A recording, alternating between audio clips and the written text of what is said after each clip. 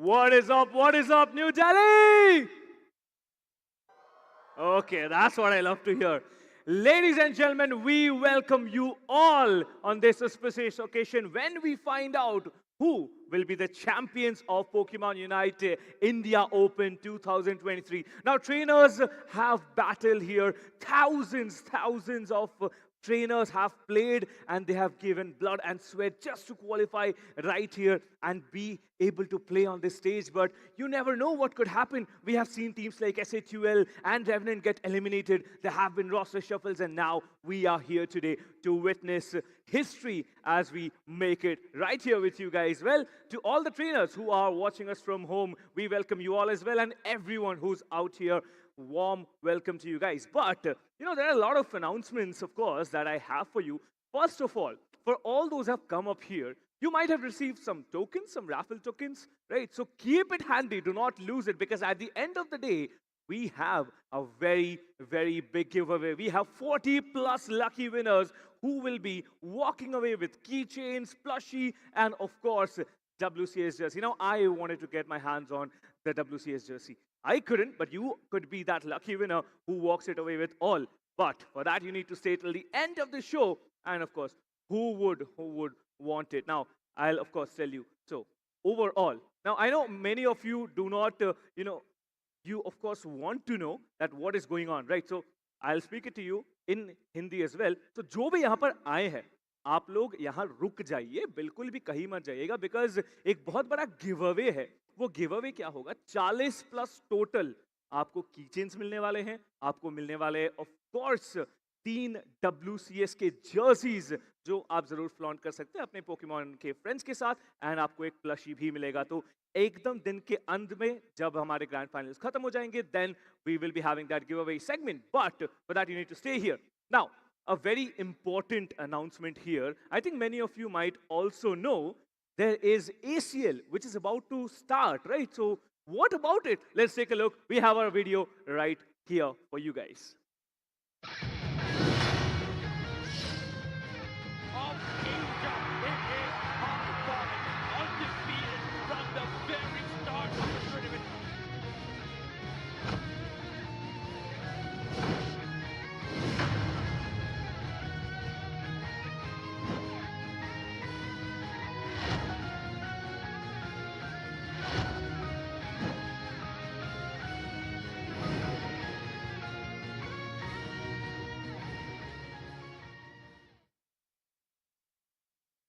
Asia Champions League 2024. We saw what happened in 2023, right? The champions of ACL 2023, they actually got taken down by our Indian team. Not completely, but at least for a round. And that was the only round where any team could take down the champions, Luminosity Gaming. Well, it was our very own team that went there, our Indian team, SAQL Esports. Unfortunately, we know the meta has changed overall. New Pokemon have come in. And of course, there are surprises that are waiting. So, about ACL 2024, there's 3 things which you need to keep in mind.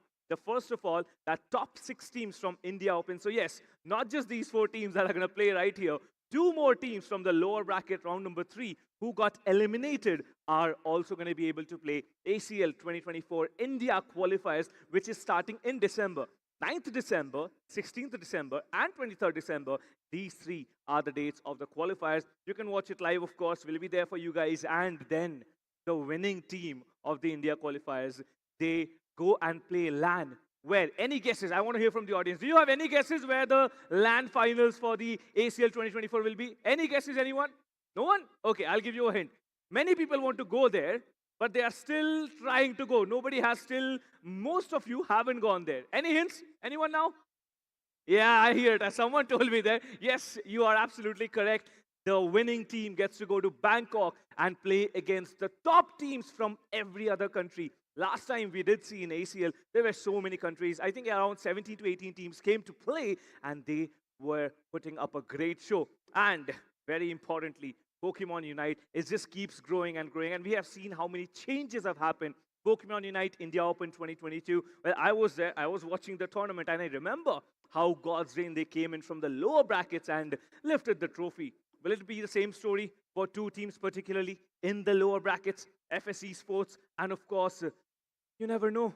Maybe Team Griffin will be able to lift the trophy as well. Anything can happen. We have 4 matches stacked up for you. The first game, of course, will be the winner bracket finals. It could be a very nice saying if you put it as it is the finals before the grand finals, because both the teams, they are stacked. They have taken down teams like Clown5, NDY, SATUL, Revenant, everyone. And in fact, True Gravity, who are going to play in the winner brackets, did take down Team Griffin. So Team Griffin, they are looking for a revenge story. And I would love to see a revenge story happening in the grand finals. A lot of things are going to happen. There is a meet and greet, of course. We have 2 creators who have come down just for you to meet you guys. And of course, there will be giveaways, which I've already told you. The raffle tokens are very important for that. So keep it in hand. Do not lose it. You might lose on a plushie. You might lose on a keychain. You might, of course, lose on the jersey, which many people want to wear. Now, Pokemon Unite fans, I want to hear it from you guys again. How much do you love Pokemon? So when I say Pokemon Unite fans, there should be a loud cheer in the stadium. So, ready guys? On 3, 2, 1. Pokemon Unite fans! Oh, yeah, everybody's stacked. Everybody's feeling that energy. Now, it's not just me who's feeling the energy along with you guys. The players need to also feel the energy, right? So when the games are going on, I'm pretty sure the audience are going to be much louder in the making, in the noise. But what will happen today? Who can win this tournament? This is a big league now. This is all right here happening in front of you. Now, first match, like I was telling you guys about it, first match is very crucial for that confidence booster. If you win it, you go directly to the grand finals. There's no another game coming in for you. You just need to chill, watch out on what happens in the lower brackets. Lower brackets, game number 4, that's round number 4, will be happening right after that. And exactly after that will be the lower bracket finals. A lot of things can go wrong. A lot of things can go right. It all depends on just one single factor. Who makes the least number of mistakes? But the teams who have already, not been able to make it here, of course, they did put up a fight, but that fight, well, it was not as good as these teams have shown up. Now, we have, of course, very renowned players playing. We'll have Nova playing, who used to be one of the very popular team, former player. And again, then we'll have Falk, of course, who also had a team of his own, but now he's made his own team and he's going to play with them. And I was speaking to Volk, actually. He was very confident in saying that, yeah, his team is all ready for it and they've prepared everything that there could be. We did see some games early in the morning today, and those games, trust me, it might seem very light for you guys, but the teams who played it, they did understand a lot about their opponent, especially with the Pokemon draft. But are we ready to call on the teams? I want to hear it from the audience. Audience, if you can all tell me, are we ready to call on the teams on the stage here? Are we ready, audience? Shall I call them? Are you sure? Are you guys ready? Can I hear it again, please? Is the audience ready? So many people are here. I mean, I can see literally kids coming in here. This is Pokemon Unite. Whenever we say the word Pokemon, it's nostalgia kicking in. I think many of you have played other versions of Pokemon as well. I remember when I was in college, just roaming around like this with the phone, right? You know what game I'm talking about, right? We all used to search Pokemon. But now, all thanks to Pokemon Unite, all those Pokemon coming in again, grinding every day, reaching Master. By the way, Greninja players, I still hate you. Don't worry about it. So don't take Greninja. I really hate that Pokemon. But again, we are fully ready. And one by one, I'm going to call the teams up on stage. But which team do we call up on first? We, of course, have very stacked teams here. Anyone can win it. The entire game has changed. 2 minutes, the final stretch. That is where everything gets done. One simple mistake can cost you a lot. One legendary play. I still remember Volk's team. They actually secured Rayquaza with Blissey Unite. Can you believe it? Yes, Bliss Assistance was used in securing Rayquaza. And that's the reason that they're going to play here. But are we ready to call the teams, though? I'm still thinking whether I should call them or not. I know many of you will not like it. Yeah, let's call them. Okay, fine. Okay, I'm going to call them. All right. So for the first team who's going to come up here in front of you, let us all welcome Team True Gravity.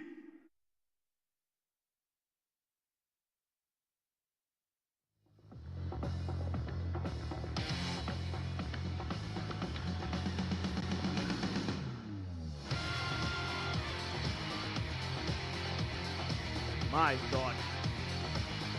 Can I have some cheer for these boys here? Can I have some cheer from the audience? That's more like it.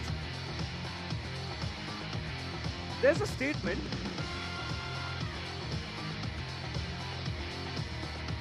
There is a statement. Whenever I come to Delhi, many people tell me it's called Dilwalo Ki Delhi, right? So I'm gonna call the IGL first. Let's see how Dilwala is first. So the IGL, please step forward. So, how are you doing, first of all? You're doing great? Okay, let me just test. Okay, 1 second. Yes, now we're live. So, to all the fans that have come up here, right? To all the fans watching you, you want them all to support you, right? So, any message you have so that you get all the support and not the other. I mean, thank you guys for showing up, and I hope you enjoy the games. That's right. Okay. And which team will be the toughest to beat among all of them? That will be us. That's you. Yes. I need mirror copies of you, to place it on the other side. But I like the confidence. I like the overall confidence that he has. But let's call upon the second team. Shall we call your opponents in? Yes, we'll call the opponents in. Who do you think their opponent is? This is true gravity, right?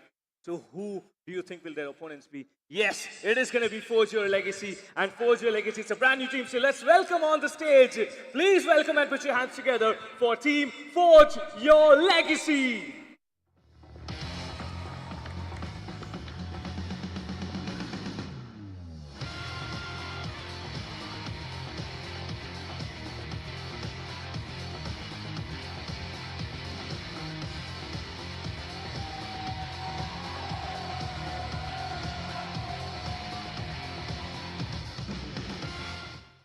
Lot of fans for you there, Volk. Lot of fans for you. But Volk, yes, he is the IGL of the team. So Volk, if you could please step forward. I have 2 questions for you. And the first question is, how do you like the vibe of Oh. India Open 2023? Nice, I guess. That's nice. Yep. Not completely killer, completely. More crowd than we expected. So yeah. All right. So what message do you have for all of them? Should they cheer for you or for your opponents? Enjoy the game. All right. Yeah. It's going to be a lot of chaos. Okay. So yeah. And how confident are you in your team actually lifting the trophy? We have a new team. Like these guys, some of them are kind of new to competitive. So will be fun. I'm more excited to play the games than the results. So let's see. Right? All right. It's going to be fun. Absolutely. Thank you so much, Volk. And without any further ado, we are ready to go forward with the winner bracket finals. Yes, this is the direct golden ticket into the grand finals. So teams, you can head to your stations as our casters are ready, and our lovely boys, our handsome boys Fixes and Sam will walk you through the entire game that's happening here. Casters, please take it away. Well, thank you so much, Captain. And it is that time of the year, isn't it, Sam? Yeah.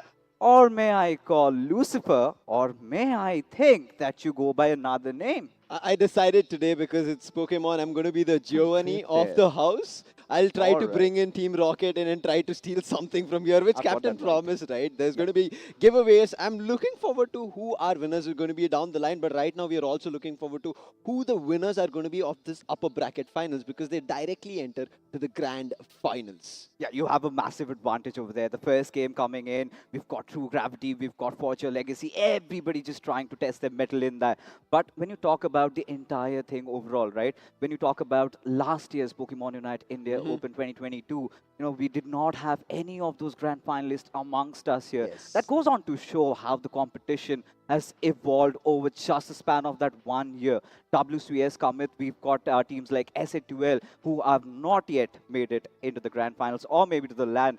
As a matter of fact, now this is going to be really exciting because when we had a conversation with the players of Forge Your Legacy, they did talk about new players coming into the team, and that has Exactly. also been the case with True Gravity, with replacing another one of their players. Now, I'm really nervous, Giovanni. You need to, help me out with what's going to happen because 2 new trainers coming Yeah. in, that absolutely changes the dynamics. I think right as now, as we see this Pokemon Unite circuit here in Yeah. India, right, it has seen a major change. You mentioned about it, not just in terms of what we are seeing here on land, but even in the online stage, we had players in various teams. Even the well-known teams had different lineups coming through. So a major big change happened in those rosters, which has caused a lot of trouble. And also there were teams who kind of, all those OG players built their own teams and they still did not manage to qualify. That's how I think Pokemon Unite over the time has evolved. Like you cannot stick on to the usual metas that was there, and right now the meta is so rapidly changing with recent patches coming in, has been causing trouble. You mentioned about also the new player who's right now joining them on LAN, not Yeah.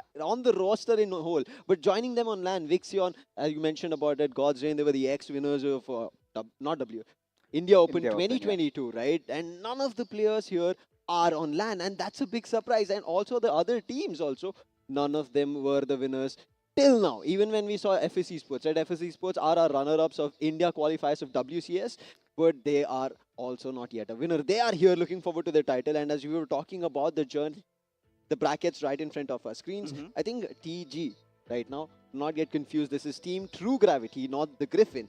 Team True Gravity, their journey we thought would end when they fought with Griffin, right? It should have been Griffin going ahead. But discussion and interesting stuff coming out. Exactly. Griffin here, Griffin there. There's been Griffin changes happening. So Team True Gravity, as you see right as now, were players of Griffin. And on the other end, the Griffin right as now that you see is the newer Griffin. So there's so much that we kind of expect right as now from Gravity. And next coming in is going to be Forge Your Legacy.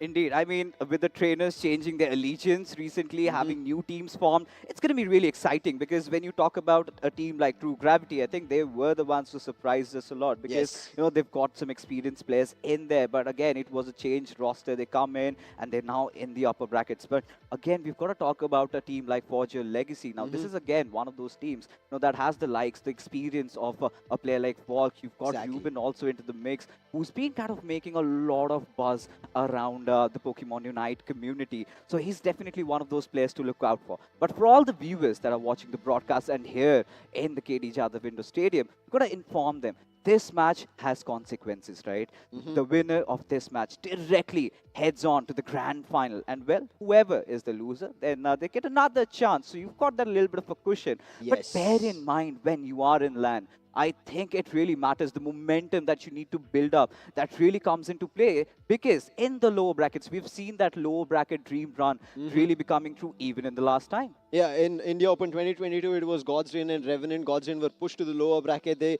decided to avenge that, moved back again to the grand finals and put Revenant down, became the champions. And I think the lower bracket runs itself looks interesting. And why we are speaking about this is at the end of this best of 3 game, one team will make their move towards the lower bracket. Talking about their roster, as you can see, it's going to be Zshol, Vulcan, Melon, Merium, and it's not Vixion. The one change that we spoke about, and this man directly is playing on LAN.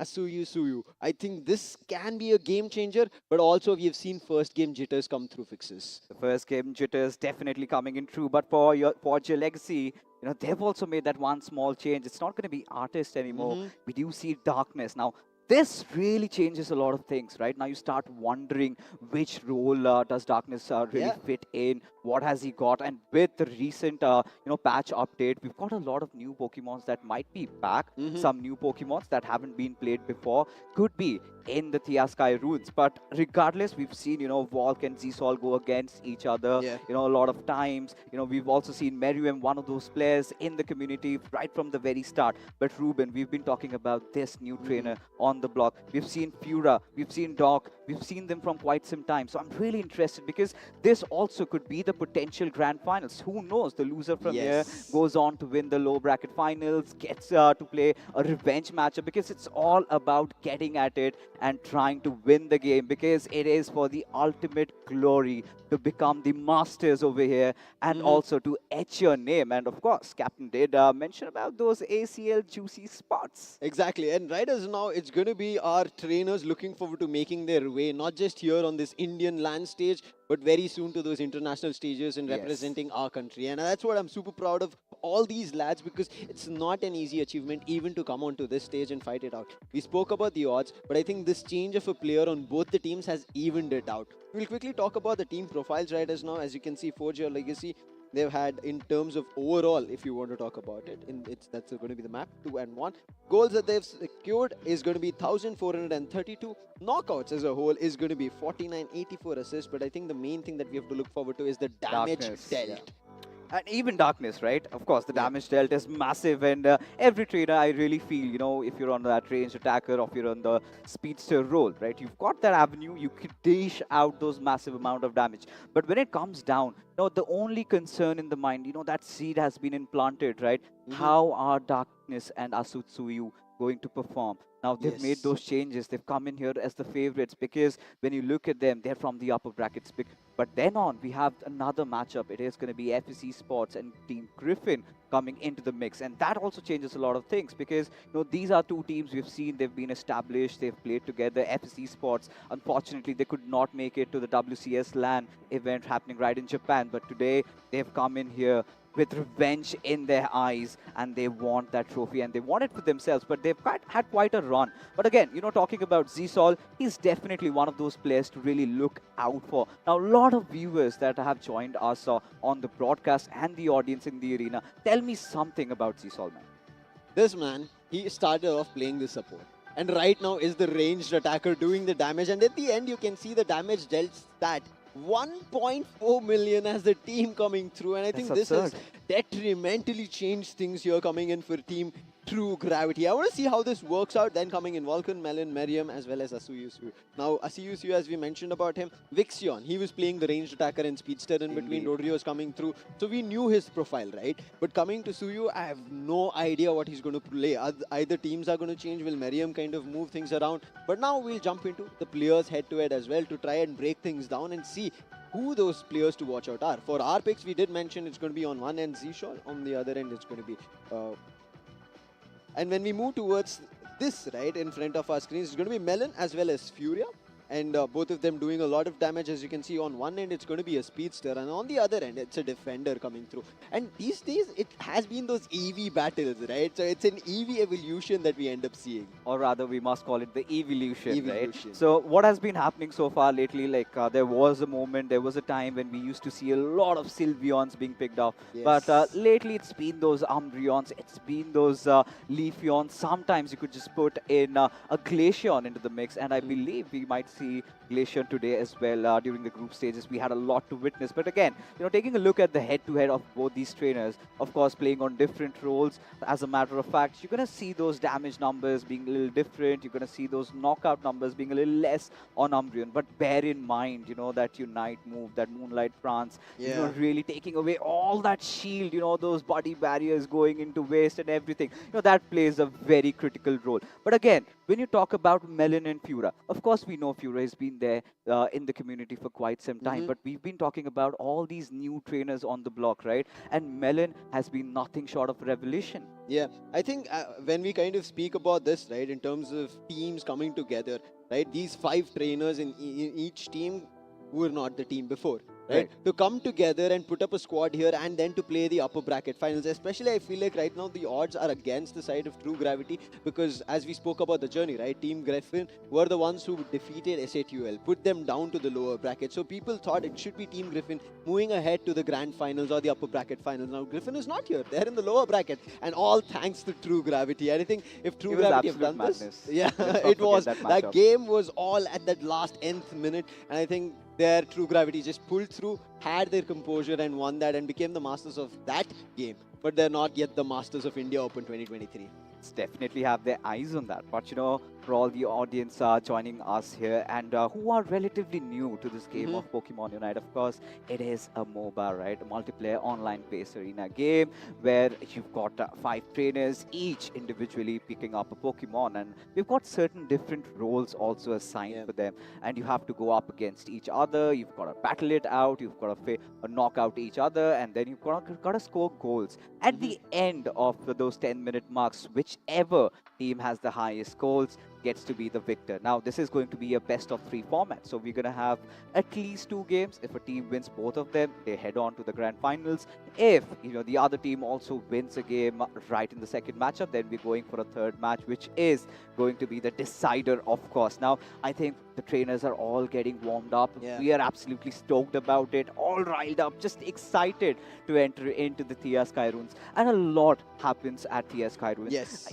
And I think, Sam, it's time for you to just run me down with what we can expect in game number 1. I think game number 1 is going to be a lot of chaos. Even Of Walk course. mentioned it because as the recent patch, right, before when we were playing the qualifiers, which was online, we were playing on one. Right now, especially with the starter Pokemon who've gotten the buff at level 7 with the full evolution coming through. So I'm just hoping for all the Lot of Charizard fans out Charizards. there, right? We end up seeing the seismic tosses happening. I'm not too sure yet because when we were going in for an early pre-game, right, we ended up Mhm. seeing a Charizard and I'm like, wait, what?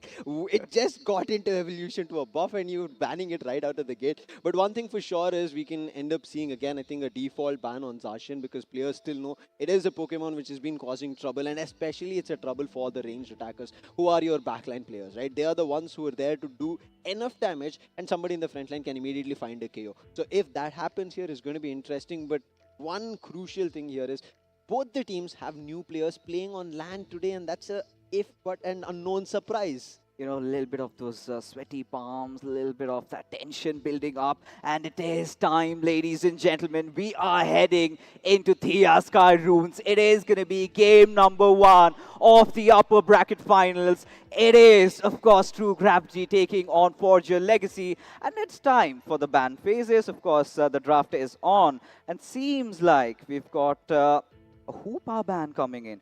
And that's kind of quite understandable, but where do I not see Zacian? So Zacian is in the mix, and somebody's got to definitely pick it up. Forge Your Legacy have that advantage right now. The first pick, Doc, is he going to go in for Zacian? Now, again, mind Just go you, for it. it is going to be a Oh my nerf God. a little bit, which was done for Zacian, right? The Yeah. amount of damage of the stun which was there, its duration has been reduced. But on Hold the on. other end, another buff which recently came in. Mimikyu. Mimikyu. All right, I'm done. There's Umbreon as well, as we did see, and right now I am going to enjoy this game because right out of the gate, all these recent patches that have affected are being put into use by these players, right? On the other hand, we do not end up seeing a Cliffable. There's the Blissey coming through along with Ruben still having the Mew. I think one choice that True Gravity gave away was this Mew, and Ruben is just too good on it. So I just hope it doesn't become a blunder for them, but Zshol, to save the day, he brings back the Inteleon, and these days we've been seeing it's either a snipe shot, mostly liquidation, but if there is a snipe shot hit coming through, it's a big crit. You know, there have been moments, right? We've seen those varied builds, but we've got a Lapras also coming into the mix. So it's going to be interesting for True Gravity as to how they're going to approach things down. But a Blastoise is another one of those picks that could be anticipated. But a Tyranitar, I did not see this coming from miles What? afar. Still yet to be selected, but I'm pretty much sure that I'm going to lose my mind if that happens. And indeed, it has. What on earth is this draft? We get to see a Zacian, we get to see a Mew, we get to see a Tyranitar. Now, that's a lot of tank that we're talking about. You know, and on the other side, it's a Comfy. I think right now as we said, right, expect the unexpected is this game. A Comfy lock as well as coming in. It's going to be super interesting. We don't see a speedster, but we still end up seeing a Comfy. I think this is going to be a duo between Mimikyu as well as Comfy. That's the intention, very clear coming through. On the other end, I do want to see this double all-rounder setup coming through. Darkness, he's going to be the new player, joining and immediately picking up. Initially, when he was playing tests, he was playing on the Speedster, so I thought he should be jumping into the Speedster. This is going to be super interesting. Final preparation coming through. Quickly looking towards the items. There was an attack weight on Mariam. He changes it. He goes for the Razor Claw and Scope Lens along with Cursed Bangle. You know, I'm really actually keen to look at how Seasaw's going to perform, right? Mhm. Especially when we were talking about the range attackers having a lot of trouble against Zacian. That's where his position comes into play, because when you are a ranged attacker, you've got a lot of damage for sure. But again, you've got to pay attention to your positioning. And if you are caught a little off guard, a little astray from your teammates, then it's basically you're done for.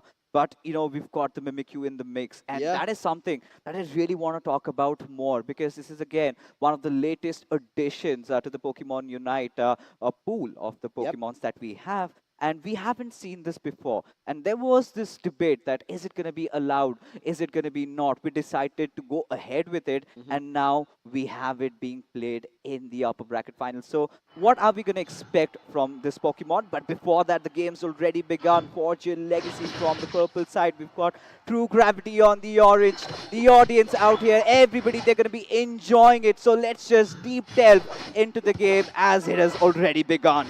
The Tyranitar is super crucial. They're sending it to the mid path. The Larvitar has to evolve. On the other end, it looks like Comfy and Mimikyu, we already spoke about it. They're already looking forward to if there's anybody hiding or trying to invade that mid path and trying to steal away their buffs. Quickly getting the early score coming through is going to be True Gravity. That's going to be Melon with a quick 4 dunk. He's still not backing off, trying to fight off and take those bunnies. We've hit a quick pause. We should be jumping in, but True Gravity right from the start, they've showed their aggression. On the other end, you saw on the top path, it was also the Zacian trying to push up to get that initial scores. We will be jumping back into the game very soon. It's going to be a very short pause. But as we saw, right, one end, we have a very late evolution Pokemon coming through. On this end, I would see it is going to be early evolution if they make it happen, especially on the Mimikyu. Mimikyu on level 5. Early damage is something that they might be looking forward to, and that can change the game. Forge Your Legacy still could have done that if they put Zacian on the mid path. But as I said, they want that Tyranitar evolved as soon as possible. They do not want to push it to the later game where it's 7 or 8 minute mark. Then it could be trouble, because if Mimikyu goes all out with the Comfy, we spoke about it, then maybe the game might be done. Indeed, and that is where I'm really wondering, because now when you look at the roster of Forge Your Legacy, you've got Tyranitar in the mix. Now we know the kind of damage this Pokemon can dish out in those late game stages, but again, True Gravity has gotten that window, a very slim, narrow window. They have to dominate during that mid game, because if it if you kind of give down the levels to Tyranitar, then it can just solo faint you down. So that is one thing, that True Gravity need to be really cautious about, which I think they are. Now again, talking about Zacian, has to be one of the most banned Pokemons during the group stages of the India Open. But there was that one instance that we got to see it in play. However, the contribution in terms of damage was not there. But the presence from Zacian itself sort of strikes fears in your opponent's hearts, doesn't it? Zacian is super crucial in terms of making sure that you do not let it get its Eos energy. It doesn't get that experience, right, from the wild Pokemons. If you let that happen, if it uses the Sacred Sword, especially with the Eos boosted attack, that is where the trouble strike, especially for the range attackers. And I hope that is going to be a different case here, because we did see, right, pushing on the top path, meaning that your early evolution is put in risk. Early evolution meaning your levels. Now Zacian, I'm not too sure what he'll be doing. In the meantime, Chansey also needs to evolve to Blissey. So I feel like a lot more evolutions coming in from Forge Your Legacy. They need to kind of work on it, but still they have the Mew. I think that Mew is going to be the game changer here coming in for Forge Your Legacy. Evolution coming through, then they unlock the Solar Beam. If that is done, right, I think Forge Your Legacy might just be able to change the game, because True Gravity's, again, early game seems to be super strong. Oh, it definitely does seem to be strong. But we've also got Lapras, one of those Pokemons that we've seen quite a lot being picked up during the group stages as well. However, it's not as strong as it used to be before, right? But still, considering the kind of a tank that you can get, you can really also escape from those ganks during those fights using the Lapras Express. You can also initiate those fights during using your Unite ability. But that's where, I'm kind of really concerned about how does Comfy really fit in with Lapras in this particular game with Tyranitar in the mix. We're going to keep having these conversations because, we've got Sam with us. He's come up with all those notes prepped up and now back into the game. Now, the first objective for all these teams would be to secure those Ulteriors and Swablues at that 8 minutes and 50 seconds marker, because that gives you a substantial level advantage. But from what we can see, both these teams are kind of looking really equal in terms of the levels that they have acquired.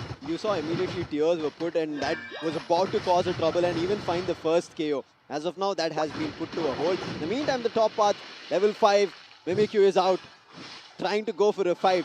As of now, it's going to be a Lapras as well as Comfy build. 8 minutes 50 is here. Look at that Sacred Sword secures most of that Alterian Swablu, and Miriam is stuck. That's going to be the KO. And True Gravity, their early game which we spoke about, has been put down and sent back to Nurse Joy. Oh my god. Now this is something that Forge Your Legacy would have really wanted. A beautiful start for Zacian, but there you can see True Gravity coming in with a response. The Mew still alive with that surf. He escapes, gets that berry, and Ruben. Now this is one of those trainers that has been the talk of the town, right? We've seen him time and again making those plays.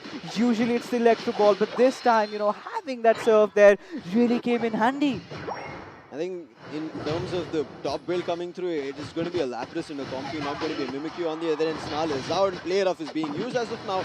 Does damage, tries to push them out, making sure that the Inteleon evolves, but that Zacian already on a 2 KO streak on the top path. Right now, it's going to be like top odds are in for Forge Legacy. True Gravity have the bottom odds in their favor, but it's still 50 seconds before we see the first objective being spawned. That's going to be the Regis. I want to see what happens then. Where I'm right as now with Shadowclaw, looking forward to finding a lot more damage. He's at level 7. Talking on the other end, it's going to be a level 8 Jupiter, one level away from Tyranitar, and therefore I think around the 7-minute mark itself, as soon as we see the Regis, the Tyranitar might just be ready to do a lot more. You know, this is something that Fortune Legacy really wanted, right? Giving him the jungle, he's managed to get those levels up, and True Gravity have not posed any threat whatsoever. Again, a set of Alterias and Swap Blues, it's kind of divided, you know, between both these teams. But now what we're going to be focusing at is the Mimikyu getting taken down. Again, another KO for Fura. That means he gets more closer to his level 9, and there you go. That green monster pops out. Now this is where True Gravity, they might be trembling in fear, because now it's time for the bottom objective. You've got to see what's coming in for us. But Darkness, he's got other intentions. He's solo taking down that Regilicki, and he's going to be applying that pressure on the right-hand side. And on the other end, bottom path, the Regi is being taken by Mew and make sure that there's no kind of steal coming through. They're pushing it with the help of Tyranitar. Secure comes in, Tyranitar himself secures it. That's going to be a buff.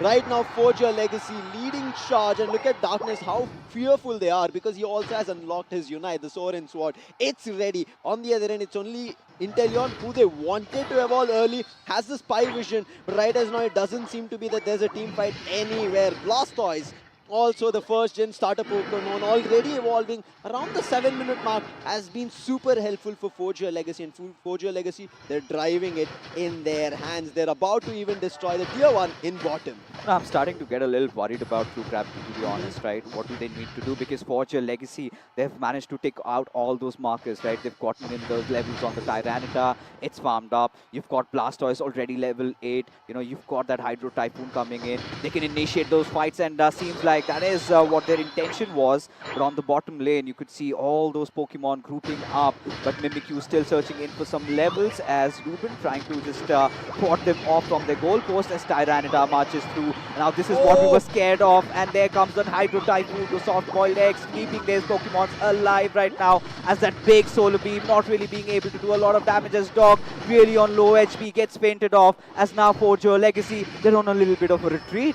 Force the Mew to use the Mystical Mirage, and now they're trying to secure goals. They want to destroy the bottom tier, but the Mew, it comes, and in the savior end, it is going to be Zacian, uses the Sorin Sword. Majority of them dodge it, and now Zacian is also put to rest, sent back to Feint in the home base, and now True Gravity bring that game back. I think that forced fight towards the bottom part to destroy the goal zone, that's the mistake made, and as soon as Spy Vision was activated, True Gravity took charge. It is those small tiny mistakes that could cost you a lot. As a matter of fact, we're talking about 10 lakh rupees on the line. But for now, Forge Your Legacy did have a lot of levels, but True Gravity seemed to have gotten something back in with Melon. Trying to be a little bit of that hindrance, of course, you know, with Umbreon, you've got in that tank, right? Cannot really be easily dealt with, but True Gravity still have a little bit of those problems, because in terms of gold, they're lacking behind. And you can see that sneak score come in through Lapras, and as a result of which, Fortune Legacy have also managed to take down the Regilicki on top. So they're trying to apply pressure on two different sides, but True Gravity, they kind of seem a little distraught. Zishol is all alone. He might be in trouble. His teammates immediately jump. Spy Vision activated again. It's going to be a team fight which can cause a lot of trouble. Players are super low. Finding the first with the help of Mimikyu. That's the healer down there trying to find another. Tyranitar is down along with their 6th man Regieleki. Another fight that True Gravity wins. They still have to look forward to pushing the top path, because the top path is still not been put with one goal. Finally they try to make their way in. Darkness, he's stuck. Nice jump coming in from Mimikyu, and then Inteleon's liquidation. That's another team fight being won. Trying to go for a overdunk, and they do get it. Did not get a 50, or did get a 50. And now True Gravity not just took over fights, but take over the goals as well. 273 to 178. A lot of mistakes being committed by Forge Your Legacy, and it is costing them a lot right now. We could see those players individually charging in, whilst True Gravity, having their forces united, they are dealing with them one after the other. Now this has come to a point where True Gravity, they were lagging behind in the start. Yes, correct, but they've managed to hold on, and now they are in the driver's seat. Now with just 1 more minute remaining before that ultimate Rayquaza fight begins. Now Forge Your Legacy, will need to find a way back into the game, because you're looking at a Mimikyu that's level 13, an Inteleon that's level 13, and the moment you hit level 14 and 15, you're going to dish out massive number of damage already. Now with that Lapras, we've seen that Water Pulse build really coming in handy, but Forge your Legacy really need to calm themselves down over right now. Oh no, again looking forward to fight. It might be the Blissey going down. Walk a little bit in trouble. In the meantime, Zacian tried to swoop in, drains a lot of health. Mimikyu puts the playroom, trying to catch that, but finally the Surf tries to push players out. Melon also right now force of the fight. Suyu trying to help his teammates, but they find the KO on Melon. 20 seconds to go. They need to be a little bit wary. Do not have to give away experience and need to make sure they try and win that team fight. 15 seconds on the clock. Time for Rayquaza and Forge your Legacy. Call it to go back to base, go full heal, and then jump back into the game. In the meantime, True Gravity keeping a check in their mid paths as well as on the legendary pit. Yeah, the legendary Pokemon Rayquaza arrives finally, and it is the final stretch.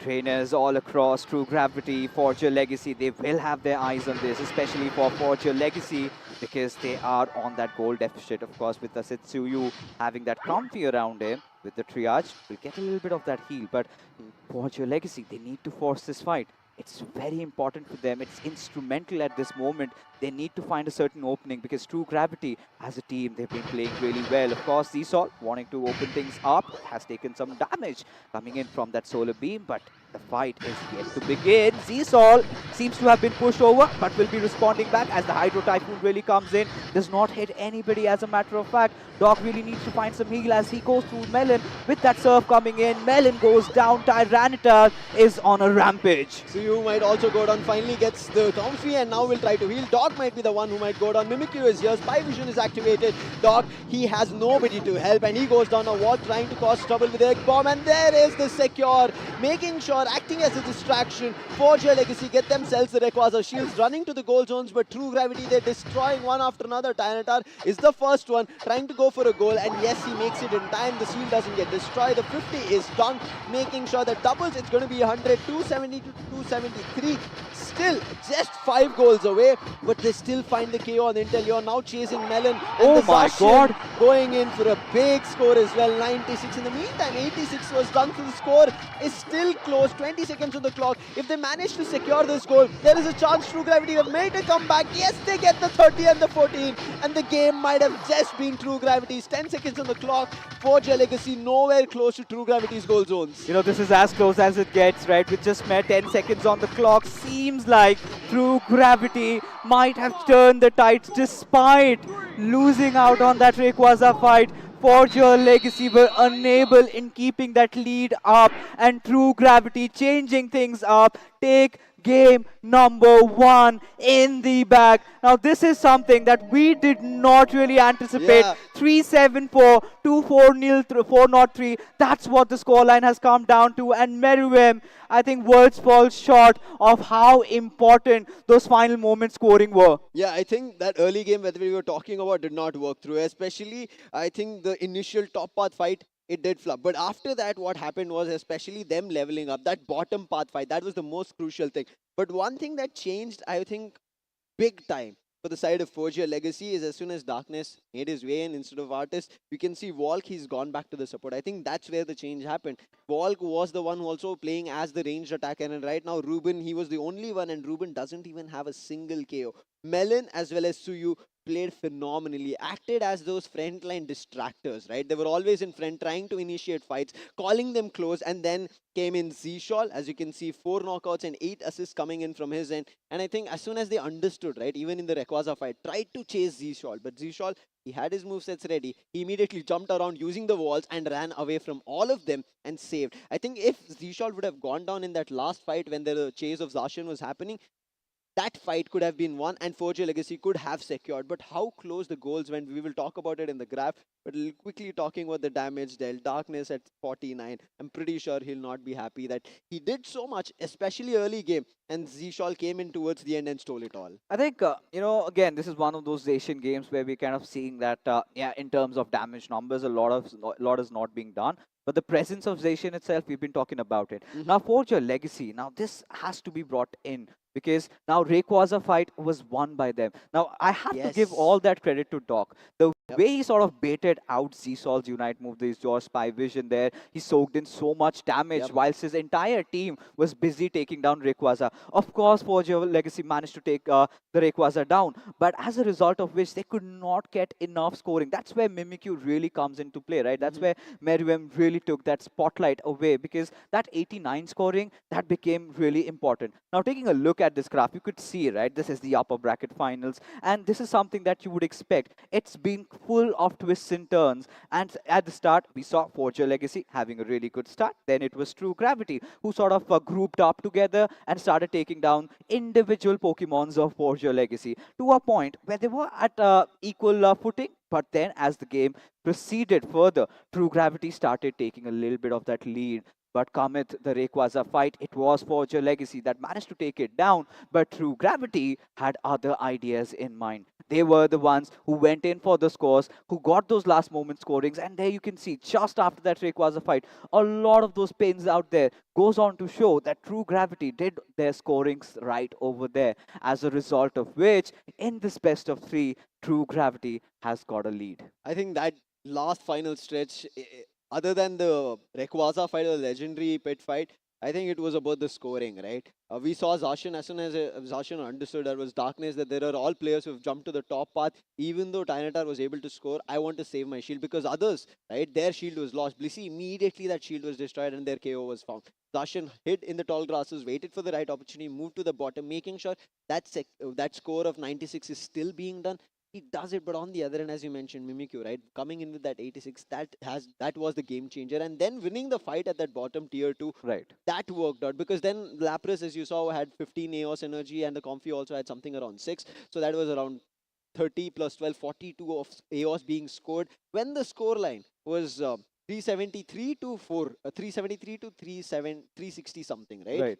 It was so close, and we were like, okay, there is still chance. Maybe there's a chance that even the other way, right? They might jump in the mid path, use those fast pools, and make use of the speed and run towards the opponent goal zones. But unfortunately, all the goal zones were destroyed. It was only home-based goal zone on the orange end of things that was there. That was for True Gravity. But True Gravity, what a game that they pulled off. I think even with the meta that they had bought in through, we were kind of skeptical, because Yeah. it was Mimikyu again coming in after a long time. We have not seen it even after it was introduced in the fray, right? I think the recent buff has made players a little more confident that they can play with team. But we did even see early game did not work through. Even after that, Mimikyu was level 5. Zacian on level 4 was able to do damage. I think it's right to say, Sam, that Forge Your Legacy had a really good lead. Yes. And there was that one point where you could feel those nerves really taking over. Because during that mid game, correct me if I'm wrong, there were multiple instances where the players of True Gravity sort of grouped up together. And Yes. Forge Your Legacy, they were kind of overextending at a certain point.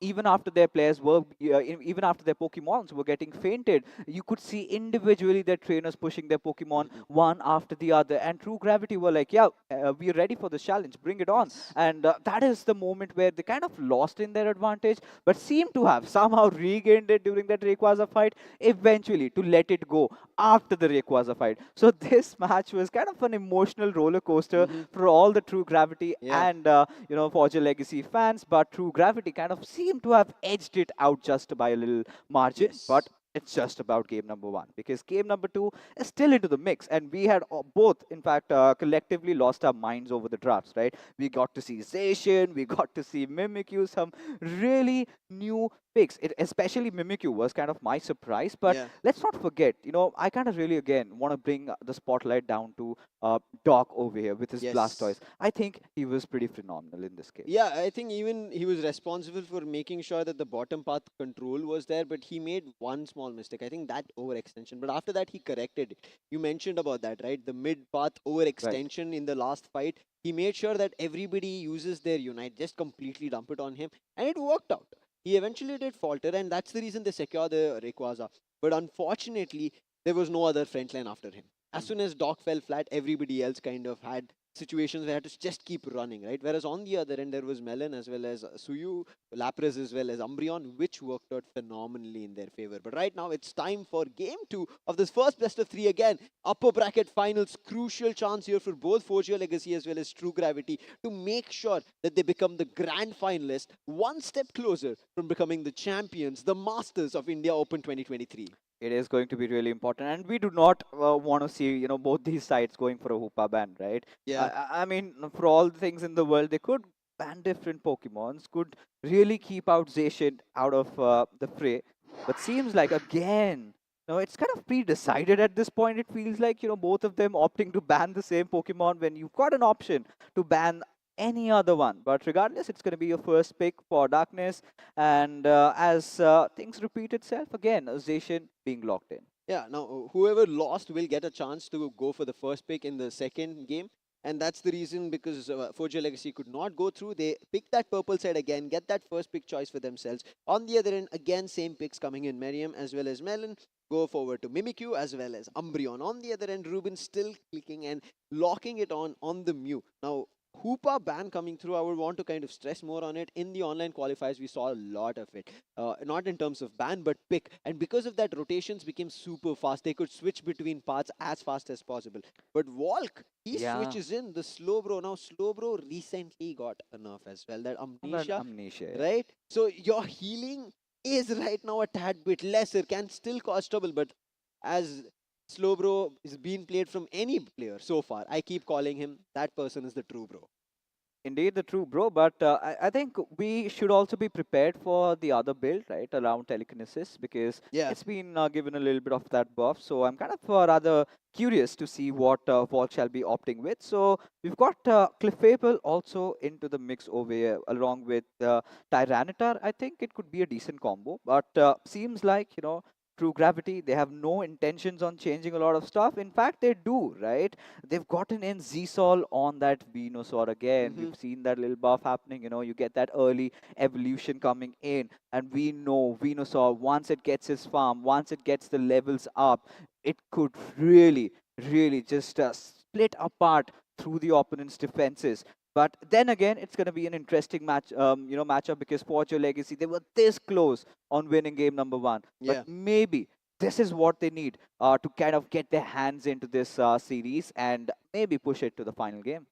Now coming in towards Zshol, right, as you did already mention, I think he might end up going in for the Petal Dance moveset rather than the Beamosaur. We'll see as it progresses, but I think they still quickly need a talking secure, about the right? final preparations, yeah, secure is going to be crucial. There's still Blissey. Captain already spoke about that. Either the Egg Bomb or the Bliss Assistance. Of all the odds, finding the secure preparation phase is done. Finally, it's time for teams to head on, fight for game number 2. Now, Forge Your Legacy, they are on the side of being pushed to the loser brackets. And I'm pretty sure they wouldn't want to, but I think this player change, the role change that has happened is majorly affected for the side of Forge Your Legacy, whereas from this end, True Gravity, they feel super comfortable. It doesn't feel like Suyu's kind of him playing in here for the first time with the team and on LAN doesn't seem to be a puzzle piece which is off the odds. All right, with that being said, trainers, I hope you've got your beverages and snacks ready, because game number 2 has finally begun. Of course, it is the upper bracket finals we're talking about, where True Gravity have that one game up lead. Now still on the orange side, but from the purple, we've got Forger Legacy. Darkness this time, again, trying to get his farm done. But regardless, we'll take some damage, but still, needs to get those levels early on. But for True Gravity, eyes will be on Zsol and that Venusaur. Last time we saw him with that Inteleon, this time on a little bit of a different style of play, because with Inteleon, you could not really get head first, right? You've got to be playing on the backlines, but with Venusaur, you've got the option to play a little dirty, get in the mud, get amidst all the Pokemons and do your damage out. But the big question, Sam, that you've raised is, what is the build going to be? Yeah, I want to see that. If it's going to be a Petal Dance or Beamosaur, as you did, crucial. Ruben will be having the chance of a move reset, but right now Doc has already evolved. They make sure that the Slowbro evolves. Still, last Bulbasaur has not evolved to the Ivysaur. In the meantime, Volcom with the XP, he's running away from the team, but Fura, that Tyranitar pick of all the odds is something that we wouldn't have thought about, but making it work. It's going to be a 3-man push coming on the top path. There's nothing True Gravity will be able to do. In the meantime, it's going to be a 3-man bottom path push that Forge Your Legacy can do nothing about. Yeah, I mean, both these teams individually trying to apply some pressure, but I think it's all about, the next set of Ulterior and Swablu before the first objective begins. But for now, we can see, the Venusaur is doing pretty decent in terms of, taking away Forge your Legacy's neutral Pokemons, right? Now, if you try and sneak your way past through it, you get those levels like something that Melon is intending to steal their buffs. Of course, Fura has some knowledge around it, but Melon, he must be trying, but it is, of course, going to be that Jupiter who gets his hands on it and is now on the retreat. Now, of course, Vulcan would be trying his best to save Melon out. Mimikyu also into the mix. Gets that little bit of that Shadow Claw there and does some decent amount of damage to Doc. But yeah, there you go. The Amnesia, the heal's still there, but the Surf being used. And now, that being said, now this is where Z-Sol really comes into action. Merwen does definitely fall, but takes two along with him. Battle Dance is the way to go. But look and see Ruben trying to make sure he takes this Venusaur down. It's not working on, and Vulcan intercepts the boosted attack coming in from Mew. Miriam, Shadow Sneak, he's ready. He wants to jump in, he jumps, and now with the Shadow Claw, tried his best. Battle Dance also going to be there with the Giga Drake, but unable to find a KO on Mew, as the True Bro, Slow Bro will also be there. Foul play. Trying to separate Slowbro as much as possible, but Volk is making sure that none of those shenanigans happen. Puts a gravity, brings his teammate back, and slows True Gravity. This time I hope we get to see a fight happening around the bottom path. Of course, Doc a little away from his pack. He's taking a lot of damage there. But there you can see Darkness. The last game, he also soloed up Regilik. He has a little bit of support from Fura coming in. But on the bottom lane, you can see the entirety of True Gravity. Of course, that will be a Ruben steal. With that Mew, the Solar Beam comes in. And seems like they've again managed to secure both the objectives. I'm pretty sure True Gravity are going to go angry and run up to their players and opponents and try to take them down. They can meet Zacian. There in the mid path, Shadow Sneak being used. It does not connect. But in the meantime, a jump coming through. Unite being used and trying to trap that Zacian. Immediately it checks. Aeos energized attack, but still goes down. Worded Tangle coming in from Z-Shot. Does a lot of damage. Uses Giga Drain, trying to survive. But a chase on the Tyranitar, making sure puts the Venusaur down. Finding the KO. Slowing the fight down. But making sure True Gravity put a lot more damage, trying to find, yes, one falls down, that's going to be the Umbreon, but they immediately counter it with Mew. It is again the repetition of what happened in the first game, right? Forge your Legacy managing to take both the top and bottom objectives, but True Gravity really excelling at the team fights, right? This is something that we've been talking about.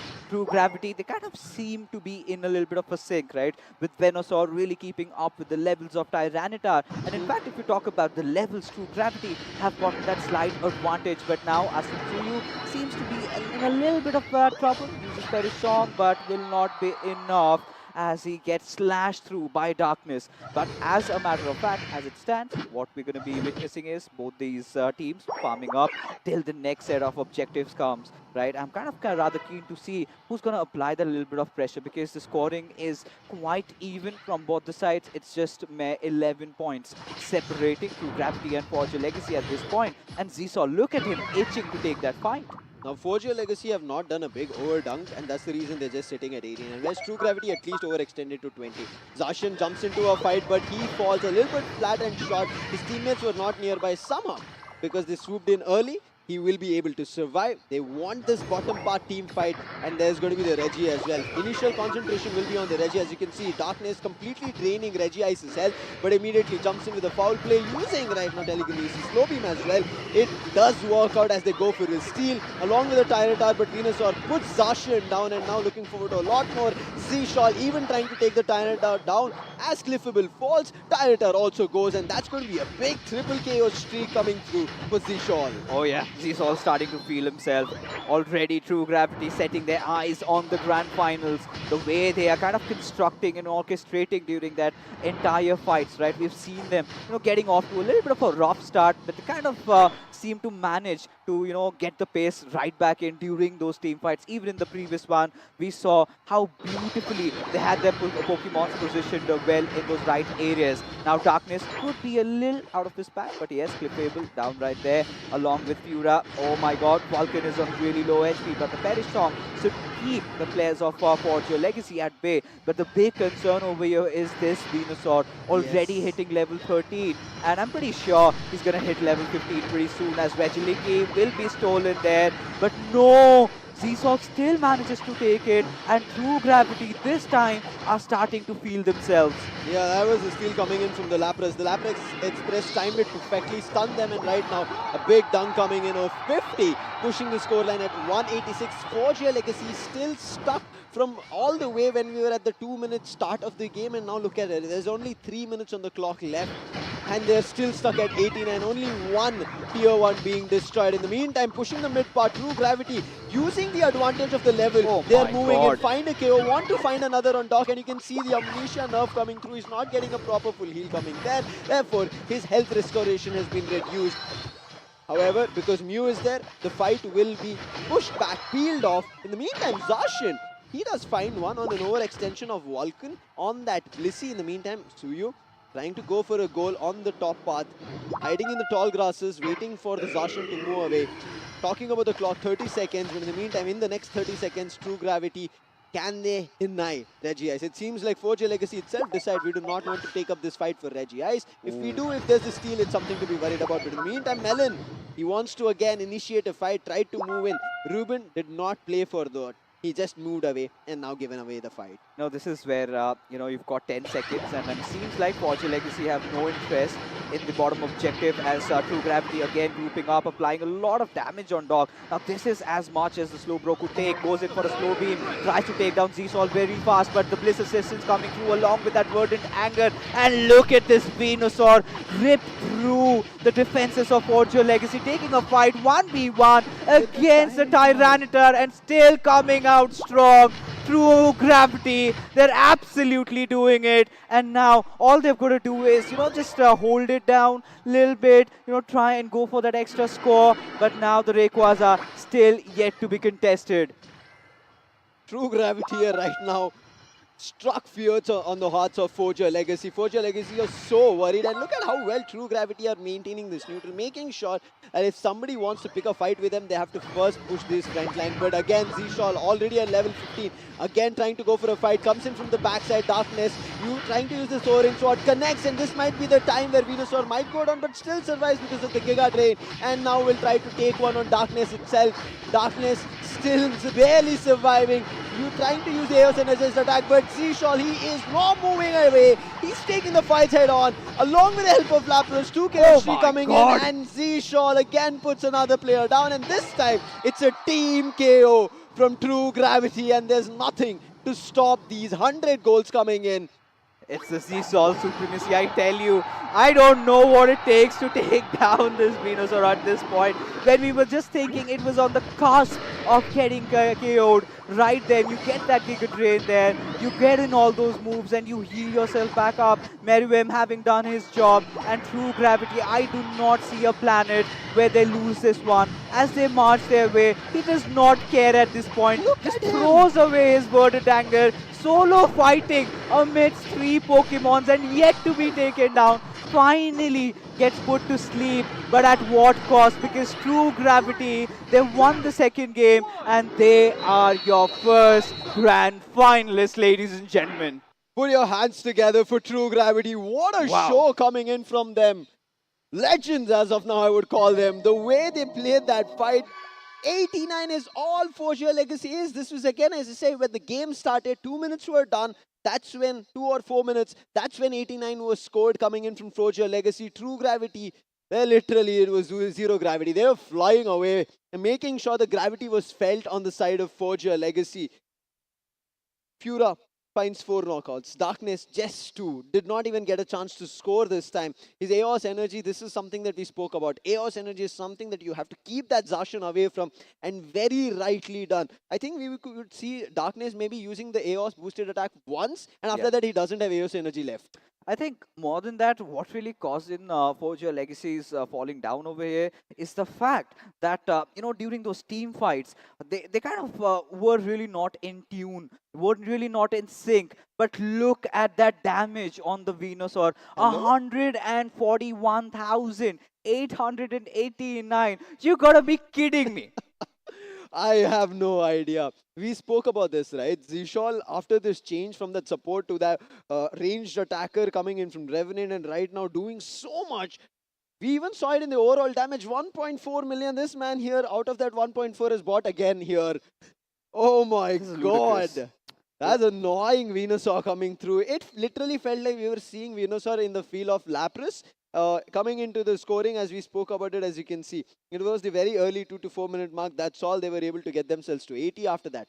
Nothing. You know, Nada. more than that, we have to give some, you have to shed some light onto how good the supports were, especially Yes. with Vulcan, right? There was that one important team fight where Venusaur, in fact, Zsol was in really low HP, and then comes in that Bliss assistance. You kind of get that extra added attack in that special attack, but you know what True Gravity just did was nothing really short of a miracle, and I'm pretty sure Mr. Price has something to talk about it with the players. So over on to you, sir. Man, what a game it was. Venusaur with the recent buffs. I mean, come on, you cannot challenge this Pokemon right here. But you know what? The credits will go to Miriam. I mean, the way he's played, the overall game that he's shown us, it was absolutely impeccable. And that is how you do it. I mean, the initial fight was lost in the first game. And on the second initial phase, we saw a turn of tides through Gravity taking charge. And they have done it in a fantastic way. But I think the audience would love to have a chat with our legendary Aijil Miriam. So, Miriam, if I could please have you up here. Miriam, please come up here. Please, come on. Only Miriam, please. Acha, okay, everyone come up. everyone come up. Zisha, you also come up. So, Miriam, first of all, you saw what happened, right? Zacian was in your opponent, Tyranitar was in your opponent. How did you manage to beat all of them? Just walk me through it. So we had a plan, Mimikyu is really good right now. Yes. So that is, I felt that instead of us trying to deny their strategy, we'll work on ours and, use our strategy. Yeah. And clearly that worked out better. I mean, come on. Plus, you were the MVP of the first game, the player of the game.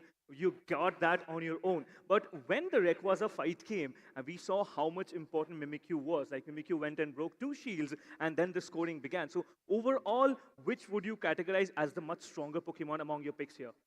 I mean, my team playing heroes make them look really good. But I would say that Mimikyu is really overbuffed this patch, so that is the MVP of the matches, I guess. Always updated with the recent patch notes. You guys should also do that. That will help you in your rankings. But thank you so much, Miriam. All the best for the grand finals. We're going to be seeing you out there.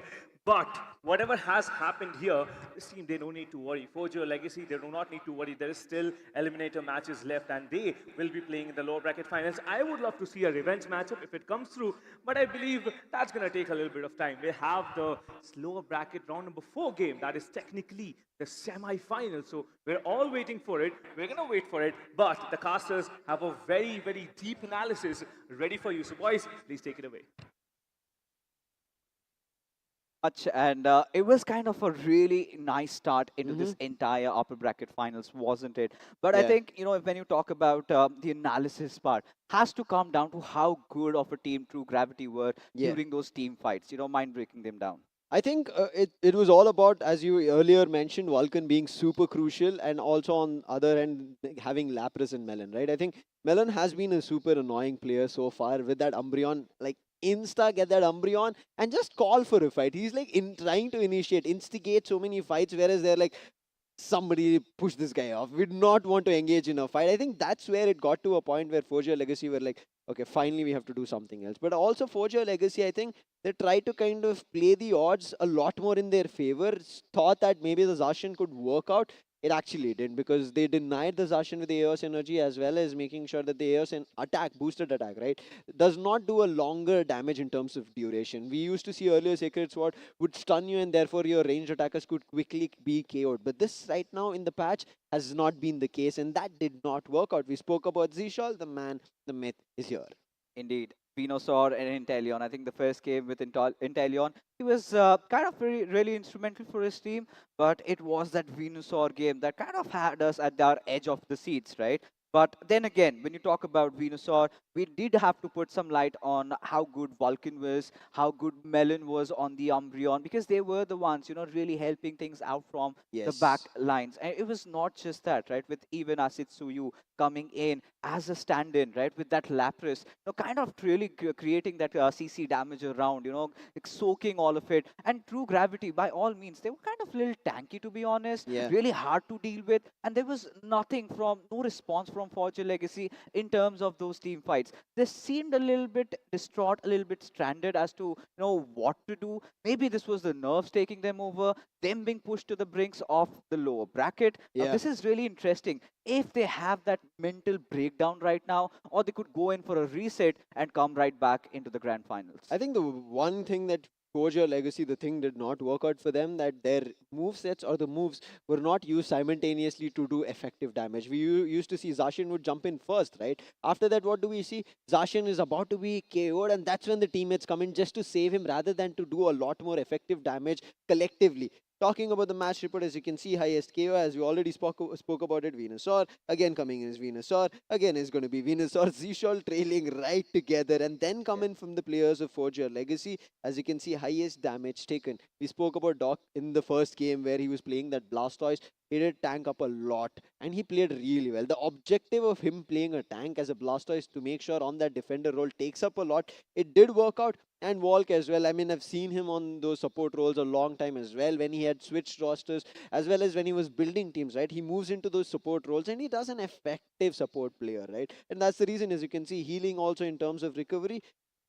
So passing, great stuff being done, but it was just not enough, even though it was above lack. And just not that, right? When you talk about the ranged attack coming from Ruben from Fortune Legacy, you could Yes. not see those KOs coming in. Even for Exactly. Darkness, it feels like he was playing a little away from his pack. The latest addition into the team, we could see him during those early phases. He was the one who was trying to solo take down the Regieleki on Mm-hmm. top, right? He was kind of staying astray from the team fights. Yep. Whilst True Gravity, they were finding strength in unison, right? Where they Yes. believe, because in both the cases they were kind of off to a little bit of a rough start, but this time, the second time, they however made sure that they get those levels up on Venusaur really fast. And maybe Zishol could have just opened up the floodgates for a lot of the Mm-hmm. other trainers as well, because we still have two more teams coming into the fray after this. They'll be trying to just go up against each other, and maybe we get to see the Venusaur. But I'm really excited to see the Charizard back in action, right? All the oldies like me, we know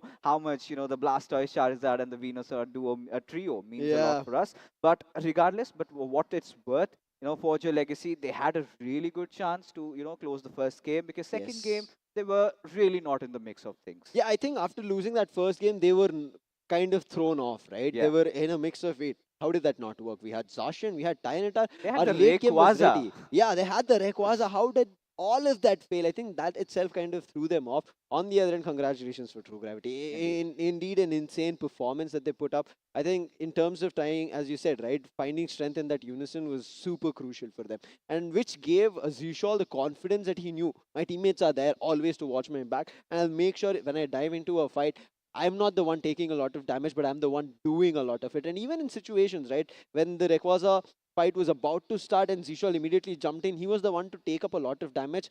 Immediately, it was Blissey coming in with those soft boils to heal up, along with the Giga Drain, doubling down the heal over there. That worked out really well. But right now, we're done with our upper bracket finals, where you've got our grand finalists. That doesn't mean the second team is out. They are in the lower bracket finals. Can they make a comeback? Take revenge on them, all after this short break.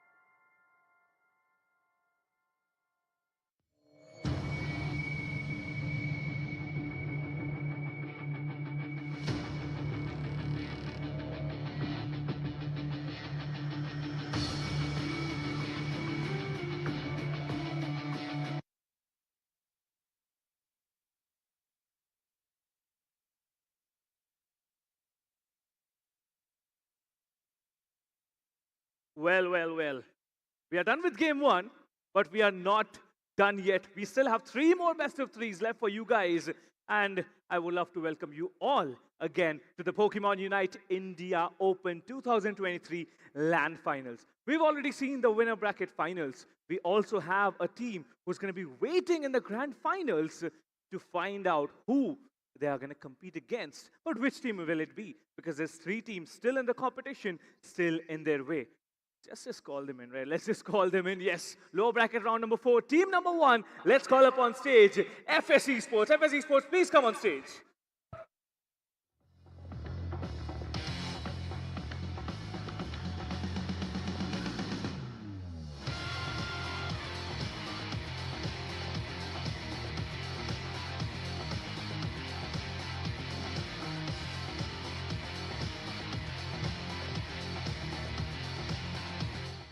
That's team number 1, right? We need another one to play against them. Well, we all know this team, they've been trying their level best, but somewhere down the line, little mistakes were made, and True Gravity, they got the better of them. But they still have a chance. They need to beat FS Esports, who are also fighting here for survival. They want to survive, but will they be able to? Well, the question will be answered by their opponents. That is Team Griffin. Now, Team Griffin, it's a very, very stacked up team, and I think it's time to call them up on stage. So, will all the audience please put your hands together for the second team for the lower bracket round number 4 game, semi-finals.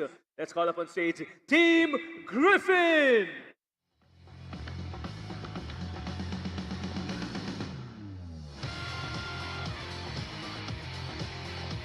Come on, guys, where's the cheers? Telling we can't hear you, man. Come on, give it up for both of these teams. That's more like it.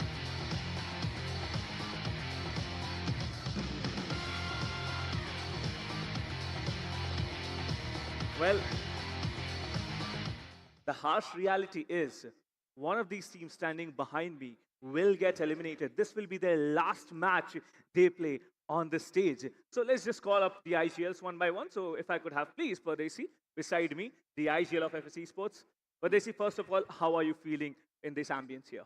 I'm feeling pretty good, very energetic, and I'm really excited for the match against Team Griffin. Yeah, so I would like to ask you, Team Griffin, this team, they have been playing for a while, right? You know most of the players, you've played with them, you've played against them. So how confident are you in actually winning the game today? I know they are good, but let's see, is good enough or they need more than that to beat us. You're already giving some hints. I like it, I really like it. Well, all the best, and I'm going to call up the other IGL and I'm going to ask him what he thinks about you. So thank you so much for this. So if I could please have the other IGL come in. So, he already gave you a challenge, right? What do you have to say in return? Obviously, we'll give our best. You'll give your best. Yes. How much, what is the best limit according to you? What's the benchmark for best? Our highest level. Your highest level. Yeah. So we already saw Zacian, Yeah. right? We already saw Tyranitar. I mean, India Open 2022, that was the last time I personally saw Tyranitar. After that, it was either banned or nobody picked it. So are you also planning for something similar? No, actually, we planned something, but let's Special. see. Yeah. Something special. Yeah. All right, I like the confidence. Thank you so much. But of course, this game, it's an elimination. It is a best of 3, and both the teams are ready. Teams, you can head over to your stations as our wonderful casters. We do have a change in the casting pair. So, boys, please take it away. Necros, I fix this.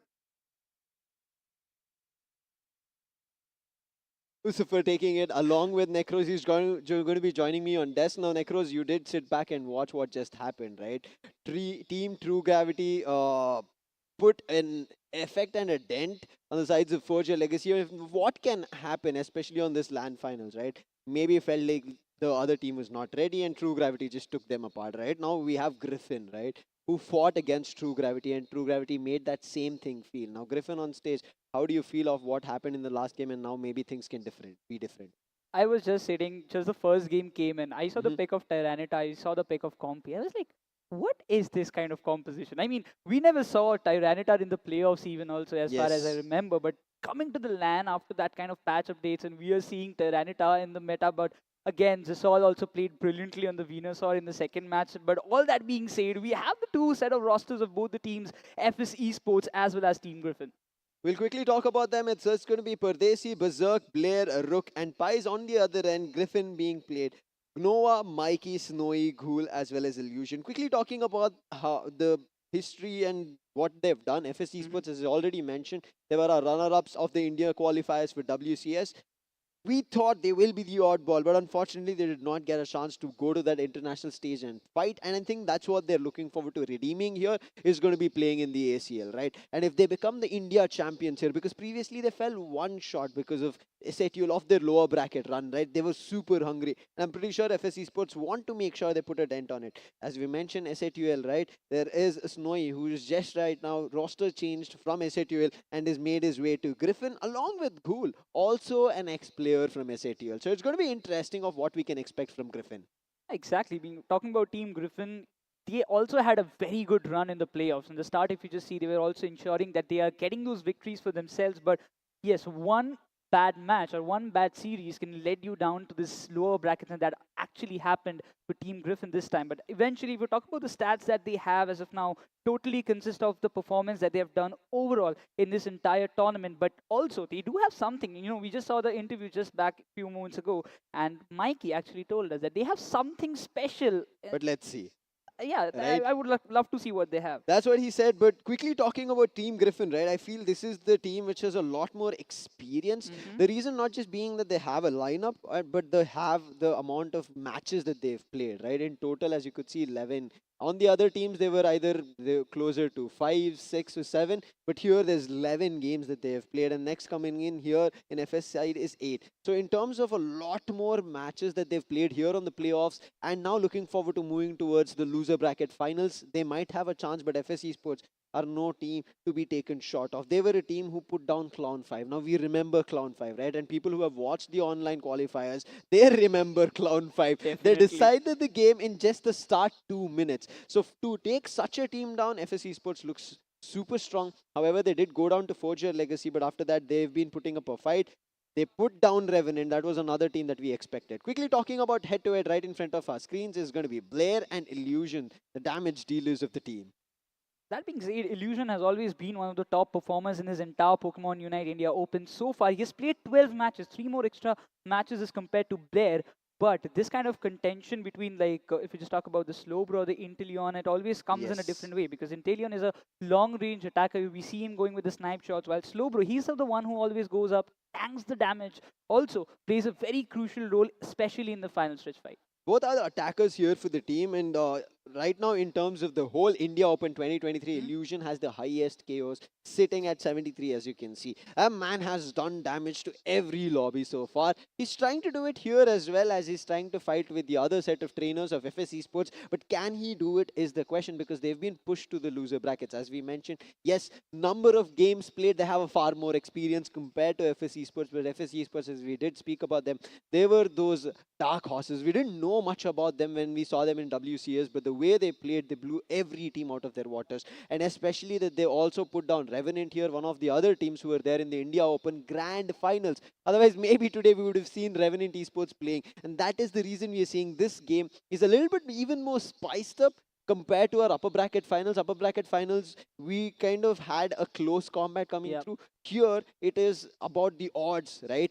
Griffin want to get back to the grand finals. On the other end, FS Esports want to reclaim that champions title which was missed in WCS, called as the India's best team, called as the India qualifier winners. But can they make it happen here? That is the run that both these teams are going for. And there is no second chances because this is lower bracket round 4. We can also call it a lower bracket semifinals as well, because if you just lose from here, it's all done. That means India Open ends here and now for you guys. But that being said, I would really look forward to see both the teams. As we just saw in the previous match, they had some different kind of picks. They had some different kind of strategies, specifically that anti-flip that happened. I mean, you cannot expect anything at this point. The final 2 minutes will actually change the tide at any moment. See, again, I feel like the final stretch is not going to be the only decision maker, because we saw the first game, right? Coming in from True Gravity and Forge Your Legacy. The way both these teams played and how True Gravity turned the fight around even after the other team got Rayquaza. I think that's what I was looking forward to. We even kind of spoke the story about how Revenant were the ones making do of it. And I don't know how kind of nature made it happen. We ended up seeing that flip happen, and it did work out for True Gravity. The odds against them, but they still made it favorable. I think that's what teams need to kind of play for. Even something that doesn't work. Maybe some team kind of steals the Rayquaza Shield or steals the Reggie Eliki or the other Reggie's Rock, Ice or steal. You should still be able to control the fight. I think that's what we saw in the first game. Now, Griffin have done that so far. Griffin's game, most of them have always been three gamer, meaning all the best of threes being played, and they still won it out 2-1. Even in the loser bracket that they played, they still played a 2-1 coming in against Clown5, as we spoke about it, and I think Griffin might still push it to the third game. But on the other end, we saw True Gravity, how they are playing, right? They want to close it in 2-0. So I think Griffin, if they go back, it's going to be the TG fight. We already spoke about the storyline of TGs. It's ex-TGs versus new TGs, and that's how this is going to be. On the other end, FSE Sports, I want to ask you, how do you feel? We saw them in WCS. Now they're here to reclaim, but this time they're going in the lower bracket run. They were always the winners when we saw the WCS qualifiers. I mean, WCS was definitely something we never expected. It was like a new team coming up and putting a great show. But as we talk about FSE Sports, I was sitting there and the boys were, having a little bit of discussions. I heard them and they were pretty confident. They were seeming like, we will do the best as we can. Yeah. We'll be keeping us the calm. And that's what you need in a LAN when you're playing in front of such a big audience. You need to keep your calm very nicely so that you can perform the best as much as you can. But talking about FS, I really have high hopes against Team Griffin and I really want to see it being a 2-1 series. Here's a quick insight of FS Esports as well. Pardesi, I spoke to him. Again, this was during the WCS qualifiers. I mentioned, man, what is this team that you've built? He's like, bro, we just have people who know like one or two Pokemon. Imagine that time we had close to 50 Pokemons and right now we have 60. And that time their playing fray was only of 2 Pokemons per player. They were all new players. Now when I spoke to him, he's like, we had a lot more time. We have a lot more now in terms of Pokemon plays that we can do, in terms of our pool is bigger right now. So I'm looking forward to that. What more does FS Esports bring out? Because last time they were at least held because the players were new. This time they are not. They can do a lot more. And along with that, they have a new addition into the scare. We can see Pies also playing in the roster. We already know Berserk, Rook, Blair already doing damage and in the capable hands of Pardesi. Now I do want to see how the odds play. I also want to see who has the first choice option and the bans. In the first game, we saw only Hoopa bans coming in, and I was like, man, make the game super interesting. But we again understand, right? Hoopa ban if it is not done, and if one of the team gets a chance, again rotations can be quicker, which makes the game even speedier, especially for these first evolution Pokemons. Exactly, and that being said, I'm really expecting to see Venusaur. We saw it, after we know that it gets leveled up in level 7 when it turns out to be. But talking about this, we have the draft phase exactly in front of us, while FSE Sports will have the privilege to go with the first pick, and we will be seeing Team Griffin going with the second pick itself. But it seems that Team Griffin, they don't want to take any risk, and they will be going with the default Zacian ban. This is what me and Fixes speculated in the first game, and they're like, no, here, there is a legendary Surprise. Pokemon here in the mix, play now. And it was a very interesting game. We were not ready for it, and they did make us riled up with the first game itself. A little bit to throw the odd ball, there was the Wigglytuff, which Noah is like, here, one for the casters, let them talk about it. But on the other end, I do like the ban coming on Mew. Yes, not that much effective when we saw the first game, but we still know in the capable hands this can be a lot more coming in. It was just that the fights did not work out in the first one where Mew could do a lot much, but we see the Hoopa coming out. On the other end, we said when we started the day off, be ready for anything. And we see a Sableye and finally, cool, trying to play around with us. Okay, I see you, but we still have Mimikyu. Mimikyu, I think we are going to see throughout this grand finals as well of India Open. That's for sure. But that being said, it gives us 2 pick chances for FSE Sports, and Pace, he has locked out with Lapras while Berserk. I'm really looking forward to see what pick he is going to go for, because we have seen him playing a lot of, but it's Rook who decides to go with a double defender composition, instantly locks the Blastoise, but on a counter. Mikey's still there, Lucifer, so we cannot even say that he's not. He's also throwing you a curveball. He is not. Look at that. Changes to a Cliffable. I want to see changes in terms of the items, right? What they pick. The held item, what can they make choice of? Whether it is going to be a goal getter. Recently, things have even patched with that, where chances of goal getter can be higher, but we also see a Chandelier who's coming into the mix. Now, Chandelier, we already know it's overheat as well as imprison moveset, but one thing that you have to see is going to be the flamethrower and poltergeist coming through. Is that going to happen with Berserk? There's a Pikachu in the mix. Finally, somebody makes our wishes happen. But Snowy coming through now. This Snowy on Leafeon, right, can be the one who can play with the goal getter. Not too sure if that's going to happen, but we're going to wait and watch. Finally, the last Pokemon coming in is going to be locked and ready. Now it's time for the preparation phase where they get their held items as well as battle items ready for the game. I'm looking forward to, but you know what? They decided, Goal, you are better with that Leafeon and you better take it because we have seen him literally obliterating other teams with that Leafeon in the playoffs as well. But now that being said, we have around like 2 stack Pokemons. Nova, we see a Goal, we see they have got the held items up with that attack weight and the Air's cookies, but instantly on the other side, the Chandelier, I'm really looking forward to see what kind of combination he's going to go. Is he going to stick with the flamethrower or is he going to stick with that overheat? Now on the FS Esports end, there's no all-rounder. They've decided no speedster as well. A double range attacker, double defender, and a supporter role coming through. On the other end, all the roles that is there in Pokemon Unite has been chosen from the sides of Griffin. Let's see how that works out as we are gearing up.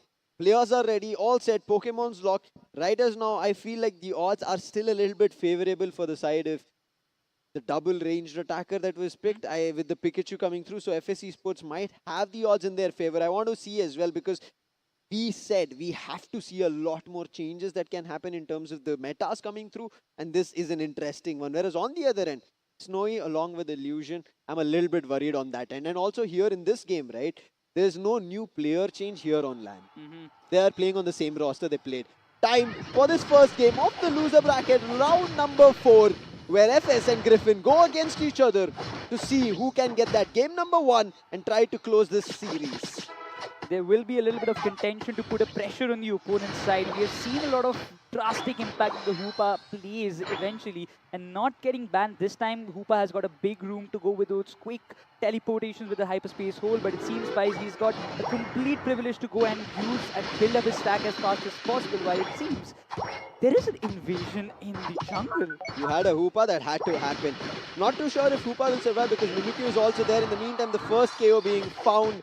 EV, too much of an overextension, but we also spoke about Hoopa. He'll also be sent back to base, and Nurse Choi will quickly sent back because the early stages, very less in terms of cooldown, and now with the bottom path, EV being taken down gives a chance for a KO. Pikachu, unfortunate. That's going to be a KO on the bottom path. A range attacker being lost, but Rook, his defender therefore survives, gets the citrus berry, but will be unable to stop the goals from being scored. But looks like, as we see, Litwick to Lampent already finding KOs on the top path.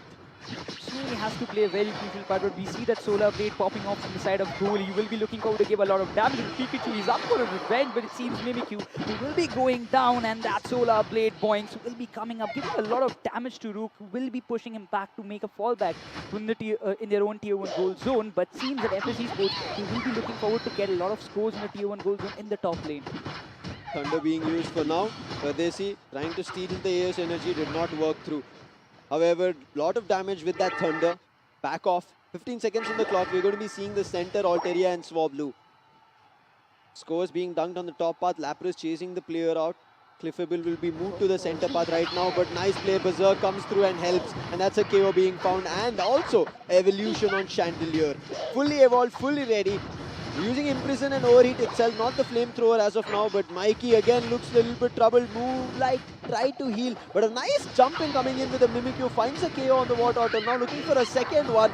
Lapras make sure that doesn't happen as he puts Cliffable down. Overheat very well used from the Chandelier, and the last hit, Locks finds the KO along with the help of Pikachu. That's a Mimikyu also being brought down. FS Esports, very early KOs that they're finding on Griffin. Look at the number they're evolving in. We see level 8 Chandelier already, which will definitely make a difference, but it seems that Mimikyu also evolves to level 8 in the bottom lane. There will be a lot of contentions because for now FS Esports they have a slight lead, but Lapras also comes up with a very strong illusion. Will try to steal it away as he evolves to Inteleon at this moment.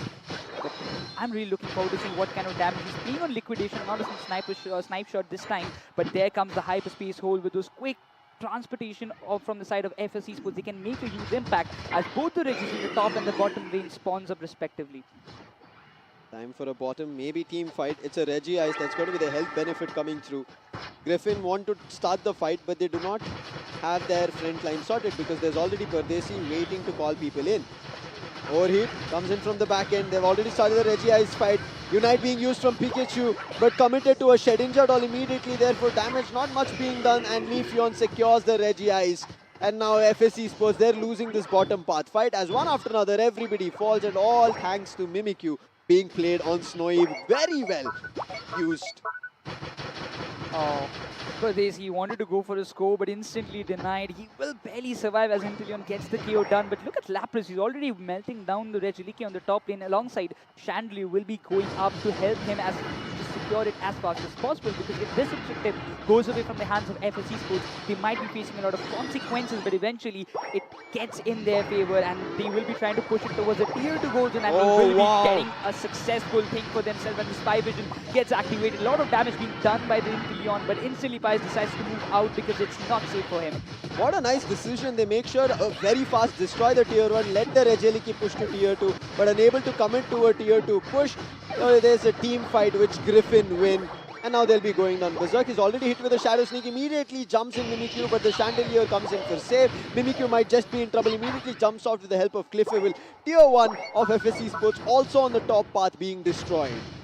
Look at the lead that Griffin is taking. Instantly, they will be focusing on the bottom one as well. But Leafeon invades the jungle, looking to steal the pass from the side of FSC Sports. That can be a little bit alarming. Going for an ambush, instantly finds the value. Went for the Unite, but it doesn't even make the connection. But still, he finds the value of Pikachu. But instantly, that being said, Umbreon, he's looking forward to get those buffs for himself as well. But it seems that Lapras and Chandelier will be given the responsibility on the top tier 2 goal zone to guard it as much as possible, because Team Griffin, they're just taking the entire match control for themselves. 20 seconds on the clock for the bottom Reggie. Inteleon trying to do damage on Pardesi, but he's support, so he's not going to quickly drain away his health. Will play smart. Mikey, in the meantime, wanted to flush him out. Hyperspace hole and immediately backs up to base. Thunder right now coming in, trying to do damage. Umbreon pushing the another defender. Blastoise away. Unite's on the ready. I want to see who wins this fight. Solar Point finds Pardesi. That's a big KO, making sure the rings unbound for this fight on the bottom path is not there. In the meantime, Pies, he comes in with the Lapras Express, but he's caught. Spy Vision being used. Leafeon find 2. Might be finding the third here, as they might try to put the Lapras down. Lapras serves as Hydro Typhoon being used, and that tried to push the players out, but the Inteleon's damage was enough. Then comes in Mimikyu, finds the KO. Rings unbound a little bit too late. Pikachu, the lone survivor. Chetinda all goes an immediate Solar Point. And that is Griffin back in action, winning another fight. Came in. Pardesi is also gone. Now Lapras, he did make his way through, but trying to fight with Illusion with the crit hit enabled is going to be super tough. Backs off, and Griffin have charge on all paths. That being said, Mimikyu is also up for some buff steal in the jungle, but the Reggie Rock, I don't see FS Esports even trying to go for this contention. They know that this is lost. We have to focus on the Reggie League, and they have decided to go on the top lane and get it for themselves. While Nova will be securing this Reggie Rock for their side, as FS Esports, they want to push it again towards the tier 2 goal zone of the top lane. But will they be able to make it in time? Because I really think they can before even the Mimikyu can hop in. But look at that, the Pikachu goes down. Two-step Emerald coming in on Chandelier, and now Pai is a little bit too late. A 2 KO streak for Leafeon. And Pardesi is just sitting and watching at tier 2, unable to help his teammates, assist them. He was, yes, further away. Unfortunate, they do secure the Regieliki, but not the game or the fight, so their goals still remain on the deficit. 156, 230. Griffin still trying to push, and Nova with a snarl trying to snatch away the experience that they might be getting. Baltai will also be taken from Pikachu. Secures. As of now, 2 AOS energy. Quickly talking about level here. It is a level 13 Leafeon, level 14 Mimikyu. That's where trouble strikes for FSC Sports. They need to find at least one Pokemon running towards 13, and it seems like it still is far away. Pardesi, as tough, as long as possible, is trying to annoy, but it's not looking like it's enough. They're literally pressing Pardesi to go and, play his own game very freely. But it seems FSE Sports, they're in a very compact position in this moment. This final stretch fight is going to be very, very crucial for both the teams. But for FS, it is going to be a lifesaver if they can manage to get the Rayquaza in their favor. We can see the Blastoise is still on the level 11 as it seems. But all the players, at least one, as you mentioned earlier, one needs to go at least to level 14 to make a huge difference. The Hyperspace Hole makes sure to comes in, but Rayquaza spawns up, and this is the time to see whether FSE Sports, can they make it up for themselves. Look at how much control on the map Griffin have. They've forced the players of FS Esports in their own mid path and alleys. They're not letting them move out of the tall grasses. And even if they do, they're showing that Nova is here. Rings Unbound being used. They want to call for a team fight. Lapras Express is here from Pies. Pikachu's Unite is here. Finds that's going to be on the other end. Pikachu goes down along with Chandelier. Range attackers are out. It's only of the front lines who are left. Pardesi finds one on Leafeon. In the meantime, Snowy is still alive along with Illusion and the Secure. They make it happen. Griffin, they walk away with it, and it's all thanks to Noah. I think it was the snarl hit coming through. Griffin didn't even seem like this was a tough game for them. They made it through. They're going to get the 100 done, and now there's another 100, pushing it to 530. And there's no way FS Esports can even break the shield, because when two players are inside a goal zone, the goaling speed is even faster. That being said, FS Esports, the final stretch fight, it was definitely not something that they could have done or and something at this point, because Griffin, they had the complete control and they got the chaos at the right moment when it was supposed to be. But also Mimikyu leveling up so faster made it very easy. It seems like Team Griffin, it was a complete well-oiled machine.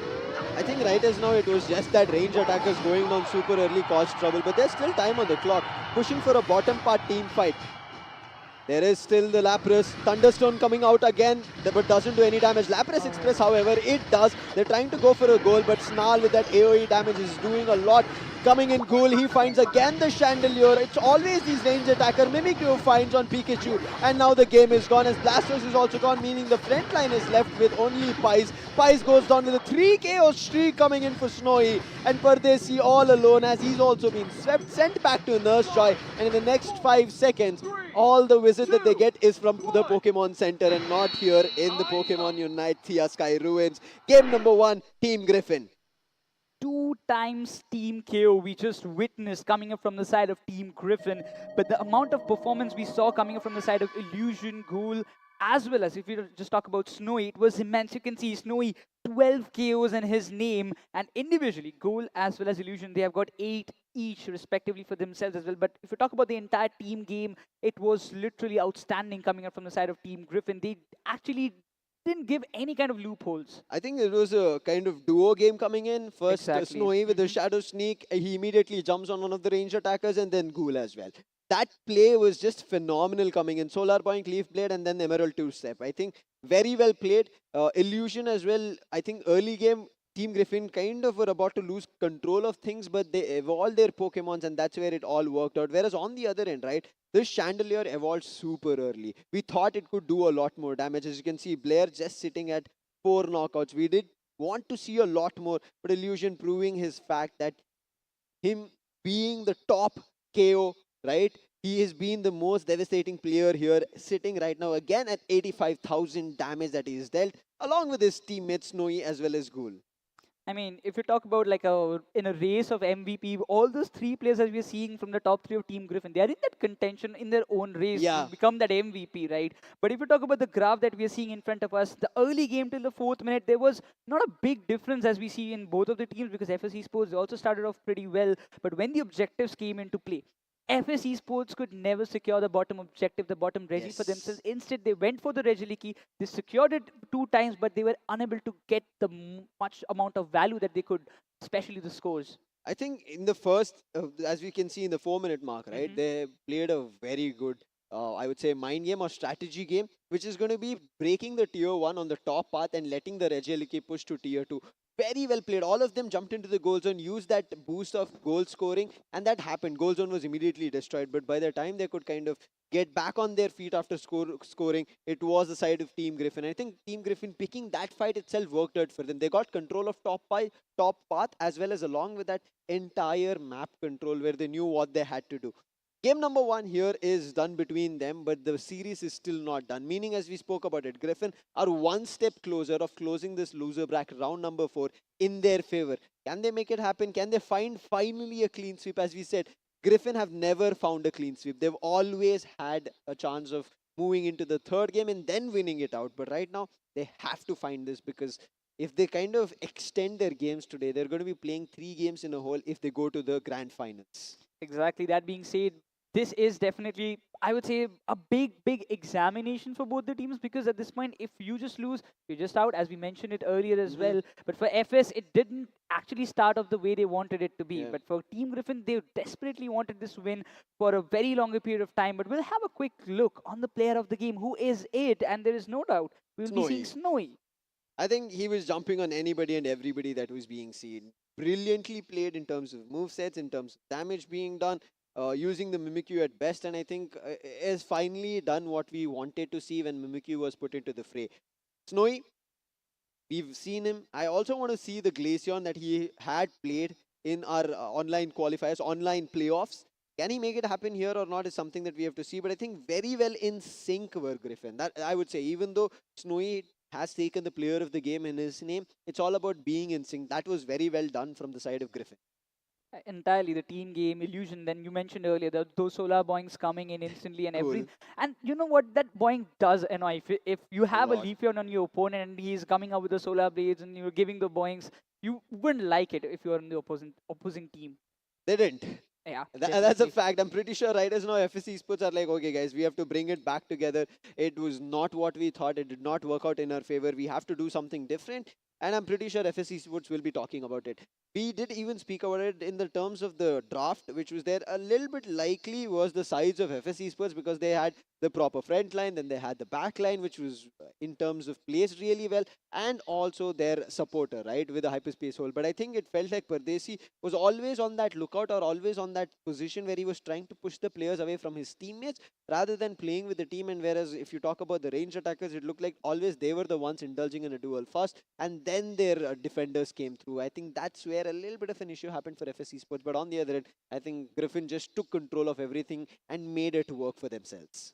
Exactly. And that being said, it's already a 1-0 in the series. That means Yeah. the next match is going to be a do or die for the side of FS Esports, because if they win it, Lucifer, they will still be in the competition. We will be witnessing a 2-1 in this BO3 series, as it all happened in all the matches of Team Griffin.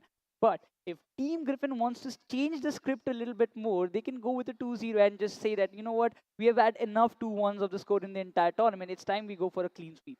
Now, Griffin, if they do that, I think they're going in with all.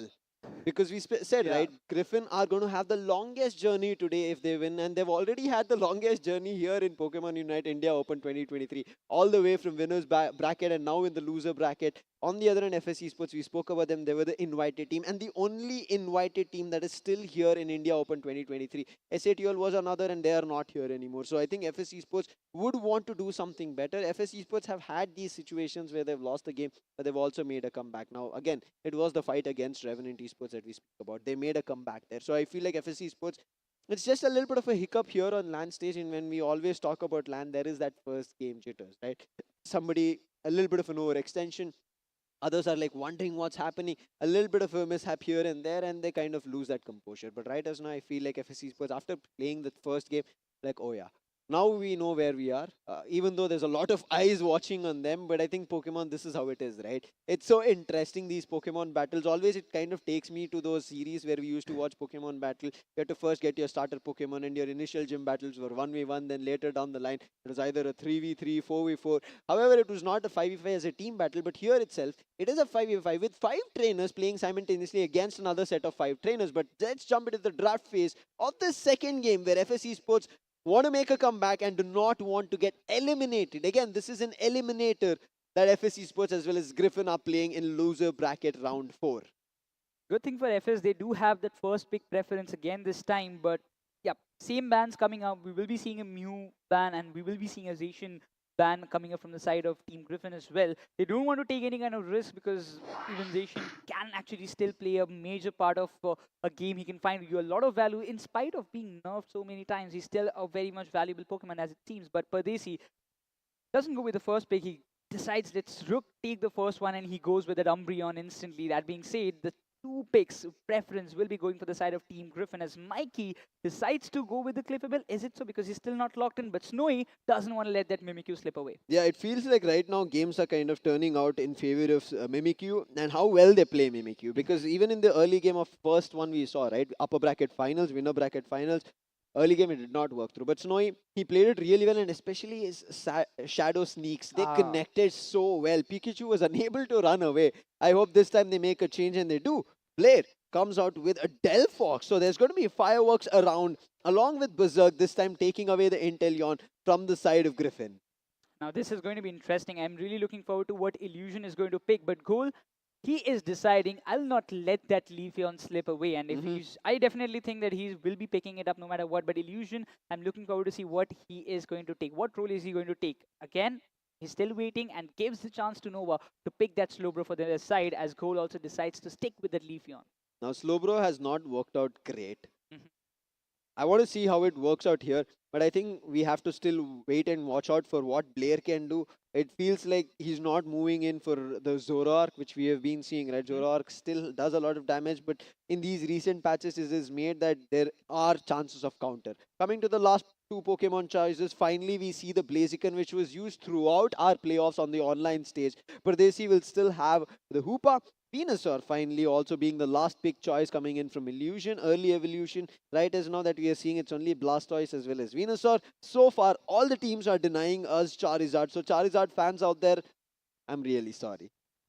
I am one of them, Lucifer. But still, that being said, I would like to see the Venusaur action as well, because Ghoul, okay, wait, what? Illusion comes up with a Leafeon this time. They have swept between both of them, and Ghoul decides, you know what, I'm going to go with that Solar Beam. I don't know whether he's going to go with that Solar Beam or not, because we have seen the Petal Dance and Giga Drain also coming into the plays. Sol played so brilliant Venusaur in the previous game that we saw the previous BO3 series, but I'm a little concerned about how the Blaziken will turn out to be for the side of FS.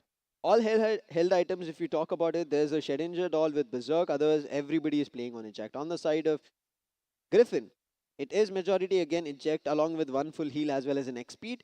Talking about stacks, there's a special attack specs and attack weight as well coming through on Blaziken as well as Leafeon. I want to see how that works out.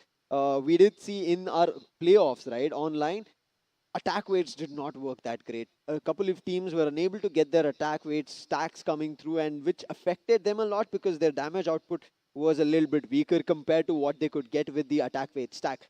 We're waiting. It's going to be time for game number 2 of this match 2 or the loser bracket round 4, where it is a decider here, especially an advantage for Griffin.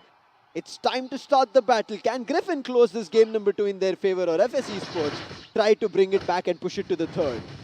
It's going to be very interesting. A lot of questions in the heads of the fans and the audience who were sitting here, for the supporters of FS, for the supporters of Griffin as well. But it seems those early stacks will be very, very much crucial for both the teams who are going with the stack build. But this time, again, Goal with that Venusaur trying to... For the Bulbasaur as of now, he's trying to damage a lot rock. He has to make a fallback, because if you just see Team Griffin, they're not letting those wild Pokemons going in the favor of FSCs, but they don't want to let them get those Eos energy. Pardesi, as usual, annoying, invading mid-path. Clefairy right now trying to chase off, but the advantage being taken from the little Torchic. Unfortunately, did not get the last bunny, therefore right now has to run away, making sure doesn't give away a KO. Is trying best, but Leafeon has evolved. Leafeon's last hit might just find, but somehow managing to eject out of there. Blaziken survives. In the meantime, a bottom path push. Shedinja over there. Berserk barely survives. The last hit coming through from Mimikyu finds the KO, and that little teeny tiny Sobble has been sent back. Good start for the side of Team Griffin once again. Now the Swablu in the Altaria comes in, and instantly Team Griffin did not even give a single chance for FS to go for the secure. Instantly the Solar Blade boings coming up. Mikey also just sneaking up to go with the scores that he has for himself. Well, this time Rock, he just trying to make sure that all those wild Pokemons go in their favor, but it seems Team Griffin, they've decided to just save it. Mimikyu, it's invaded the mid path of FS Esports, might be taking away the buffs as well, and Drizzly, I am not too sure what it can do. Berserk, he's getting his crit hit. Can he find this hit? It seems like he's just backed off. He's given away. Let them take. I can't do anything about it because I'm a ranged attacker. In the meantime, Mean Look puts a stop to Mikey as well, and FS Esports somehow trying to take things under control because of the overextension on Mimikyu. They might be able to convert a top path fight, but unfortunately, their Blaziken gets put down before full evolution.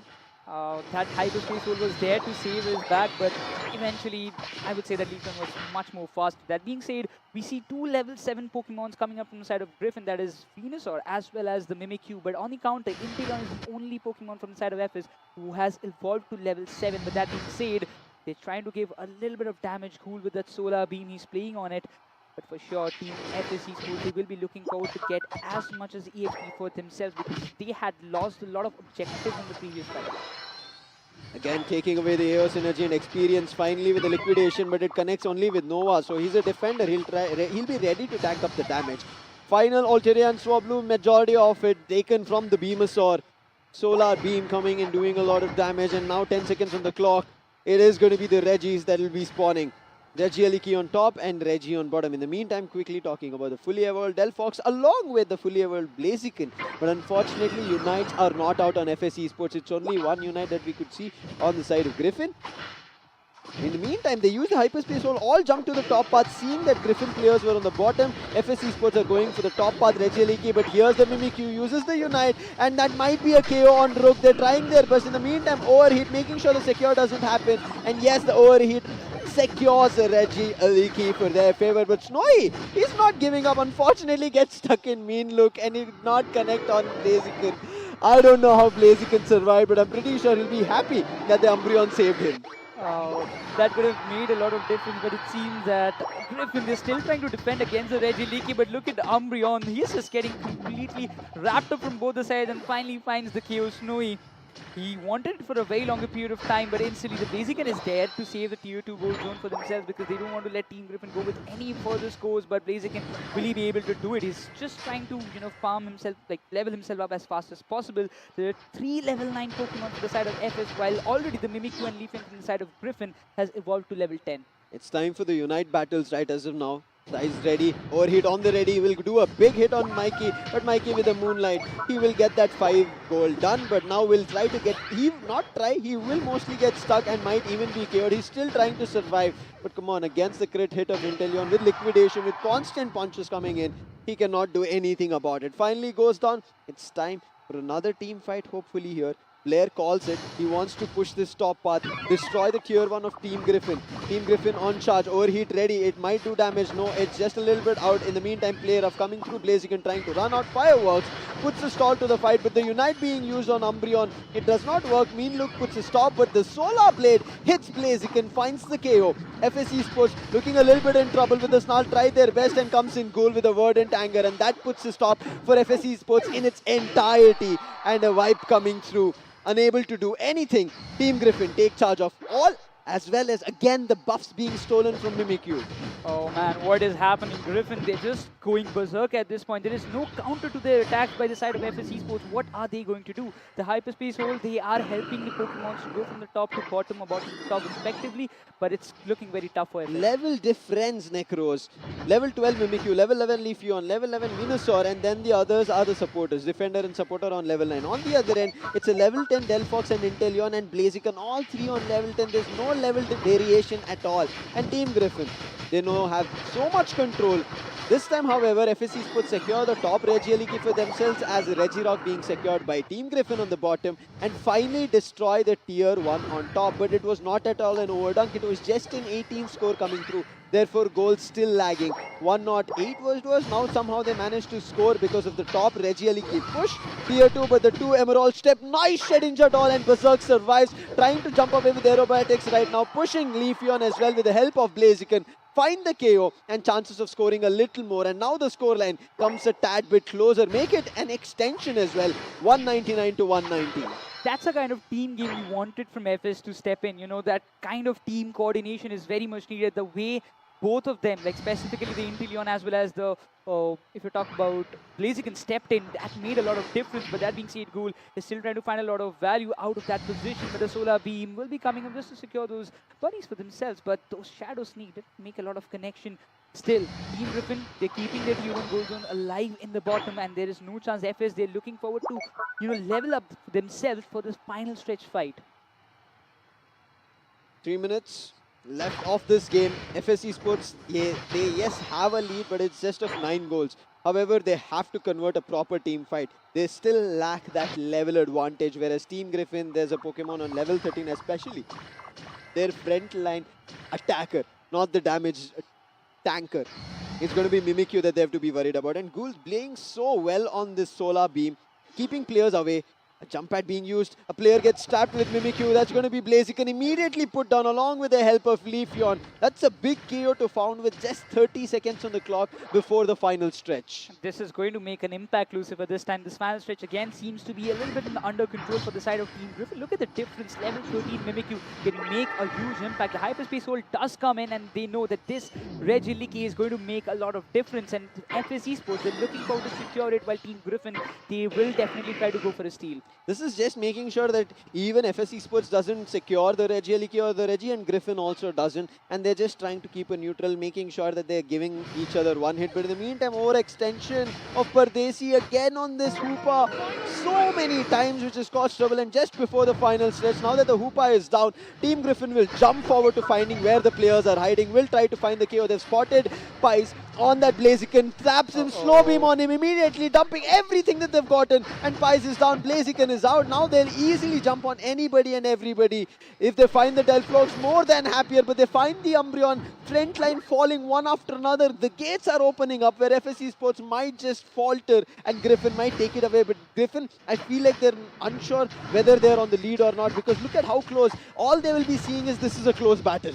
Exactly, and they don't know that it's just a 9-goal difference. If anyhow, even you can see Team Griffin, they're not even going for melting the Rayquaza. They might just go with the scores, but eventually they're looking forward to get as many KOs as possible. Look at Mimikyu, he's running after the Delphox so that he doesn't score, but that gives an opportunity for FS Esports to go and melt the Rayquaza at this point. But the Delphox goes down, as well as the Inteleon will be falling. Hoopa goes down as well. There's already 3 KO. The 4th one coming, and FS Esports, they face a complete team KO. Unfortunate decisions being done from FS Esports, and the Team Griffin take advantage of it all. They never jump into the Rayquaza pit. They keep themselves away on those boundaries and they wipe the entire team.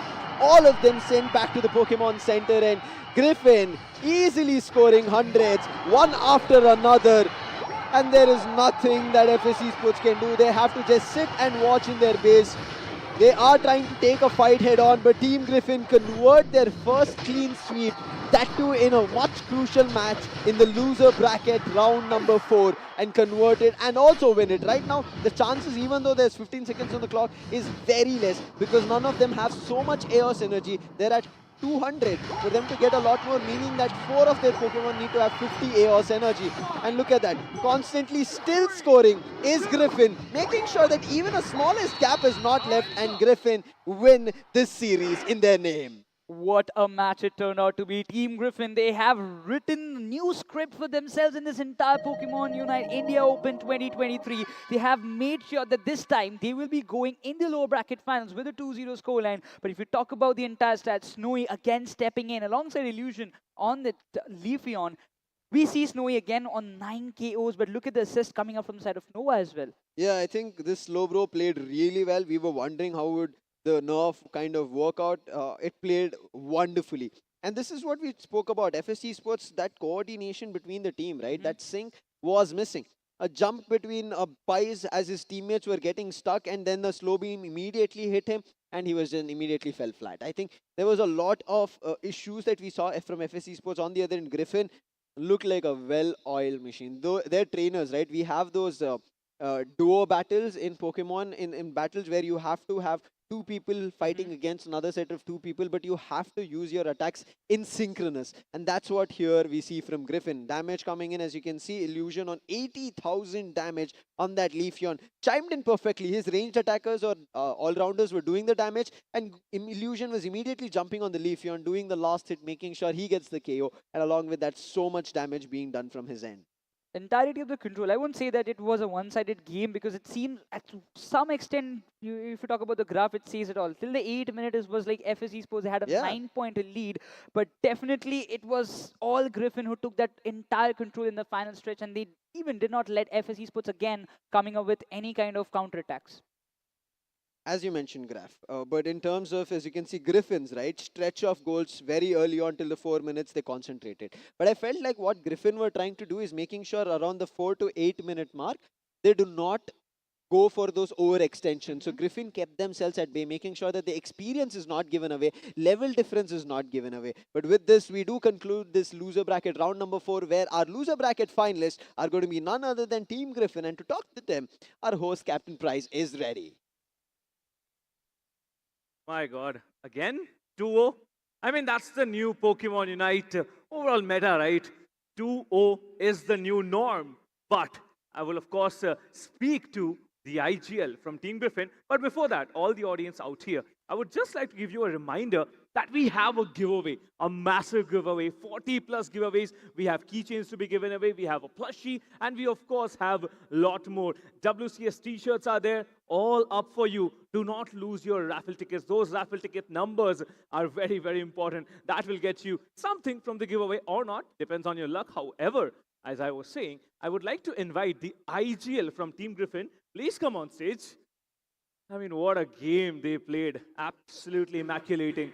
This game was legendary, but this team is, of course, another legend. Now, we all have a little bit of confusion. There's two TGs. One is True Gravity, the other is Team Griffin. But Team Griffin, they had a fantastic run until True Gravity took them down. So, the IGL, could you please step forward? Yes, sir. Welcome. So, you were looking confident when we started off. So, I want to ask you, how confident are you now? Because you are just one step away from the grand finals. Like, we won't be underestimating anyone. We'll just give our best. All right. Also, along with that, since True Gravity already defeated you once, have you prepared and prepped for what is coming up in the grand finals, if you can make it there? Like, to be honest, we haven't discussed anything about anyone. All right, so it's all on the floor. Yes. It's all on the floor. Thank you so much. Thank you so much. Well, with that, we end up the second game for today. There's two more games still left. That is the lower bracket finals and, of course, the grand finals. We're going to find out who the champions of India will be, who the champions of Pokemon Unite India Open 2023 will be. But before that, we do have a post-match analysis with our wonderful casters, the Lucifer and the Cross. Please take it away. I think right now Griffin have made one thing shorter for them is going to be the long journey they could have had if it went to game number 3. They understood that amount of, I would say, efforts that they had to put to make sure that they do not drain the day out because they are playing round 4. Then they're going to be playing the lower bracket finals. Then the grand finals, 3 games on a stretch with a team on the upper bracket, right? They're going to be playing what? 1 game next, meaning 2 games for the day. Same similar story going to be for the team who's moved to the lower bracket finals, who's waiting for them, is Forge Your Legacy. We'll be jumping into the player of the game as well to see the overall stats of that player, of the amount of damage that they have done. But I think it was the team fight which happened, where again Griffin felt like, oh wait, we have control of things, especially that shadow sneak, and also the chance of moving in mid path, right? Pushing the player away from their own mid path and not allowing them to get buffs was the main, I would think, damage dealing point, or like the odd ball being thrown towards the side of FS Esports where they couldn't do much. Exactly. Illusion made sure that even if Ghoul is not playing on the Leafeon, I'll make sure that I will find that same value. And talking about Ghoul, he also played a very crucial role with that Venusaur. Completely, every time you needed him, he was there with that Solar Beam and giving a lot of damage. But that being said, 80,906 damage coming up from the side of this Leafeon. He's got 6 knockouts. That's definitely for sure. But eventually, that one who is leading the MVP race is proving it every time that why he is on the top. Let's jump into the match report here as we see all the players who have done effective and most amount of either damage or goals. Starting things off, highest KO coming in is going to be Mimikyu from Snowy. Moving into the next is going to be highest goal coming in is going to be Slowbro, who is played by Nova. Illusion coming in again on the damage. This man has been finding the highest number of KOs as well as damage. And then we move into Pardesi as highest damage taken, and it was bound to be, right? He was moving around everywhere with the Phantom Force on that Hoopa, pushing everybody off but also taking a lot of damage. Then the highest recovery coming in from Mikey. Initially in that early game of the first game between these two, FS as well as Griffin, it was Mikey who was a little bit troubled, but once Mimikyu as well as Leafeon started jumping up on players, the player off coming through, and then Emerald 2-step, the Unites were out, I think that's where everything fell flat. And especially Griffin, having the Unite when they moved to the top Regieleki fight, right? When immediately Snowy decided, "Wait, guys, I'm about to be level. And I'm going to get my Unite. I'm ready. I'll just jump in." And he alone, it was a 1v3. Uses Unite. He does not secure the Regieleki. It doesn't matter. But what he does secure is going to be the top path control. I mean, definitely. The entirety of the time we saw, I would say, a complete team game coming up from the side of Griffin, and that's all what it matters. FS Esports, they made some minor mistakes. We did talk about that because Pardesi going up front specifically just before the final stretch, also facing like that backlash, he was getting KO'd, and that made a lot of difference. Gave the chance for Team Griffin to jump on those frontline attacks, especially the Umbreon and all. But definitely, that made a difference. But still, it's just still the game on for the side of Team Griffin. Griffin might have won this lower bracket round number 4, but they've not won the grand finals, nor they won the lower bracket finals, meaning that they're still not in grand finals. The journey is going to be long, and right now waiting on that end is going to be Forge Your Legacy, all after this short break.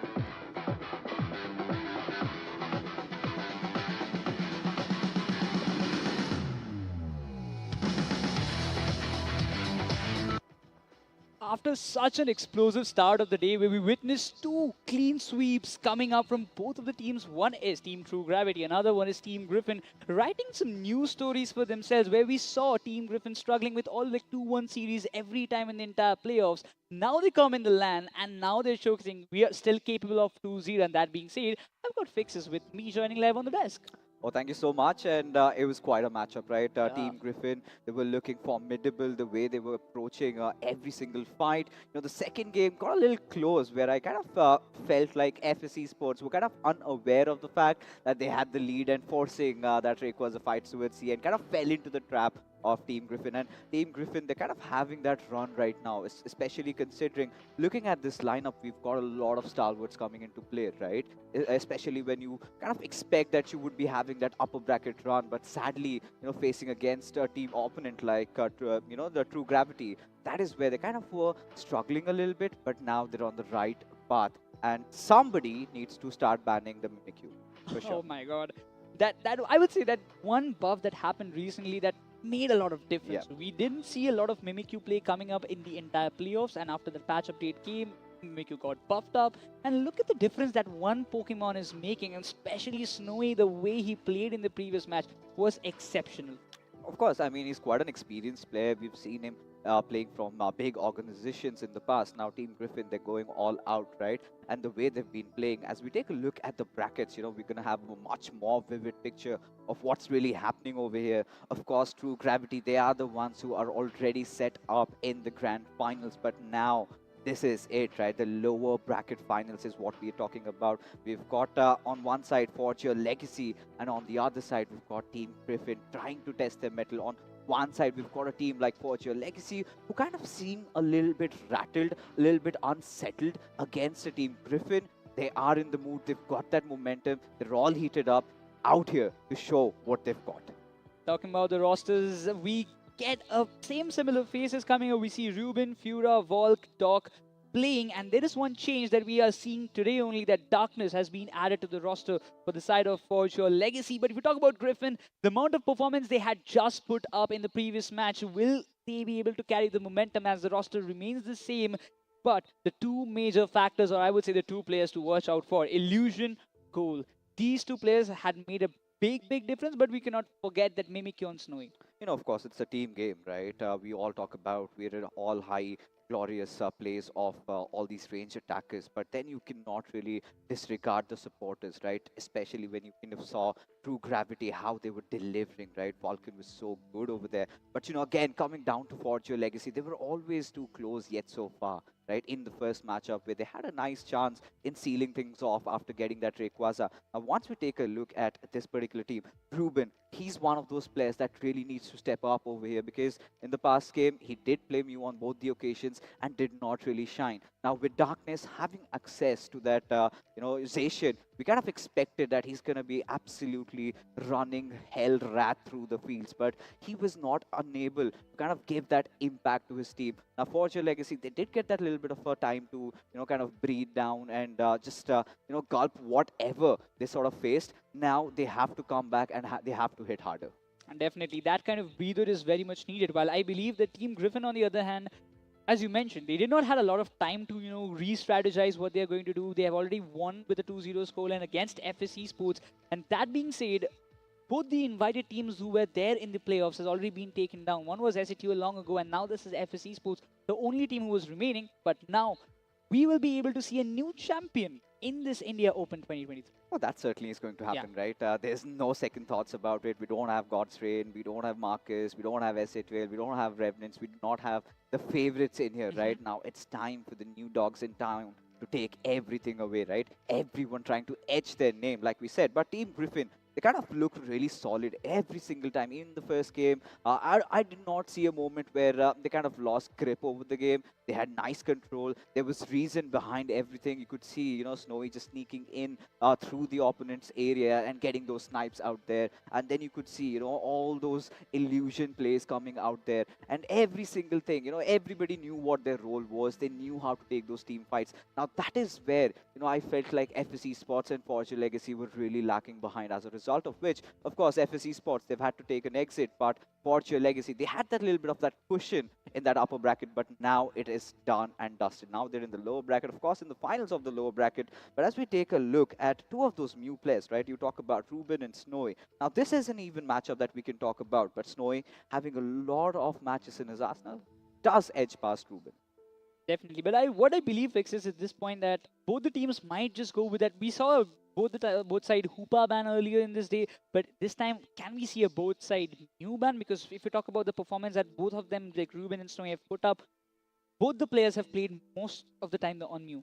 You know, Ruben surely has played Mew, especially in the grand finals during this LAN, but Snowy's got some options, right? Yeah. It's Mimikyu, and he's been playing it so well, right? Both the occasions he got Mimikyu, he sort of delivered, he knew what his role was. We were kind of in talks about it during the group stages as well. When do we see Mimikyu in action? And finally, it seems to be that our wishes have been granted, right? We get to see that Mimikyu, and he's been delivering. Regardless, one of the best Mew players in the community. You cannot put that out. So, of course, we're kind of going to be expecting a Zacian and a Mew ban. I think that is what I'm going to be looking forward to, but I really won't be surprised if we can see that coming. Another ban, I think, could also be a Venusaur at this point, because whichever team has been getting that Venusaur, they have been stomping through the opposition. We saw on Zisol, we saw it on probably Ghoul in the previous Yes. match, and every time both the players have stepped in and they have stepped in brilliantly. Yeah, not like Zisol, what he performed in his own match when they were playing the upper bracket finals, but Ghoul eventually came into the support whenever his team was in a need. The solar beams in completely, giving and, dropping the other players on the opponents to a lower HP, creating a lot of chances for Snowy as well as Illusion to find a lot more value, and that actually helped him a lot. But this time, Griffin, they have got the momentum, but I'm really looking forward to what kind of counter strat does the other team have. Of course, I mean, Forge Legacy might have seen their matches, Yeah. could have figured some way out, because this is again one of those teams that have some experienced players. You know, you've got the likes of Falk in your team. So he has to kind of manifest all that experience together, and he needs to understand that there is a lot on the line. Not just to be the best trainers in the country, but also in going into the ACL. I mean, you might want to walk in as the champions, right? And Forge Legacy, considering they started their run in the grand finals, in the LAN event from the upper bracket, they want to get back at them. But again, it is going to be a revenge story, right? At the end of it, because, well, True Gravity, they have faced Griffin before, they've defeated them. 2-1 was the scoreline. But this is the first time we're seeing Forge Legacy take on Team Griffin, right? Whosoever wins gets a revenge matchup against True Gravity, and that's going to be really interesting, to be honest, because True Gravity, they're one of those teams that are kind of in the mood right now. The way they've been playing, the games have been close. Well, the odds are definitely stacked in the favor of Team Griffin, but anything could potentially change in the course of the next BO3. I was writing a kind of storyline like Team Griffin, they were dropped down to the lower brackets only by Team True Gravity. So Yeah. the kind of hunger that they will have for themselves specifically to get the revenge, and that too in the grand final, is definitely going to be very high. And for that, they also need to make sure that this lower bracket also goes as smooth as what happened in the previous lower bracket round 4. You know, considering if we take a look at what happened in that matchup, it was really close, right? It was again a 2-1 scoreline, and it could have been either of them. But finally, ladies and gentlemen, we are back again at the TS Sky Ruins as the draft phase has begun. And like expected, like anticipated, giving that respect ban to Snowy's Mimikyu, they've gone in for that ban there. On the contrary, it seems like, they do not want to see an Inteleon against them, but still kind of opens up the floodgates for Ruben's Mew, who so far has been a little underwhelming, but you never know. This kid can shine any given moment. That also being said, Team Griffin, they have the first pick preference for themselves, and Illusion, maybe it might be Illusion, it might be Snow, he goes with the first pick and decides to go with that Sage, Illusion. He doesn't want to let it slip away. Now you have got one chance. Definitely, they won't, right? And now it's kind of a big question as to how they respond back. We've seen a lot of these counter picks being done. Zacian has not had the best of impact, but you can see, right, if it's being picked in that first phase itself, the kind of potential that this Pokemon carries along with it. And there you have it, right? Ruben does not rather want to let go of that Mew. On the response, they also have an Umbreon. Umbreon again, that Unite move, that Moonlight Prance, just taking those shields away, getting so much of things done for his teammates. I think that is one of those picks that was sort of anticipated on the response. I'm not really surprised seeing a Hoopa and a Leafeon also being picked up.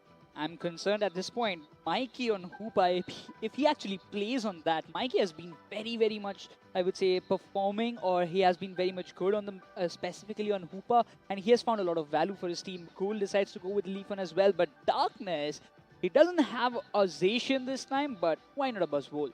Yeah, I think he's been sort of playing a little aloof from his teammates.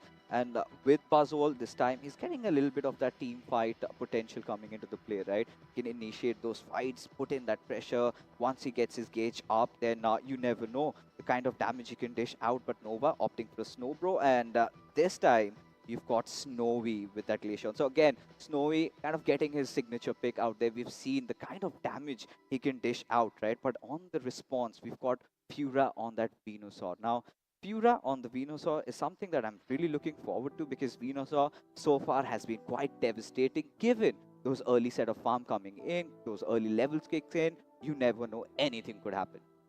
Just before, like, we had Lucifer on the desk, he was telling that I really want to see Snowy come back again on the Glaceon. He has been wonderful in previous time when Glaceon was in meta. And again, I believe he has written that storylines that, you know what, next match, Snowy has heard it and he's going with a Glaceon pick this time to...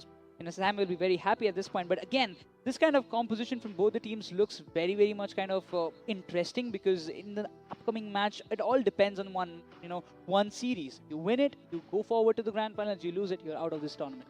Exactly. Whoever's the loser goes home, right? That's gonna hurt. And what's up for grabs a slot in the grand finals, the final one. We find who shall be the rightful opponents of Team True Gravity as they sit down and watch this match, completely gleeing their all attention towards the monitors right now. But now again, getting inside the Thea Sky runes, we need to discuss about what we can expect, right? You've got steals a lot there on the other end side, right? This is where Fortune Legacy can really get themselves in. And I'm really keen to see how Darkness is going to perform with that Buzzwole because we've seen him on Zacian. He's been doing his job, but not enough. Again, a new addition that has sort of caused some hindrance into that chemistry that Fortune Legacy have built so far. But you never know, if he kind of delivers, then it's good for them. But Team Griffin, this time they will be starting from the purple side, while Fortune Legacy, they're going to be starting from the orange. Exactly. There will be a little wait because obviously the players are getting set as well. But as you mentioned earlier, that Darkness is the new player addition coming up from side of Forger Legacy. And that being said, we haven't seen a lot of game play coming up from his side in the entire playoffs. He's a complete, I would say, a new player for even us because we don't know a lot of things about him. But filling the gaps for the teammate he's replacing in the team, I believe that he's putting up a lot of efforts. But this time, again, those only efforts won't work. They have to put and get a lot of values if they want to make the win for their side. Of course, I mean, for Forger Legacy, to be honest, the biggest issue with them was them in those team fights, right? They never really looked synchronized. They could not work as a, well-oiled unit, as they call. And there we go. We're on with the game. It's already begun. It is Team Griffin on the left and Forger Legacy on the right. Of course, Ruben, eyes will be on him as to how he's going to deliver, get those early KOs, get those levels. And now Forger Legacy, like we said, they've got access to some solar beams. But the big question is, with Venusaur, is he going to go for the Giga Drain or the Petal Dance build? Or is he going to go the other way around? We've seen, in the European meta, we've seen players going kind of in a mix of the two, right? We've seen them going for Petal Dance, then we've got, a Solar Beam also coming out. So that's going to be really interesting as well. But as it stands, a little bit of help coming in from Snowy early on, trying to maybe secure the 850 Ulterior Swap, which is going to be there in a little bit of time. As Ruben, oh, that's a bad kill. Now those solar boings instantly coming up. Again, from the very start, Bull is trying to find a lot of values in Team Griffin. They want to take that early lead once again as what they were doing in the previous match itself. But still, Forger Legacy, they have to be very, very much, I would say, paying attention to it because anytime any kind of errors or any kind of small mistakes will create a big loophole for the side of Team Griffin to find a lot of value because we have seen it in the previous match. You give a small opportunity to the side of Team Griffin to find a value and they don't make any mistakes on that. We've been talking so much about the impact that Inteleon can create, an impact which something like we saw from Venusaur, but Leafeon has sort of been overshadowed by everybody, right? Especially with what this Pokemon can really put on the table. You get that gauge up, You've got, that Solar Blade coming through. It has potential to deal massive amount of damage, especially when you kind of sneaking up on someone. We saw in the previous game also, right? He was inside the tall grass, suddenly comes out and one Solar Blade, and the opponent is done and dusted. So, yeah, Team Griffin, they've got a really solid draft. They've got Snowy on the Glaceon. We've seen that little bit of a change being done there. Glaceon, there was a time it was picked every single time, but then there came a phase where the trainers kind of disregarded the Pokemon, and now it seems like it's much more sensible, much more viable to use that. And Snowy, given the opportunity that he has, he says, "Thank you, sir." That being said, Buzzwole went to go and get those Swablues and Altaria for himself, but instantly denied because Zacian with those Sacred Sword instantly pushing him back so that he doesn't come up forward to take the fight. But again, those Solar Boings coming up. Doc is still on level 3. He needs to level up as fast as possible. He's going for the stacks, but still, it is going to take him a little bit more time. While Nova, he can actually find a lot more value. Oh, he certainly can, right? There's no second thoughts about it. And Doc, he's been quite impressive, to be honest. Despite the fact that Forger Legacy lost against True Gravity, his performance with Blastoise was quite remarkable. The way he was drawing that attention, on both the occasions that he played. But this time, got to see as to how he delivers. But for now, as things are kind of brewing up, you can see Mikey kind of trying to invade into the jungle, maybe get a buffer to something that could give them that little bit of an advantage. But looks like they've got some backup out there. Bot's taking some massive amount of damage as Team Griffin start racking up all those KOs. Leafeon already hitting level 8. That's massive. Make it 9, level 9, and he has already reached, and that will make a lot of impact at this point. Already a 3-level difference, at least we can see coming, comparison to Forger Legacy, but also not allowing the Buzzwole to go for the stack and complete it. It's going to make a lot more impact from the side of Team Griffin against Forger Legacy. Oh, indeed it is. And right now, at this point, Forger Legacy getting off to a rough start, and they have to find a way back into the game, and Ruben needs to start delivering. He's been silent so far. He's been touted as one of those players to really look out for, and hasn't really given us that opportunity. And Team Griffin, they're enjoying themselves, right? Snowy also at level 8 at this point. All right, a little bit of a damage on Nova, but seems like he's not really bothered. Had that Solar Blade being charged a little bit more, maybe Ruben could have taken a little bit more extra damage. But now it's time for the top objective, which I believe is getting contested, as Mikey trying to stop them from doing so, as Leafeon getting knocks after knocks, as there you go, now starting to feel themselves. Illusion gets in a KO. Mikey really needs to back off a little bit, as Pura, I think at that point, Mikey did accept his fate there. Oh, Buzzwole, he deals a lot of damage. Zacian is unstoppable at this point. Illusion, he's not making a single error. He's on level 9, goes with the Sacred Sword, instantly gives a good amount of damage to Walt, but he still managed to heal himself up. But still, the Regieleki is uncontested, but still, they did try to go up and take the fight, but couldn't find a lot more value. Of course, the bottom objective, however, Team Griffin having more trouble stealing that Illusion in the midst of things, just slashing through his opponents and getting those 2 KO streaks. Will of course try to take down the first goal post there, and now they have eyes set on this Regieleki and applying pressure on the tier 2. And this is where Team Griffin, they love doing things, and they're quite methodical about it. They know when to take that Regieleki, they know when to apply that pressure. Now they've got access even towards the jungles, right? They can get those farms up on their Pokemons, and Team Griffin, they're looking as good as due. Look at the difference they've already made. Level 11, Zacian, Leafeon, Glaceon we see coming up from their end, while still there is a good level difference that they're keeping up. Forger Legacy, what are their plans? We see Team Griffin again pushing the tier 2 goal zone against Forger Legacy. They have made a lot more impact. The Regieleki hits as well, and there will be a lot big scores coming up from the side of Team Griffin. Make it to a 255 score mark. They can also go for a few more, as Leafeon, he's going berserk. Oh, indeed. It's not just them, right? The way they've been using their Unite ability is all in tandem to each other. Sort of has enabled Griffin to be off to a really good start. The mid-game, they've dominated. Forger Legacy, there's some sort of a magic trick that can get themselves back.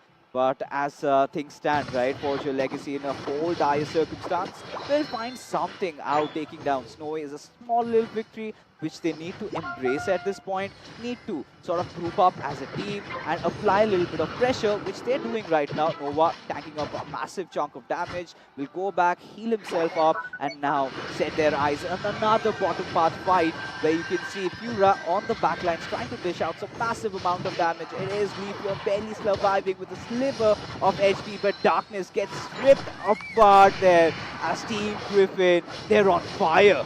Oh, look at the illusions. It's the Sacred Sword as well as the Solar Blade coming in the very same time. Deals a big amount of damage and not even giving a chance for the Mew to make an impact. He goes and commits the Unite. Instantly, they are desperate for this bottom lane objective at any cost, while Glaceon, he shuts down the Mew. The Golden Anger came in and he secures the Regirock for the side of Forge Your Legacy. Of course, a little bit of a silver lining, must say, for Forge Your Legacy. And yeah, Furia, like I said, he is their last hope. If something needs to be done, it has to be him. He needs to deliver at this point.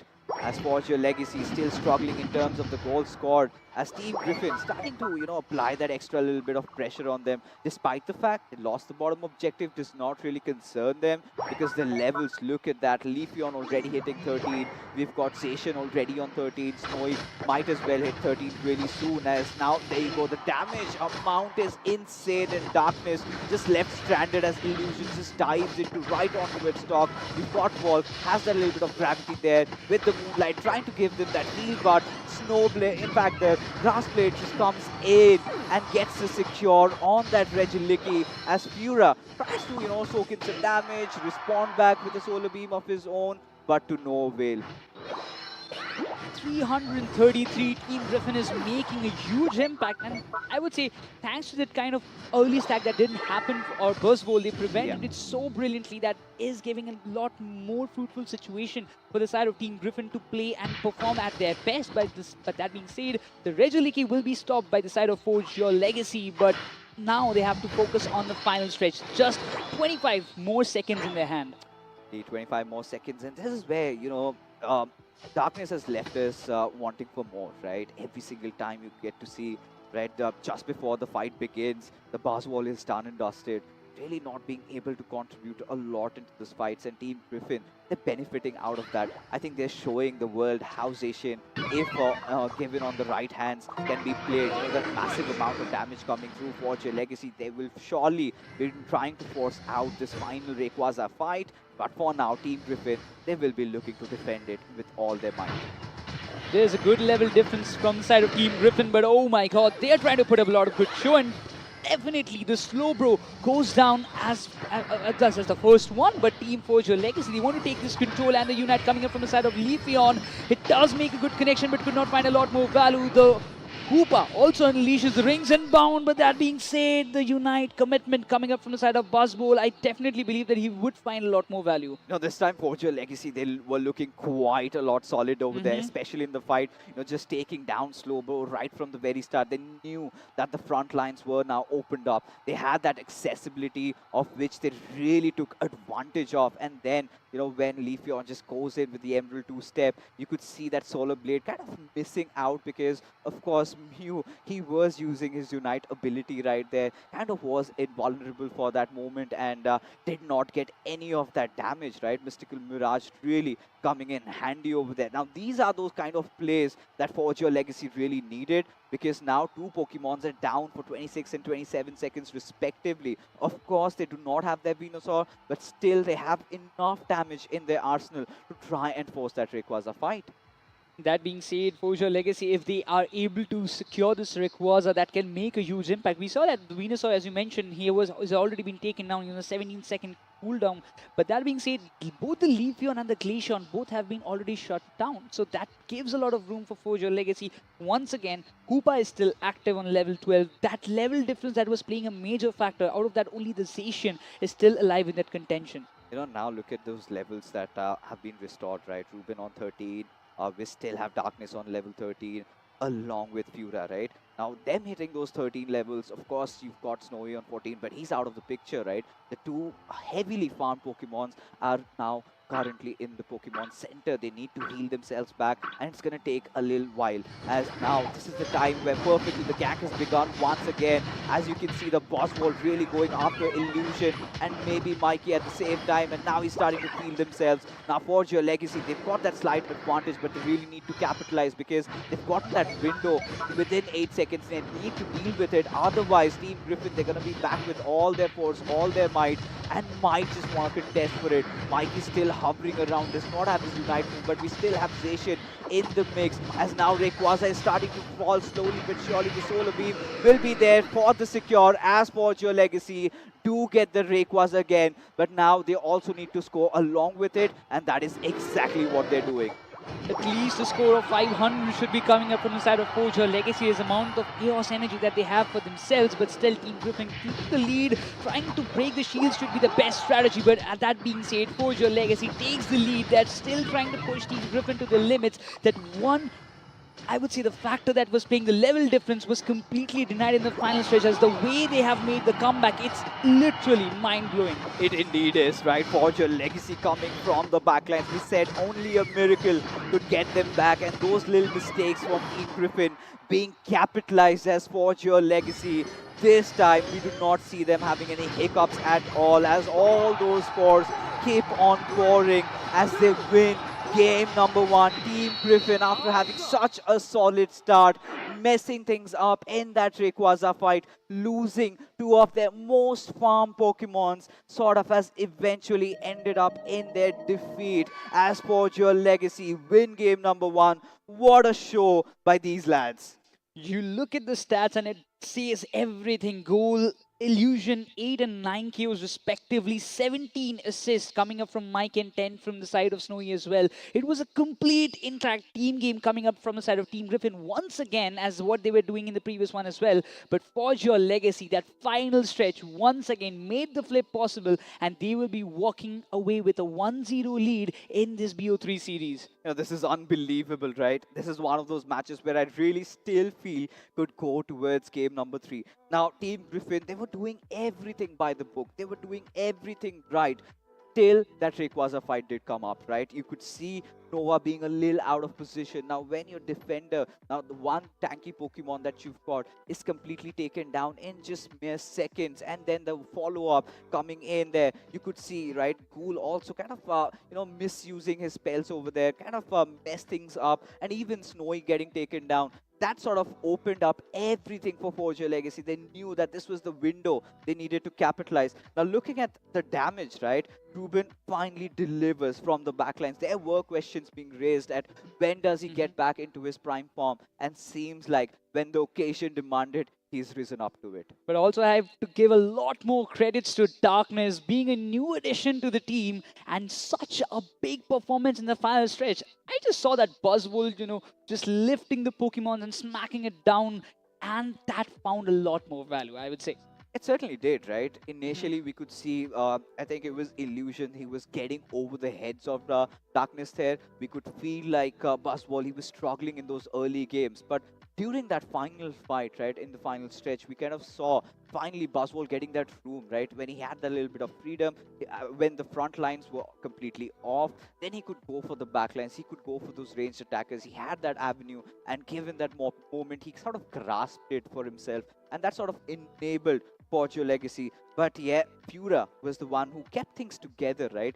When they were in dire circumstances, he was using those verdant angers. We could see those solar beams really coming into place, those bottom objectives also being secured. Now, looking at this graph, this completely shows a different story, right? Team Griffin, they were dominating the game all through the way till that final stretch. I mean, the graph says it all. All the objectives went in their favor. Only one Regirock was there for Forge Your Legacy that they were able to secure for themselves. And after that, the Rayquaza played the main game, and specifically a big thanks to the Ruben, as well as I would say the Buzzwole. Darkness did a brilliant job alongside the Venusaur, as you mentioned earlier. It was a team game that came up in the final stretch for the side of Forge Your Legacy that put up a great show, and we can see the scores coming up from there, and it all came in that 8 to 10 minute timeline, and that actually happened. Was very fruitful. 152 score from the side of Mew finally made the things happen. Yeah, indeed did, right? And from here onwards, Team Griffin, they've kind of left scratching their heads, like what could they have done better? That one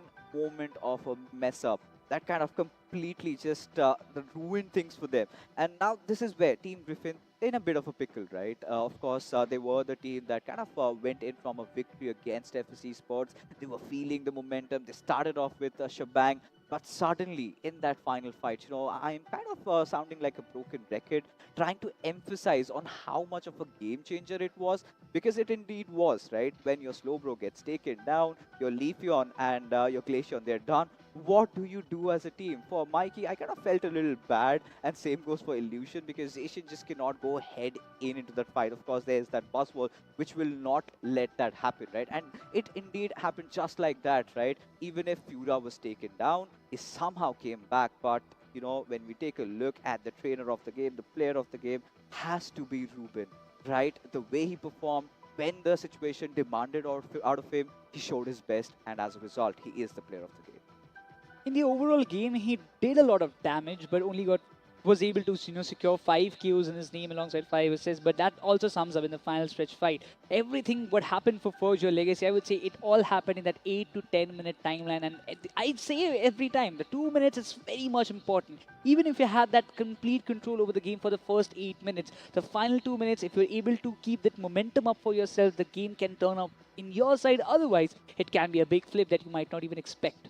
Yeah, and Forge Your Legacy, to be honest, really needed that, and they deserved that, especially even if you remember the first game, the upper bracket finals, they were the ones who took on Rayquaza, who in fact took down Rayquaza, and then we thought that they might just capitalize on it, but unfortunately, things did not go the way they planned, and in the second game also, we felt like, yeah, they were in the midst of things, they had a really good start, but this time, things were completely different. They did have a very rough start in the start, and it was Fura that kind of kept everybody together, and they were kind of fighting it out, sort of getting those levels, and then you could see that little bit of overextension also coming in from the players of Team Griffin, where they were kind of feeling a little complacent, a little cocky, and, well, sadly, they were punished for that. I am definitely sure that the Mimikyu ban affected a lot. Did. I mean, Snowy wouldn't be that much happy after seeing that Mimikyu ban once again, and that made a lot of difference, because this time we did see Snowy stepping up and finding a lot more values on the Glaceon, but still not as much as on Mimikyu. That at the end of the day, right, Glaceon has always been Snowy's go-to pick. It's been his comfort pick, the soul pick, like he, as his name quite suggests, right, kind of lives up to it. But then again, it was not the Glaceon pick that really bothered them, right? It was the execution in that final fight. Every single one of them sort of trying to initiate. It sort of kind of went all astray. The moment Slowbro was taken down, they felt like, yes, this was the time that they needed to push it. They needed to get some value. But unfortunately, the follow-up was just not there. As we take a look at the match report, I mean, Illusion, he was definitely feeling himself, had a really good game with Station. Alongside that, we see at least 3 players from the side of Forge Your Legacy. If it comes down to the highest damage dealt, it was definitely the Mew stepping up and getting over than 1 lakh damage for himself. But I have to give a lot of credits to Volk as well. Playing on the Clefable, you can see he has taken the major amount of damage for himself, but also he's provided the major amount of heal to his teammates when it was much more required with this Moonlight. Of course, every single time I really feel the supports do not really get that much of a glory that needs to be demanded. But with the Clefable, he was still, in those final fights, during those mid games, that Moonlight savings that he's been giving his team, those healings during those battles, especially on that boss wall, seemed to be very instrumental behind, this team's victory, right? And from here onwards, they need to forge their way towards their legacy that they want to create. Now it's time for game number 2. And this time, Team Griffin, they've decided that they need that first pick. And obviously, you can see, right, Snowy, well, his Mimikyu has been banned, the respect has been shown. But from Griffin's side, we've got to see what are they going to be going in. And it is going to be a Zacian ban. So now we've got Mew on the cards. Maybe Team Griffin might want to spice things up. Maybe go for a Mew ban. Yeah, definitely. In fact, for a Mew pick. Yeah, Mew pick as well. But we see the ban. It's similar to the previous game, what we saw earlier. The Zacian as well as the Mimikyu getting banned, not allowing Snowy again to go with that Mimikyu and cause a lot of trouble. All right. They've just kind of removed Ruben from his favorite Pokemon and, not banning it and not letting him pick it either. So we're going to see Ruben on an Inteleon. Quite a smart choice. We've seen either it's Mew or it's Inteleon. Again, Inteleon has been one of those Pokemons that has the potential to dish a massive amount of damage. Right? We've seen both the builds being played, and I think it was we've seen Liquidation being Yeah. more used right now instead of the Snipe Shot. But for now, on the response, Illusion, well, he's opted for the Leafeon. Maybe they might want to change things up later, but Mickey, he's gone for the Clefable this time.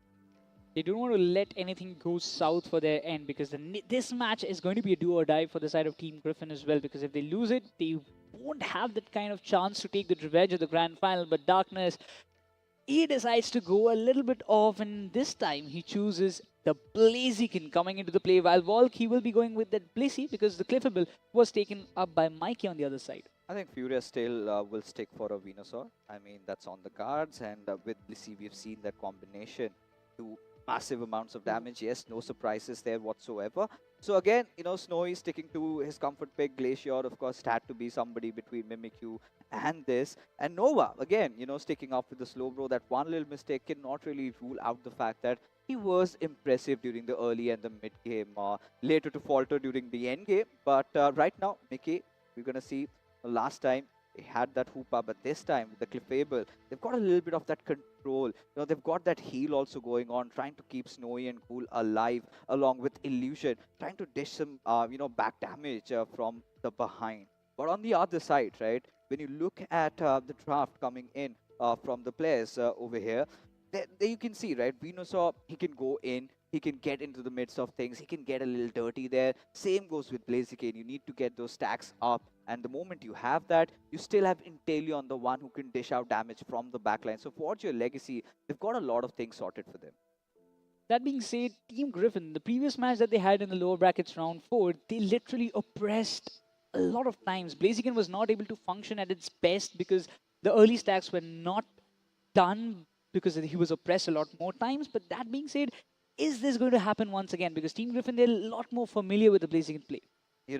Team Griffin, now the pressure is starting to build upon them, right? Just one game away from their journey getting over, whilst Forge Your Legacy, one game away from getting that redemption matchup against Team True Gravity. It's going to be really interesting this time as to what they can put on the table. Of course, the drafts have been done. Both have their own flaws and the merits, but we're going to see how it's going to pan down towards the end. It's all about execution, right? We did get to see a nice glimpse of it towards the end, but off you're on. With the second game, it is Team Griffin on the purple side, whilst Forge Your Legacy are on the orange.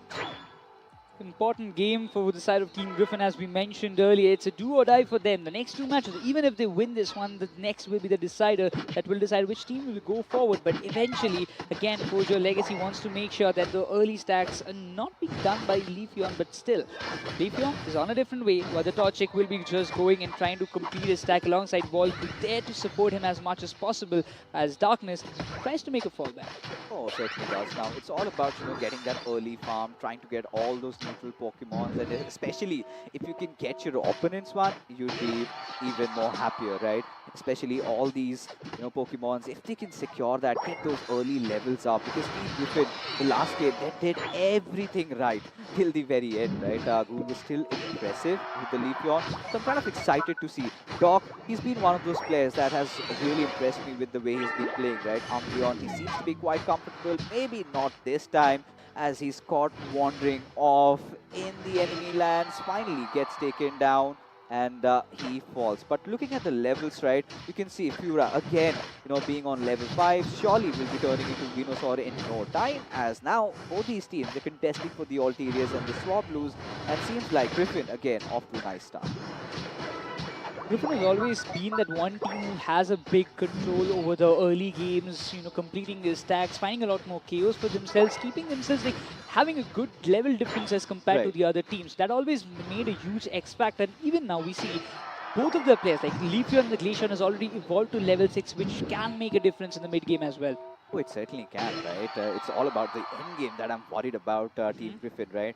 You have those nerves there, and it is LAN, you're playing again in front of a lot of audience out there. So you've got to be a little careful, but I kind of like how Team Griffin, they're kind of spreading out, getting as much farm as possible, while Forge Your Legacy, kind of being restricted a little bit. But if the similar sort of a storyline repeats, we know how things end, right? With that little Moonlight, he will manage to escape, gets that little pace buff. But for now, it's all about waiting till that 7-minute marker. You kind of see those alternate moves coming up. In no time, we will see all those team fights breaking out. But for now, it's Illusion trying to apply a little bit of that damage on Volk, as they would be hoping that Fura evolves into Venusaur ASAP, which is done. Oh, this Solar Beam is gonna hurt. All those Swablues and Altaria went in the side of Team Griffin as it seems, but again, Forge Your Legacy. This time again, they're having a problem with that level difference. We see the Glaceon on level 9 from the side of Team Griffin and level 8 Leafeon, which can again make a lot of difference. Still, Ruben trying to go with a snipe shot, it seems, and try to give a lot of damage. Both the objectives in the bottom and top lane has already came up, and a lot more damage is being done by Ruben this time. Indeed, and he's gone for the snipe shot build. We were kind of confused if it's going to go for the liquidation, but with that snipe shot, you've got that steal also coming into the fray, and we did see the kind of damage he could inflict on Snowy there. Forge Your Legacy having no trouble whatsoever getting this Regieleki, will try to apply that pressure on their tier 1 top and has managed to dunk it in also. They're kind of hoping that they get all their scorings right, as Illusion trying to fend off the attack, whilst the bottom objective seems like Snowy wants to contest with it. I believe it's going to be easy contention or easy getting that bottom objective for themselves. But again, there's a not big difference between both the teams as it was in the previous match. This time again, Forge Your Legacy, they have made up. They're trying to close that level difference that was there between both the teams by securing those objectives. But once again, they're not even letting Team Griffin to go with those scores. Yeah, at this point, right, all that Forge Your Legacy want to do is kind of be in the fray, right? Really do not want to give away a huge lead to Team Griffin. Of course, they've gone off to a good start, but we know on those late games, especially if you are having all that farm, instead using that Verdant Anger will hit on that slow bro, but he manages to escape as Team Griffin finally come into the fray, trying to get those KOs, and it will be Illusion getting one. But now you can see Darkness, he's on the prowl, he was on the chase. Mikey a little astray from his teammates. Well, there was a moment where we thought that Darkness might just dive in, but eventually kind of retreated. So a little bit of an awkward fight kind of happening out there. But still, if you look at the levels, and I really feel that Team Griffin still has that slight advantage. The Emerald 2-step being used, the Solar Beam also being used by the Venusaur, but to no avail. I really thought that he's going to face that KO, but instantly Mikey came in as a savior, just gave him the healing that he's in the need for desperately. But 15 more seconds for the Regieleki to pop up, and this time again Forge Your Legacy will have their eyes on it. Not letting it slip away should be the best decision, but if Team Griffin invades and tries to steal it, I really wonder how are they going to defend against it.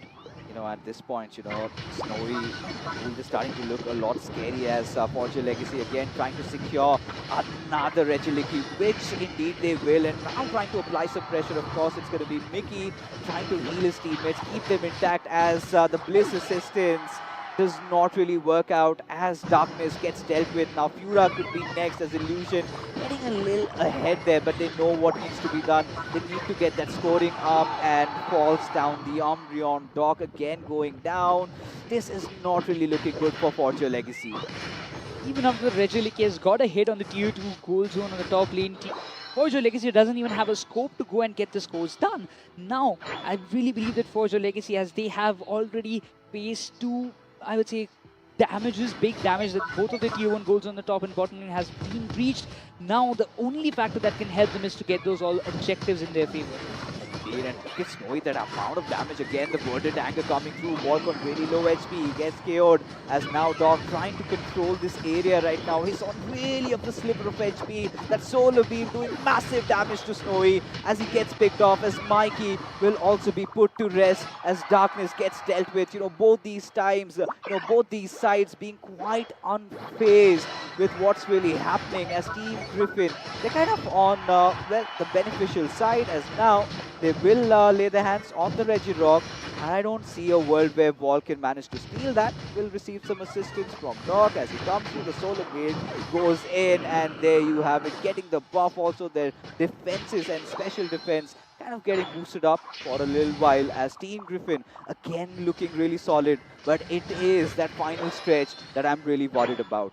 Again, we have seen the flips coming up, 50 more seconds to go, but this time Team Griffin, I really believe they will be prepared for any kind of counter-attacks coming up from the side of Forge Legacy. This time, they don't have a Buzzwole to worry about, but they do have a Blaziken, out of which we have seen Team Griffin coming up with a big counter-attacks and always pressing that one Pokemon.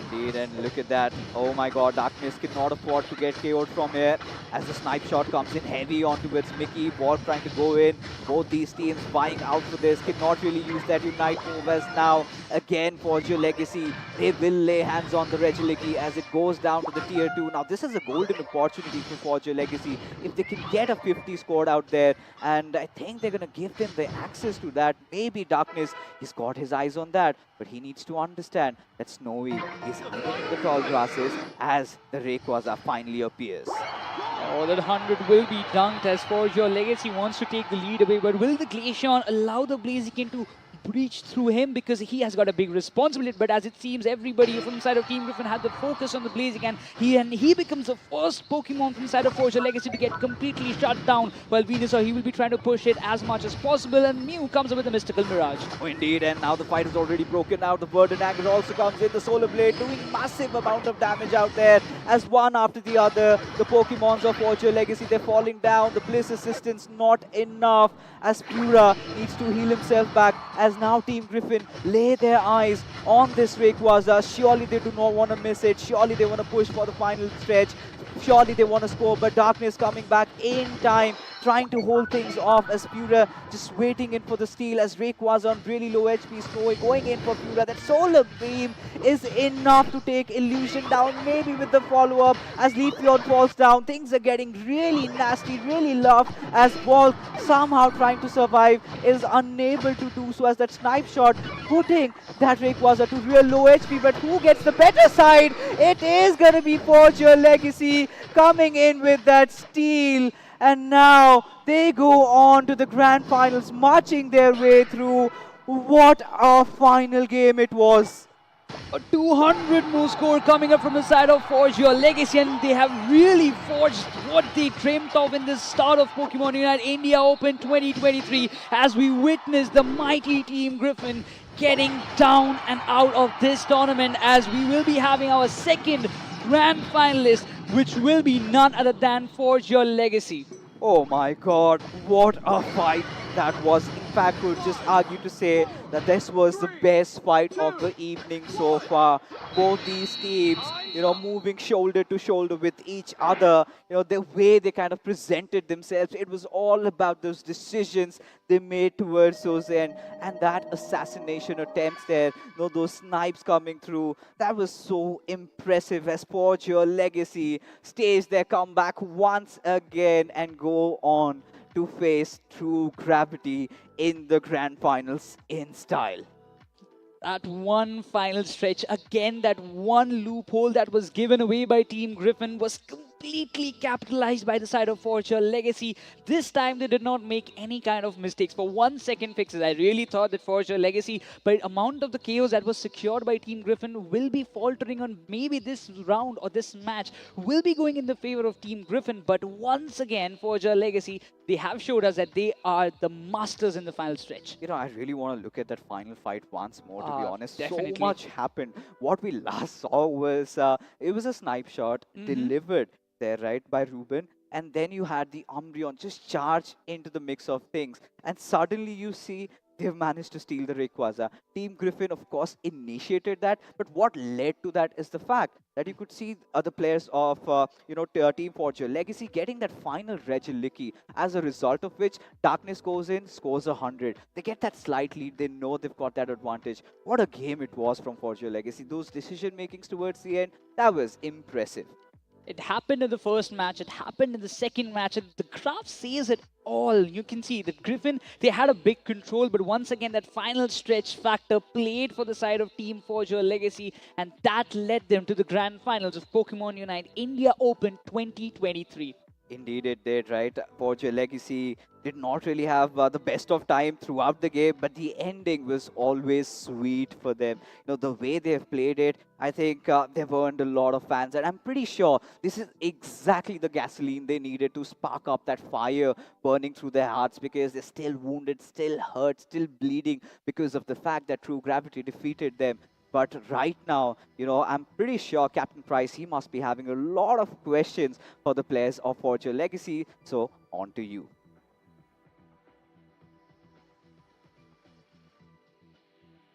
Well, thank you so much, Fixes and Necros. But one thing is for sure, I mean, that one change in the Venusaur playstyle, it did matter a lot. The Solar Beam and over with the Sludge Bomb or Giga Drain. I mean, things are getting spiced up, new things are popping in front of us. But of course, there are things for you guys as well, whoever's in the audience. You guys have a chance to win keychains, pushy, and of course, you will get the legendary WCS jersey as well. Do not go anywhere. There are these three giveaways, the keychain, the plushie, and of course, the legendary WCS jerseys. Everything is going to happen after the grand finals. But for now, I would like to invite on stage in front of me, Volk. Volk, if you could please come forward. Yes, there's a lot of chatter we need to have with you. Okay, entire team come forward. And Volk, please come beside me. So, Volk, the first game, it was a loss, right? But now, you have shown us what you can actually do. Whose decision was it to go on with the Venusaur Solar Beam? Pura, that's all him. He That's chose, all him. yeah. So, he had some communication error because of like technical difficulties. So, like everyone used their own judgment and discretion in the matches. So, yeah. All right, that was really nice. I mean, on game number 1, even I felt there was communication gap. But on game number 2, when you came into this game, did you know that you're going to secure it 2-0, or was it going to go on to the third game when you saw the draft? I mean, we were just focusing on the game. We didn't think about the result and all. You didn't think So, about yeah. the results at all. And Right. there was communication gap like all games. I think that was mostly because of technical difficulties, I but see. trying our best. And for the final game, do you have anything to say to your opponents, to all the fans who are present here? Will be fun to rematch them. We played them like an hour Yes, earlier, so let's see if we have adapted a bit. Or, yep. Hope you guys enjoyed the games. Yeah, I mean, we Did all you enjoy enjoyed the it. game? Yeah, we all enjoyed the game. Thank you so much, Volk. And, honestly speaking, I really love this revenge coming in. That's going to be there for the grand finals. I mean, Forge Legacy, they were taken down 2-0. And I would love to see it if Forge Legacy can take down True Gravity in a 2-0. But all that's going to happen after a quick post-match segment. So, casters, please take it away. It surely would be, right? If it's that revenge matchup coming through, and well, that lower bracket blessing comes into play for the players of Forger Legacy out here. But talking about the breakdown of what really happened, I think it's quite evident, right, Necros? Because initially we could see in both the games, Team Griffin took a really good lead, and it was those final stretch hiccups that led to their fall. I mean, throughout the playoffs, we did not see Team Griffin making this kind of mistakes, or I would say they gave a little bit of opportunity to the side of Forger Legacy. And that being said, Volk is a kind of player who doesn't even let that kind of opportunity slip away from his hand. He made sure that we don't make any kind of mistakes. But I'm going to say this. I told you just a few moments back, when that snipe shot was missed, I really thought this is done for Forger Legacy, and this is going to be Team Griffin who will walk away. But I really want to ask Doc, where did he come from? He just came from the woods, from the tall grasses, just leaping through. But talking about the player of the game has to be Ruben. This young star kid that we've had. He's that trainer that is out here to prove his mettle, and indeed has done so. Something which was sort of missing in the first BO3 against True Gravity. Now it seems like he's in the mood for it. Oh, Ruben, he's making a good kind of impact, or I would say an impression over that one team who was the first grand finalist. Definitely it will be Team True Gravity who will be waiting for them in the grand finals. But that being said, Ruben is finding a lot more value in every time his team is in a need. Oh, indeed. And, at this point, right, Ruben, he had to step up, and he did. But it was just not him, right? It was Docker playing to his heart's out. It was Volk even there in those final moments. He's using those bliss assistants there, and everything sort of panned down. But again, going back to, breaking down really what happened, I think that Regilicky was a little bit of a game changer, because that kind of flipped Team Griffin to be the aggressors instead of defenders, because then they realized they had to force that Rayquaza, considering that 100 scoring came in from Darkness. That sort of changed everything. They were focusing on those objectives. As we take a look at the match report, look at that. Illusion having the highest KO. He's had the highest damage dealt. But look at who the winners were. They were Forge Your Legacy, right? With Inteleon, Ruben goes to deliver. He delivered with Mew as well. When he was also denied of Mew, he went with Inteleon and he still delivered.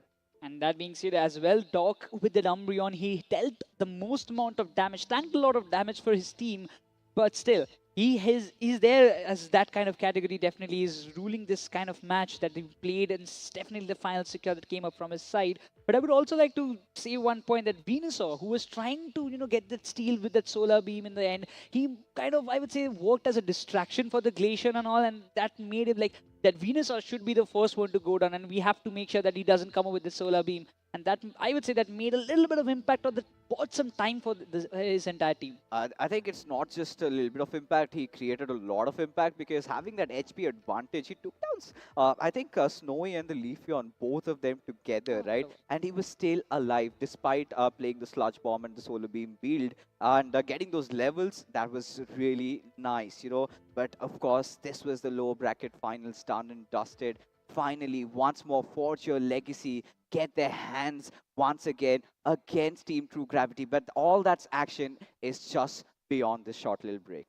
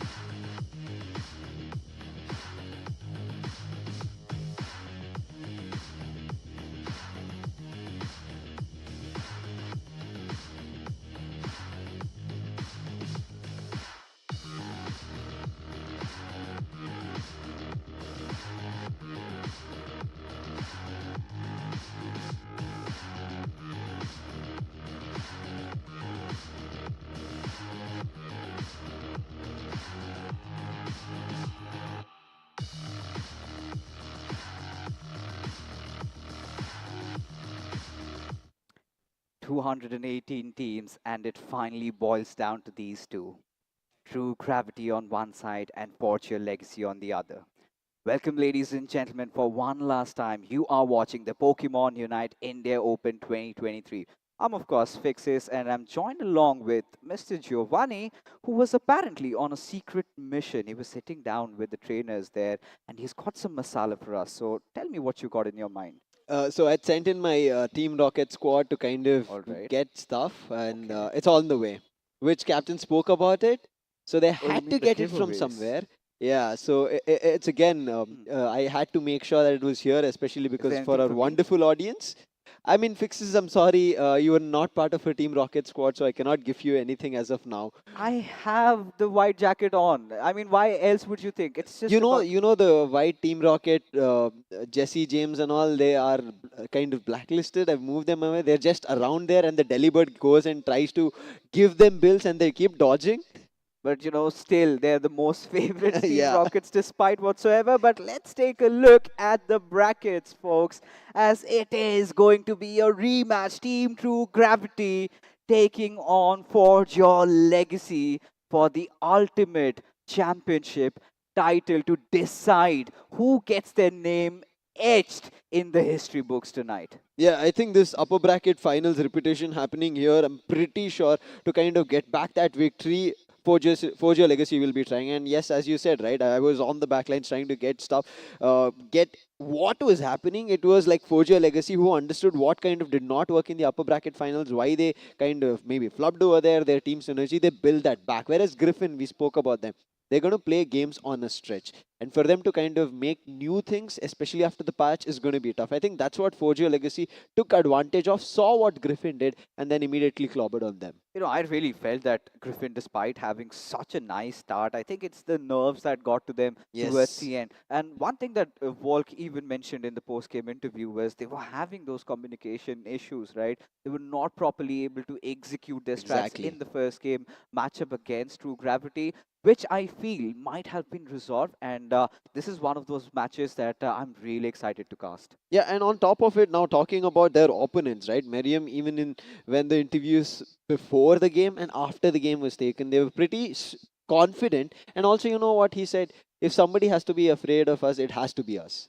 That's what he said. So I think for now, of the confidence that True Gravity walk up with, it's going to be a tough game here for Forge Your Legacy, especially after already True Gravity taking them down once. However, Forge Your Legacy trying to bring us that lower bracket story. I'm not too sure if it's going to happen here, Fixes, but that's what we are looking forward to.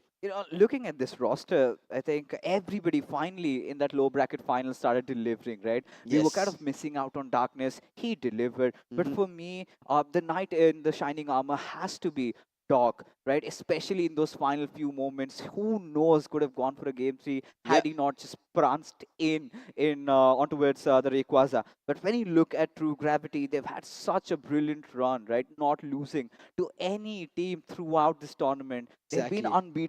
unbeaten so far, and this is the final test, the final hurdle, and they're looking forward to it. And they'll look forward to clearing it as well because they want to be crowned as the champions and nothing else. They'll not even take the runners up because I think True Gravity here, as we said, right, they are the origin Griffins. They wanted to make sure that they want to put down their efforts that they put throughout and look forward to doing something different this time. Right now, we will also see the head to head between two players who are to be watched out for. Very crucial in these games. It's going to be none other than Fura as well as Meriam. I think in games that we saw recently, it was super close.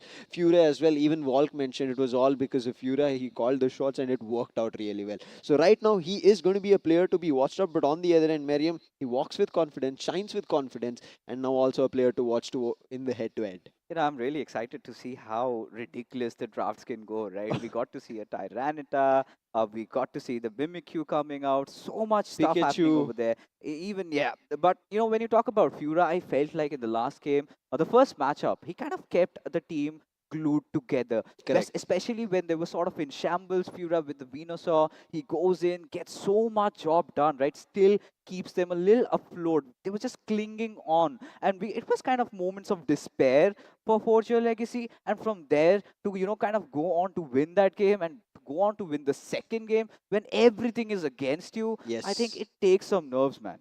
I think as you rightly said, it's about that synergy and communication that teams are slowly eventually figured out here, and it happens in the land stages when they play in the comfort of their homes. They know they can kind of relax it however they want. They have no eyes watching in front of them, and there's no like literally you feel that so many eyes looking at you, right? That pressure never felt, and also a very different environment that they'll be in now that they have become used to. And especially, I feel like Forge Your Legacy, who have done this lower bracket run to get back to the upper bracket, just like how upper bracket finals was, back to the grand finals. They're looking forward to that champions title and also defeating True Gravity if possible. But True Gravity, as you said, I'm pretty sure they're ready for this. They were sitting back, they watched Griffin, they were ready for Griffin, they were watching even Forge Your Legacy. Now they should be ready, just like how Forge Your Legacy got ready for Griffin. But now things are going to change, right? Of course, after that first game where we kind of saw the draft that we really did not anticipate, this time things could be completely different. Yeah. This time we might get to see Mimikyu being banned off, Yes. maybe Zacian also out of cards, but we know they've got those alternates, right? At the moment we saw Zacian kind of going away from darkness, he went in with the boss wall. We saw him deliver every single time. It was demanded of him in the lower Yes. bracket finals. But now, of course, Forge Your Legacy is one of those teams that they're kind of eyeing on that vengeance against True Gravity. But again, when you have players like Zshol, you've got Meruem, so many of those trainers out there Exactly. who have performed in the past, who kind of manifest the energy from the crowd coming in, who've been, part of such big events, right? That is where they get that little extra edge. But this is where, Volk and Doc, I think those jitters are finally off. I think Yes. this is going to be a really even matchup, and who knows who could write this one off. Yeah, one thing I kind of see in this battle is when we mentioned that there's a new player change, that was also something that players had to kind of get accustomed to. Forge Your Legacy finally came through towards it. But I still feel kind of that role change that has happened over the playoffs and right now on the LAN finals, that might still affect. Whereas on the sides of True Gravity, they've not had that change. They're playing on the similar roles of those attackers, defenders, and speedsters. So it should be an advantage here for them, especially that they had to play only one game. Calling it for the side of Legacy, this is their third game for the day. Now, in terms of, as you said, the momentum, right, that might help them. But for a team who has been like not keeping their hands cool, waiting for the right movement, and also not getting sweaty, we kind of talk about that, right? It's not easy. One small slip up, and maybe you early jump into a fight. Maybe you're playing a Leafy and you jump in with a Leaf Blade. Done is the game. Slowbro catches you with a slow beam. So these are the small factors that we have to look into. But at the end of the day, even these things can be bought back, as we did see, right? Griffin, of how they were able to break those shields and get back that game. Such a close one. Oh, indeed, right? Like you said, that one small mistake could cost you a lot, and indeed has sent Team Griffin home and packing, right? Yeah. Because, you talk about that first game in that low bracket finals, it was Nova, I believe, on Slowbro, just goes in, gets picked off, then Snowy sort of follows up alongside Illusion, and they get picked off. And again, that's where Forge Your Legacy sort of carve their way through, get the Rayquaza, get those scorings done. But even in the second game, Team Griffin off to another beautiful start, but those small decision-making mistakes, letting that Regieleki go and hitting that to your post and keeping things opened up enables Darkness to go and score that 100, and suddenly the tables are turned. And those little errors, cost Team Griffin this entire tournament, something which we kind of thought that would be the matchup, right? True Gravity versus Griffin in the grand finals. Because when you look at True Gravity, they were ex-Griffin. Now they're going against the new Team Griffin, and that would have been something for the storybooks. But we also do have a match on our hands, right? Forge Your Legacy, I think, as their name suggests, they're definitely trying to, create a legacy that everybody remembers. As we were speaking about Griffins, right? Volk was also ex-Griffin player. So Gravity with ex-Griffin. Now Volk also now trying to make another one, and as you mentioned, legacy, right? I think that's what he's trying to push through, because Volk, even when we saw in the last India Open, he was playing with Marcos, unfortunately got eliminated very early on in the game. This time, however, again came to that similar spot after losing the upper bracket finals. Thankfully, double elimination, survived, made his way through. But now in the upper bracket, grand finals done, everything is there. There's no more upper lower anymore. Grand finals, they have to find a way to victory. And we even talked about the Pokemons of choices.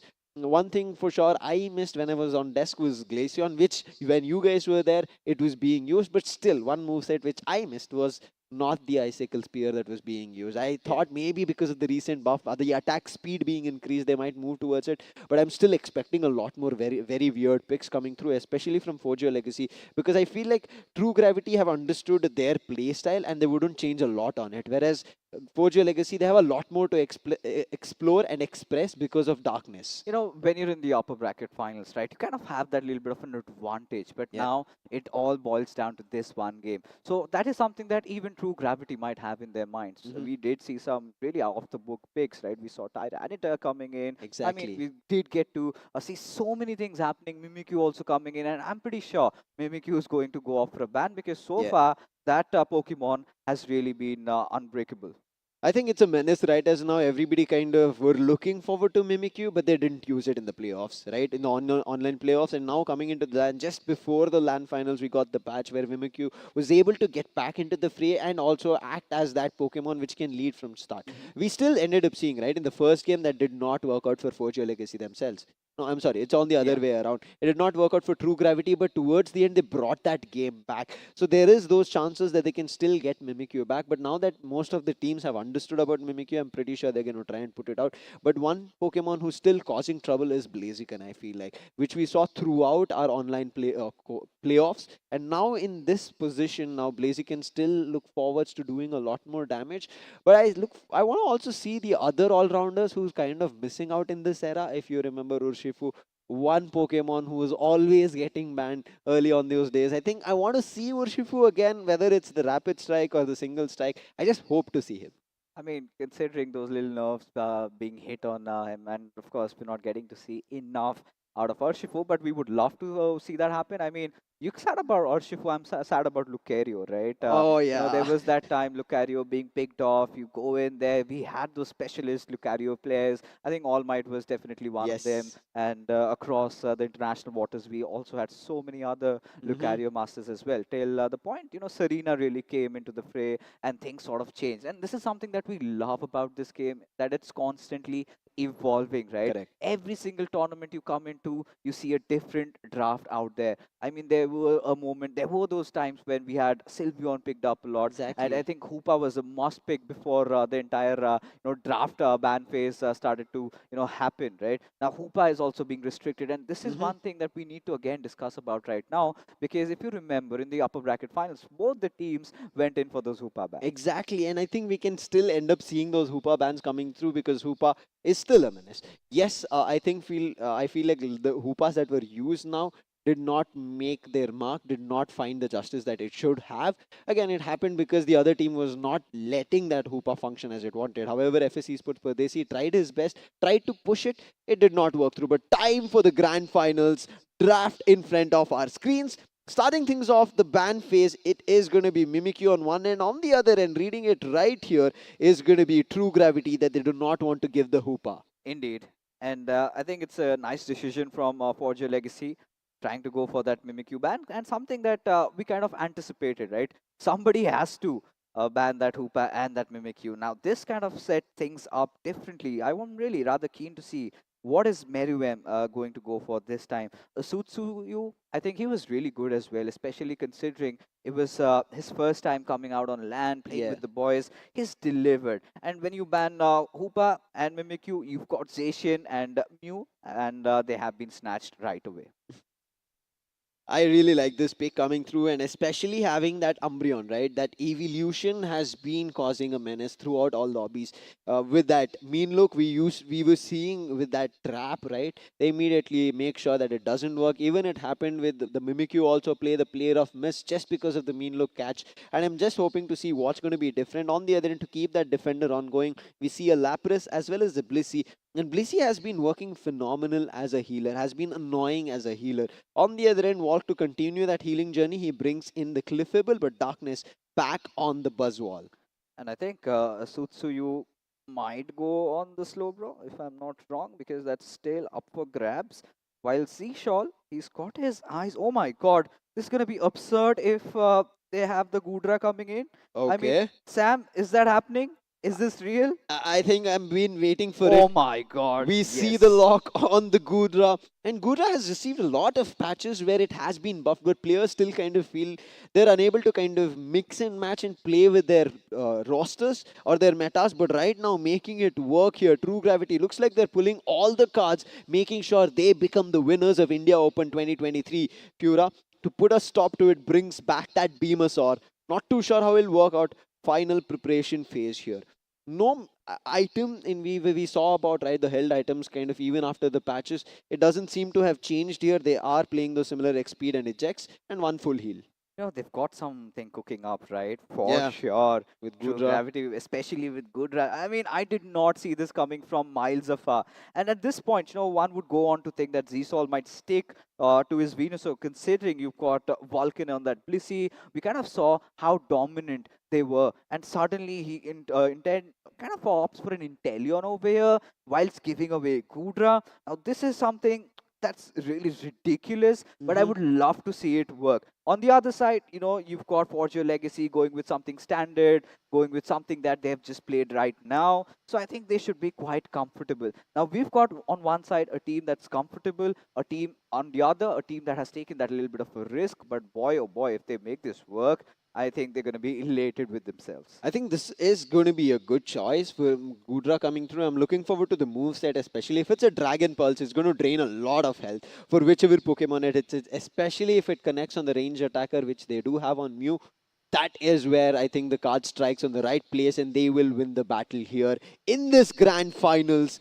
Trainers are ready. We are ready. Let's kick things off with the grand finals between True Gravity and Forge Your Legacy. The best of three starts now. Indeed, Forge Your Legacy on the orange side, whilst True Gravity on the purple.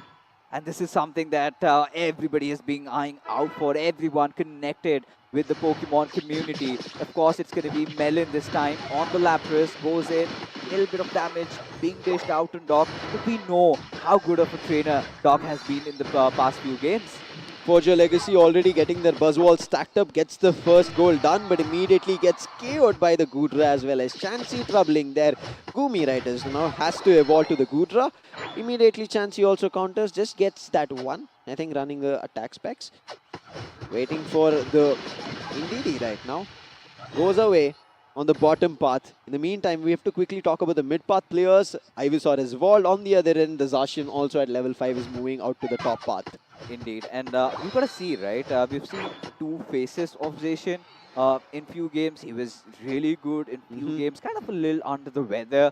But this time, let's see what can they offer, right? We've seen Zacian having the potential, especially when you've got Merivem sort of being forbidden from getting his Mimikyu. He's going to be a little unhappy about that, but that was something that maybe we had expected happening, right? And suddenly Doc just charging in, but no damage done. It's just being some exchange, and both will just back off and get those necessary heals. Early game, nothing much to be worried about. It looks like True Gravity and Forge Your Legacy are not diving into any fight as of now. They're just keeping things slow and calm. In the meantime, looks like Doc cannot keep it to himself. Tries with a play rough to kind of isolate Zshol, but Zshol, he is playing with his teammate healer, making sure that the supporter acts like the front line and keeping himself at bay. And them pretty sure want to find a way to get a lot of damage, but Doc jumps in along with him. Volk is there, the Beamon coming in through it, not going to be enough. Doc goes down, Cliffable as well. That's going to be a double KO coming in for True Gravity and pushing all the players of Forge Your Legacy back. Ruben also forced to be run back. He's getting hit with the Ice Shard as well as the Water Pulse, but thankfully he's in his flux zone. The speed helps him to survive. Indeed, I mean, you could see objectives trying to get secured from both the ends, right? Forge Your Legacy definitely might have had two of their Pokemon KO'd, but they're still getting some pressure applied on that top lane, right? Kind of forcing out True Gravity's trainers to kind of bring in their forces on towards that middle lane. But as things stand, right, if you look at the levels, I think Forge Your Legacy is doing a really good job getting those levels up on the Ivysaur. I think it's already evolved into the Venusaur. We've got Mew on level 7 as well, Doc hitting that level 6. So True Gravity needs to find some semblance of hope over here, especially in that first objective fight. We see the Reggie spawn right now. It's going to be a Reggie Rock on the bottom, and as usual, the Reggie Eliki. Level 8 on the Venusaur. No unites on the side of Fortune Legacy, but on the other end, True Gravity have the Sovereign Sword on the Zacian. They initiate a fight already to get the bottom Reggie secured, but Zshal causing trouble. There's going to be the Eos energized attack. They're trying to hit it, but in the meantime, the beam coming in. Furia, he puts down Zshal. A big KO being found, and on top of it, putting the Zacian also down for the overextension. And Volk should also be put down. We spoke about the Unite. The Unite comes out from none other than the Beamisaur with the Verdant Anger, a 3 KO streak, and the secure of a Regirock. This time, Forger Legacy off to a really good start, and True Gravity left scratching their heads, right?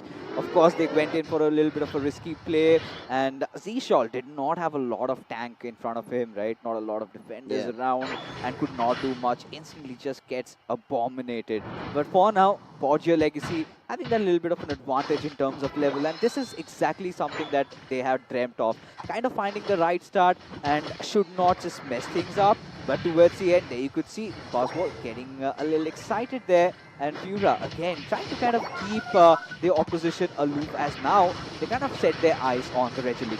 Again, Zshal doing hefty damage, uses his Spy Vision. His Unite is out, might find a KO, but his teammates are helping. They're tanking the damage, making sure the Buzzwall doesn't get hit, but Buzzwall jumps immediately along with the help. Gudro also goes down. Lapras Express is here, but I feel like it's a little bit too late as the healer is also down. Zacian along with the Lapras trying to make things work, but Forger Legacy, they had their eyes glued on the Regieliki. Get that 6th ally for themselves. Verdant Dagger out again. It will force all the players back on the Flux Zone, and a big dunk.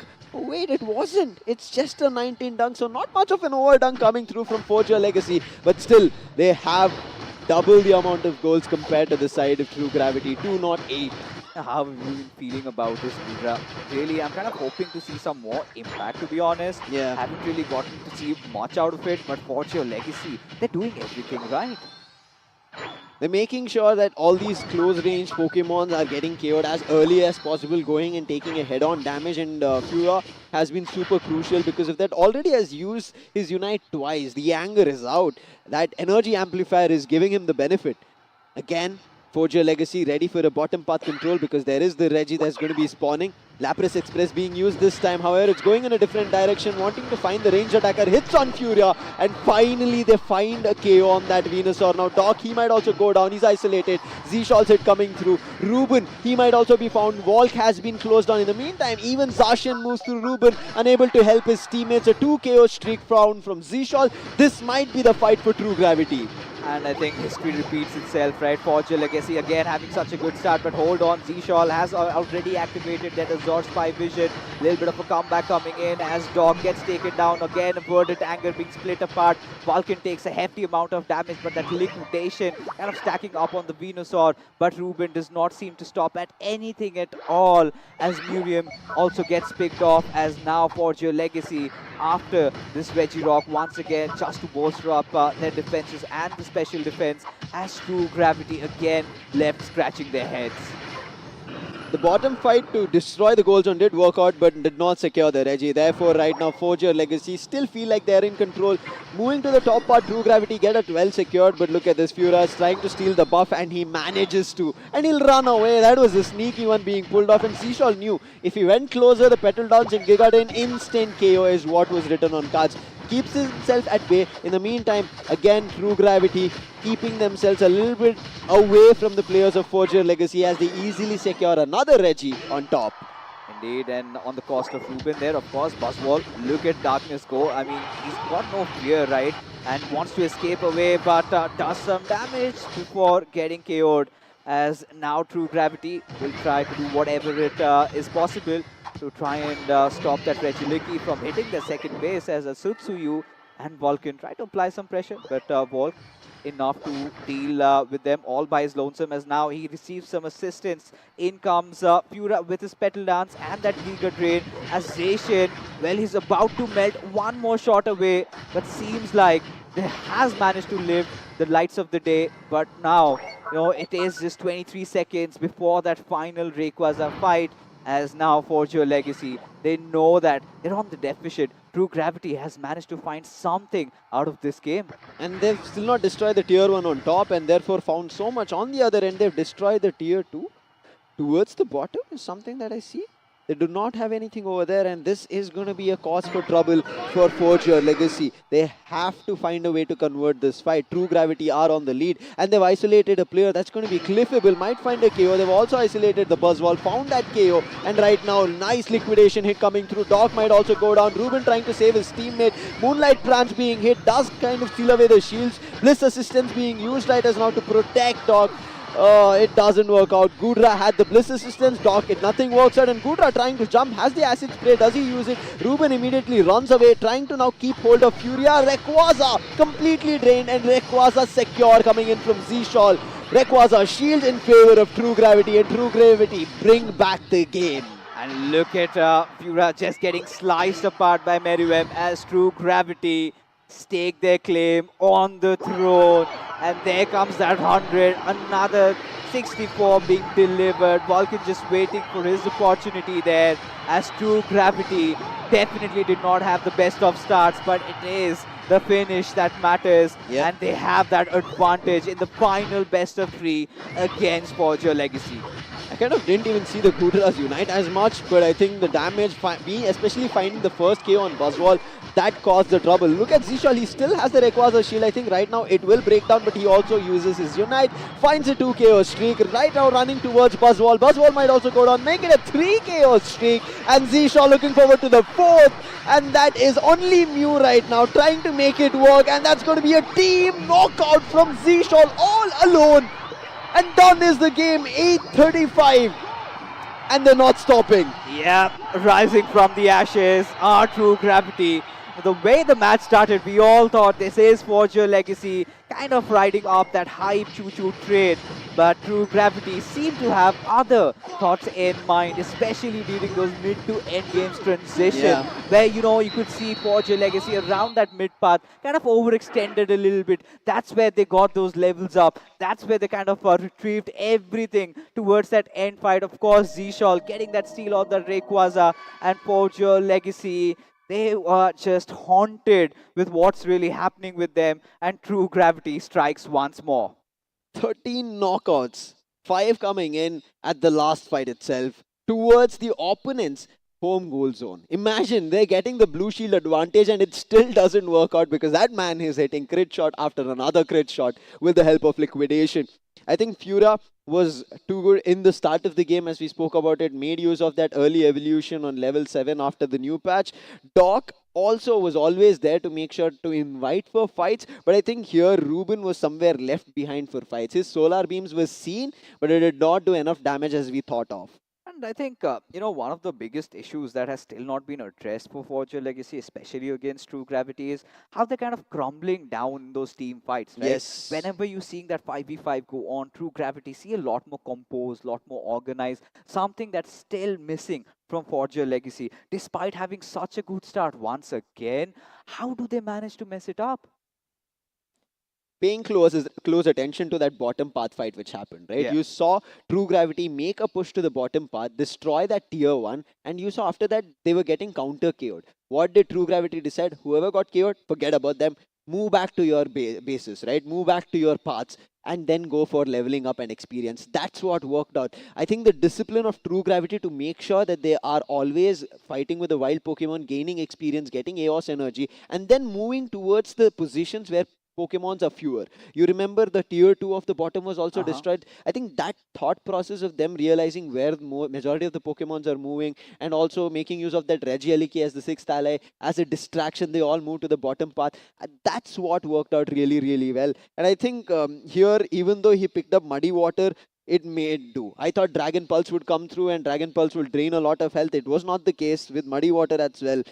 Suyu made it work for his team, and True Gravity have the first game in their own hands. And, you know, they're kind of doing with picks that we've never seen before. I Yeah. think this is the first time that I'm casting and I get to see a Gudra in play. Eventually, when it kind of started off, barring that first KO that he got, we could not see much more of that impact. But later, as the game progressed, which is kind of reflected on the graph, right?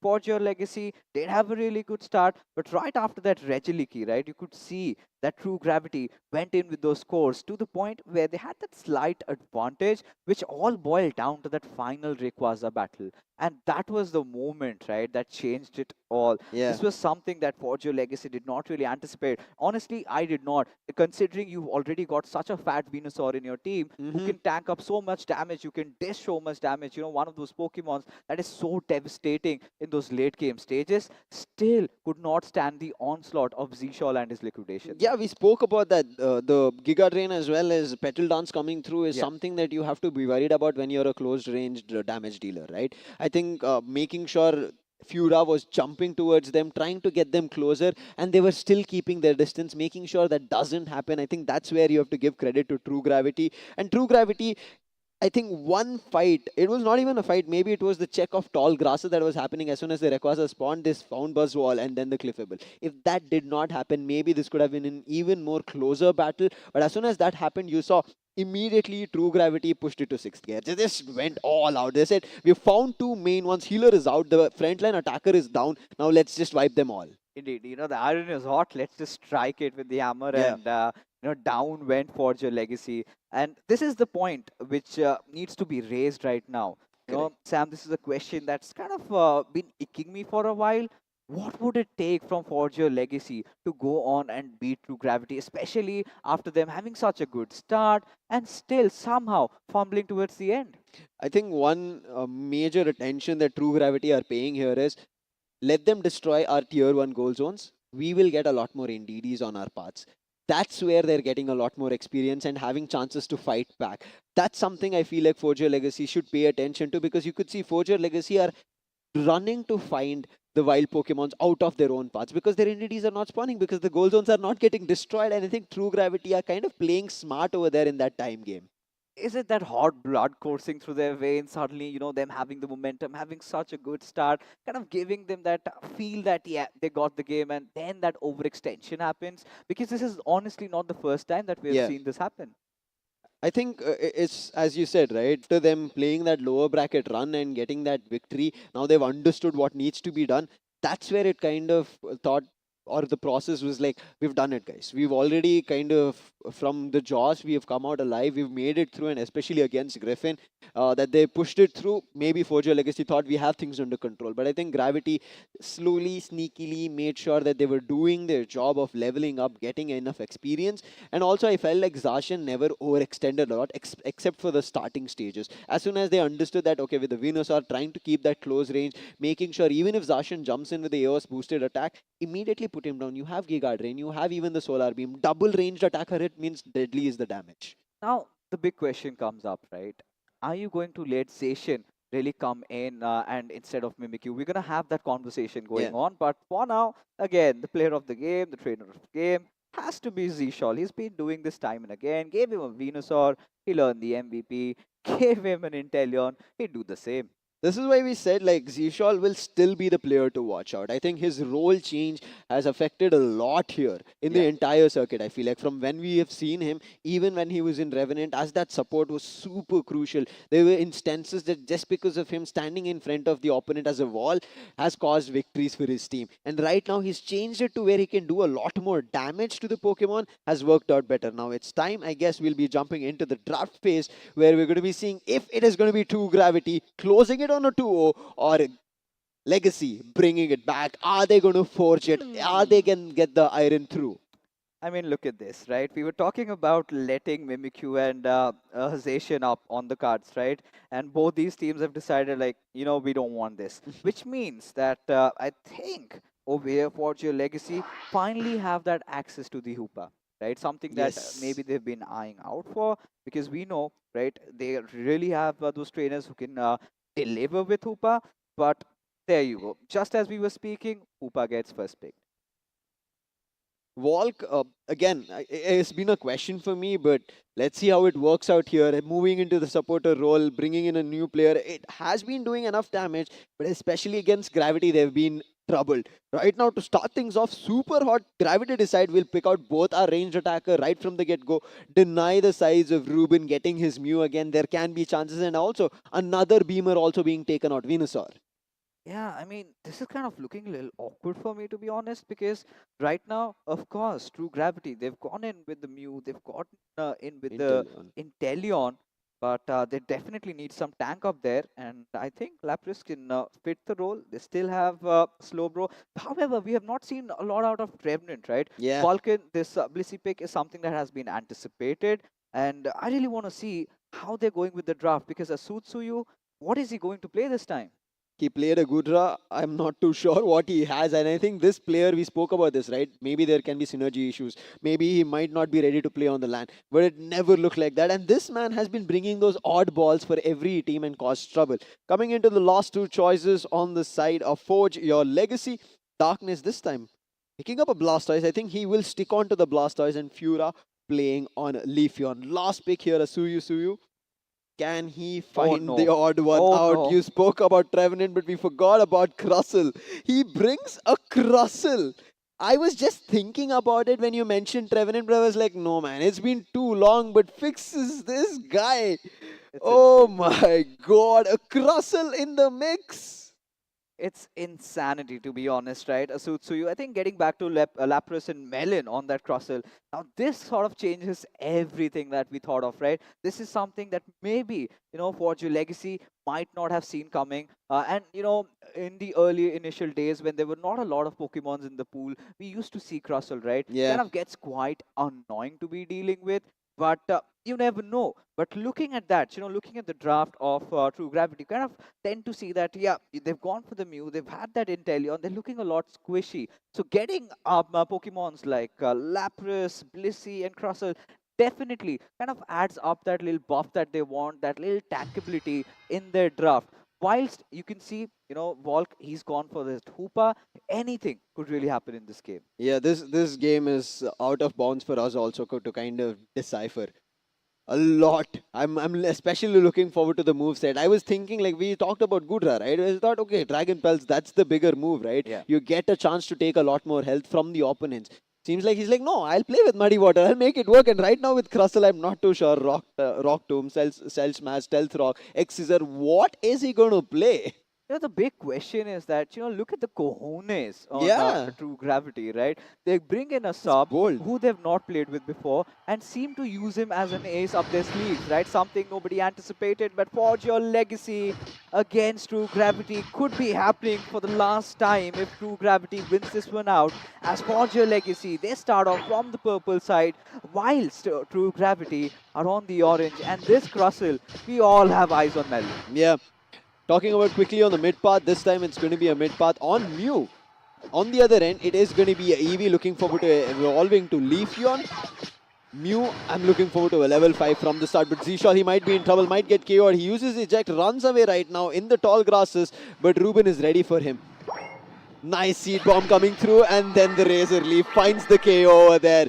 Forge Your Legacy, they're like, okay, you might find the first initial scores, but we'll find the first KO. I think this is something good, right? Just trading things off, and we really want this game to go to game number 3. I really want to see what more do True Gravity have to offer for us, but surely they might have practiced with this particular draft. But as things stand, right, Muse already is hitting level 5. We've got Leafeon on that level 5 as well, and there you go.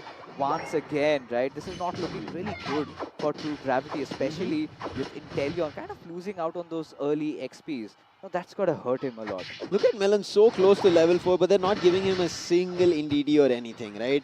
They denied the Altaria, Swablu and everything. Finally, the bunnies that they had kept in their flux zone, they make use of it and get themselves to level 4. Crustle has finally evolved. But I think it's the magic of these EVs that's working out. Rock Tomb is going to be one of the first movesets that Crustle uses. Mew on the other end, level 5, we spoke about it, needs to find damage, does find, puts Walk to rest for now and sends back to Nurse Joy. Will be back again joining with his teammates. But Forge Your Legacy, they have the early lead.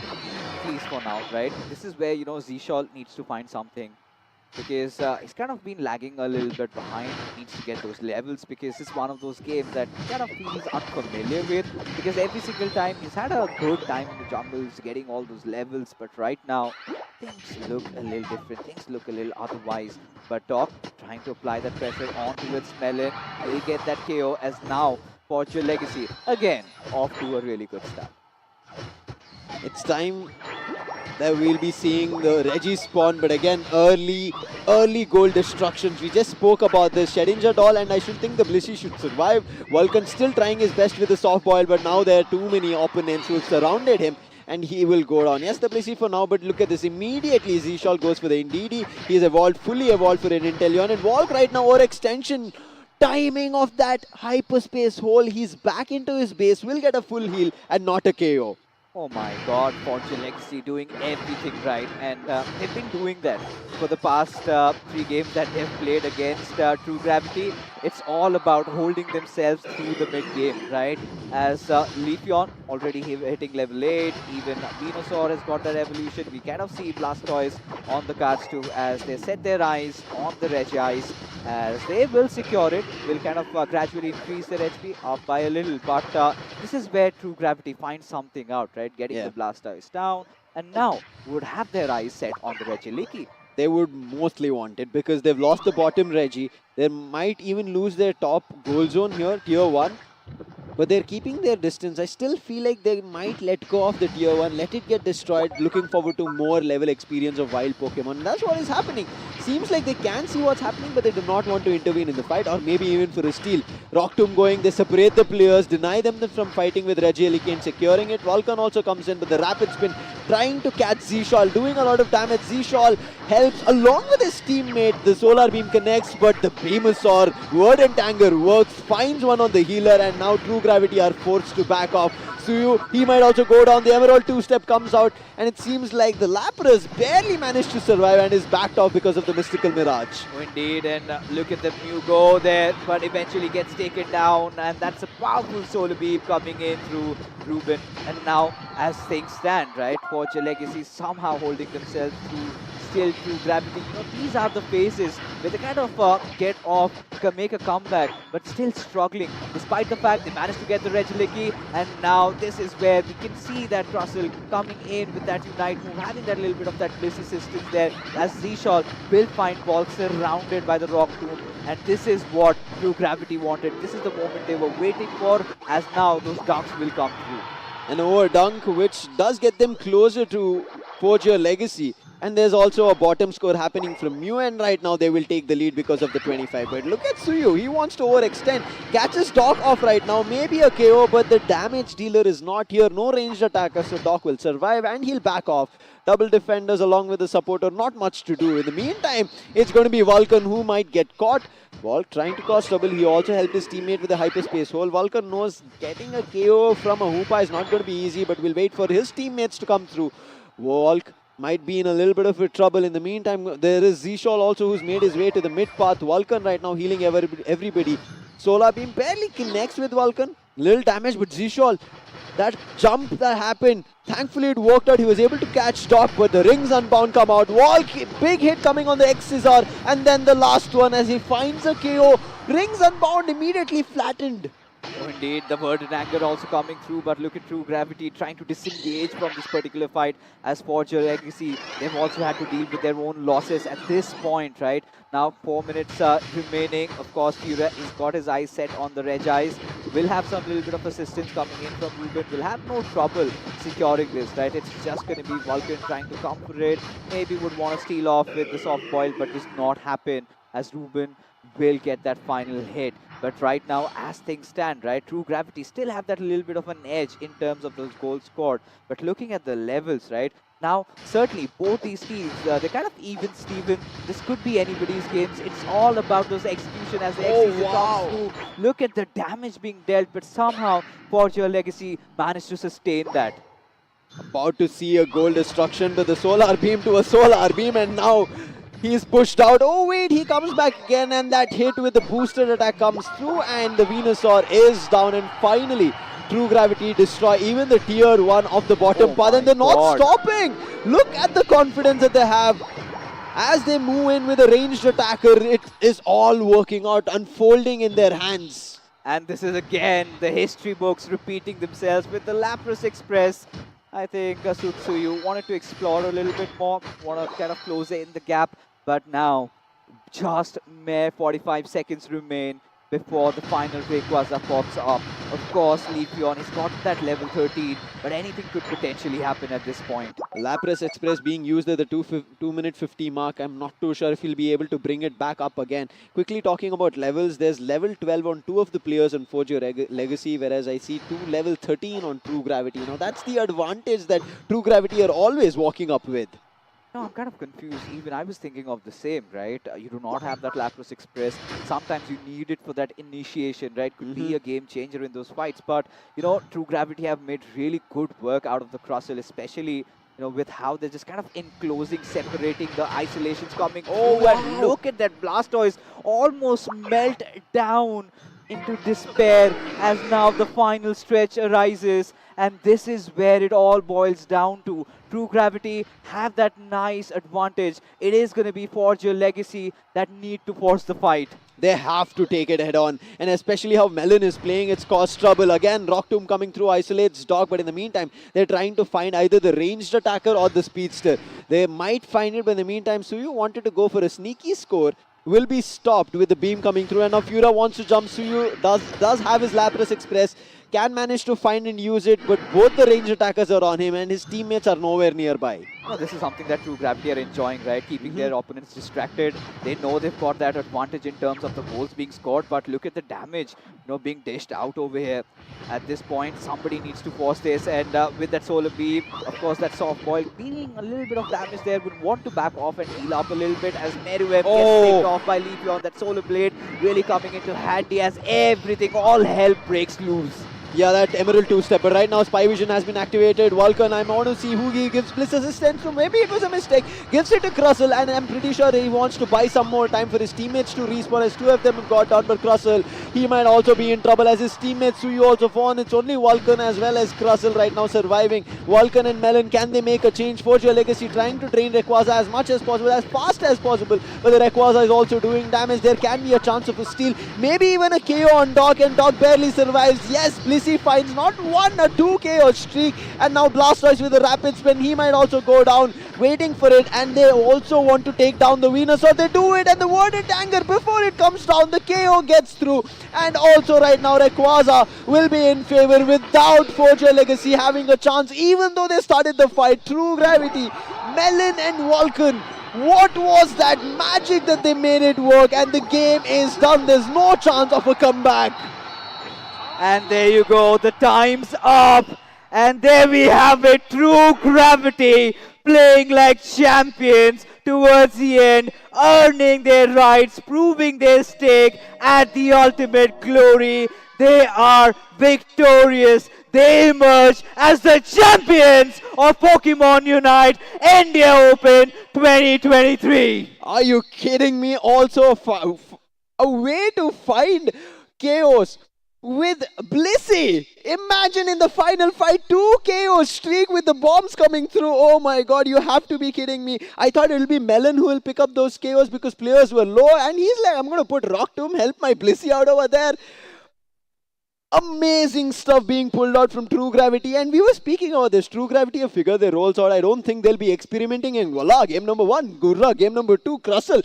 I don't know how long if we had pushed this, what and all True Gravity were packing. I think they were ready for anything and everything. All the cards, we were like, we're going to put it out.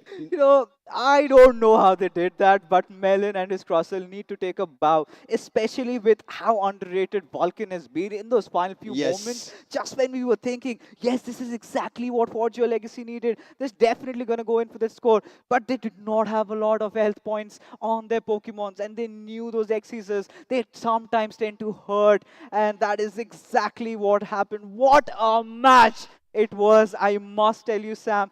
Really came down to the wire, but it was True Gravity who did have the big chunk of the pie, and here they are emerging as the champions. I think as soon as in our upper brackets, True Gravity were able to take down Griffin, that's where I kind of felt, oh man, this team looks very well rounded. They have everything that they need, especially with the role changes that they've had. We have to look out for this team, and that's what they made it happen. Amazing stuff, I think, right as now, as we've seen coming in from True Gravity. They fought with Revenant to start things off. Then immediately TG versus TG happened, where it was again True Gravity. But that game went down to the wire, went to the third round, and that's when we ended up seeing True Gravity victorious. But after that, today, starting things off, True Gravity decided we are going to be our today's grand finalists. Miriam said that we are the ones, we are the best team, and they proved here now in this grand finals and will be calling themselves the winners, the champions of Pokemon Unite India Open 2023. And in what way? Where we thought, okay, it's going to be Zishal, it might be Sue with his Lapras Express trying to do damage, it might be Mew. Well, no, none of them. It's your Blissey as well as Crustle, which none of us had even in our minds. We spoke about even Revenant fixes, and there's Crustle. It was an arduous path, definitely for these lads. It was a difficult journey, a journey filled with a lot of those hurdles, and step by step they crossed over it all, being crowned as the champions, the ultimate glory, heading into the ACL with those bragging rights, right? This is everything that they would have wanted, right? Every single nuance in those final fights, all made sense, because there was a moment you were even shocked, let's be honest. Yeah. The Bliss assistance on the Crossel, why? It was all Exactly. about buying that time, and eventually it sort of all made sense, right? Yeah. They did not have the Mew over there. They wanted to buy some time for him to really come back through, and they did. And not just that, they got more than what they had asked for, right? Getting those 2 KOs, that was absurd. That was madness, insanity, whatever you call that. They somehow made it work. And you see, even in the last fight, right, they knew there was a player who was ready to secure. That was the Venusaur. Mew ran towards him. Crustle was also moving. Like, no, there's no secure steals happening at all. They're like, Blastoise will eventually go down because Rayquaza was also doing damage, right, in that pit. And what a play coming in. That decision making, being so decisive on the go, especially that you spoke about it, Bliss assistance for a Crustle. We would have thought it would have gone to Zishal, it would have gone to Mew, somebody other than a Crustle, right? Maybe even a Lapras, because Lapras was super low later down the line. But man, what a fight to conclude. One end it was the Gudra, and one end right now Crustle, a defender. When we played the upper bracket journey, right, it was Blissey, these support characters doing a lot of damage and now winning the games. Here, it's not just support, defender also chiming in, and I think Blissey right is now, hands down, is just not the savior, not just the healer, but also the damage dealer. It has to be a one-of-the-kind finals, right? Yes. Something that I have personally not witnessed before. Getting in such Pokemons that have not really been picked up, and somehow they managed to make it work. Sam and I, we've lost our minds, but we're going to be taking our goodbyes from you guys. But we've got so much happening because Captain Price, he's waiting with the champions. Over to you. Well, this was amazing, right? This was just amazing. I told you, I started off the show today mentioning that Blissey is a Pokemon to look out for. And that Blissey came in so handy. Who would have thought a Crustle would be picked in the last game? Now, let me remind you guys, Crustle, it was buffed, but nobody picked it all throughout the qualifiers, the double elimination brackets, and now on playoffs, on LAN, grand finals, the most important game.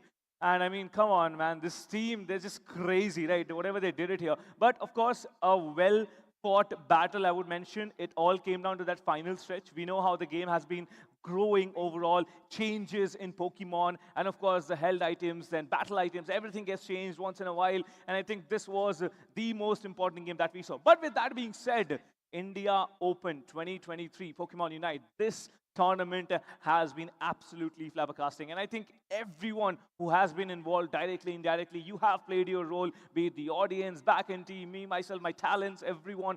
They have done such a fantastic job. But with that being said, I did mention, right, we are having giveaways. Yes, there were people who were coming and asking me that when is the giveaway happening? It's going to happen now, like right now. Now, you all have the raffle tokens, right? So the raffle tokens, be ready with your numbers.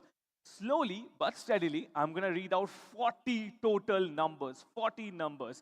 If you have the numbers with you, you guys need to head over to the right-hand side of my position here on the meet and greet area. You will be given the keychain which you have won just for being lucky and just for being here. So guys, be ready. I'll be reading out the numbers to you guys in a matter of seconds now.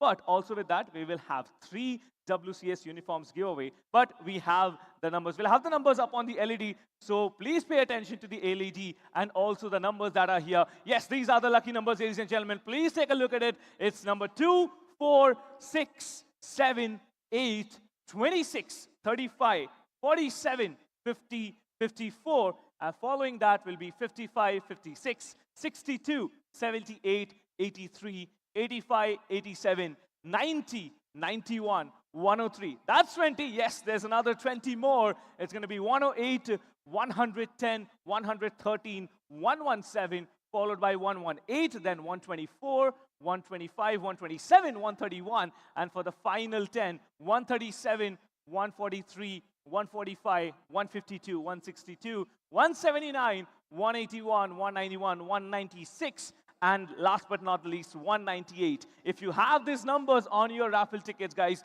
quickly step over to my right-hand side onto the meet and greet area. If you have these numbers with you, if you have the raffle tokens, please approach the meet and greet area and collect what you have just won, just for being here and just for being super lucky. But this is not all. I told you there will be a total of 3 giveaways. Now, out of those 3 giveaways, the second giveaway is the WCS uniforms. Who doesn't want to wear a Pokemon Unite uniform? The jersey, whatever you call it. I wanted to wear it. I could not, but you guys are lucky enough. 3 lucky people will get it. But these 3 people, who are they? What are the raffle token numbers? We'll get it over here, right here on the LCD. So be ready. You'll get it here on this LED. But again, a reminder to all the numbers that I just announced. You can head over to the right-hand side. But for these 3 lucky winners, number 43, number 76, and number 103, you guys need to come up till me. You need to come up to the stage to collect your WCS uniform. So, ladies and gentlemen, if you have the following raffle ticket numbers, 43, 76, and 103, please head over to the stage. Number 43, 76, and 103. Please head over to this area quickly, and then you're going to come up to the stage. The numbers are 43, 76, and 108. These 3 numbers, 43, 76, and 108. 3 WCS uniforms, man. Who doesn't want to wear it? Who doesn't want to wear it? 43. The only number that's remaining is 43. 43, please check your raffle ticket. If you have the number 43, quickly step up to the stage, please. Number 43, lucky number 43. All right. Now, may I please invite on stage the awardees. Well, yes, they are very special people. They have come among us. May I please invite Sunita first on stage. Please come on stage, Sunita. Please put your hands together for Sunita, ladies and gentlemen. And alongside Sunita, I would also require Ungraduate Gamer. Could you please come up on stage quickly? Ungraduate Gamer, wherever you are, please come up on stage. Ungraduate Gamer, yes, please come up on stage. Please put your hands together, ladies and gentlemen. All right. So welcome to both of you. And now may I please have the rewards given away to you guys. Please step on stage.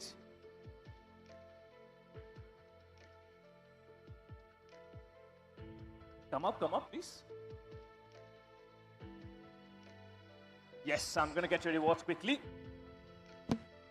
Yes, so this is your reward. And it'll be given by Sunita and Ungraduate Gamer.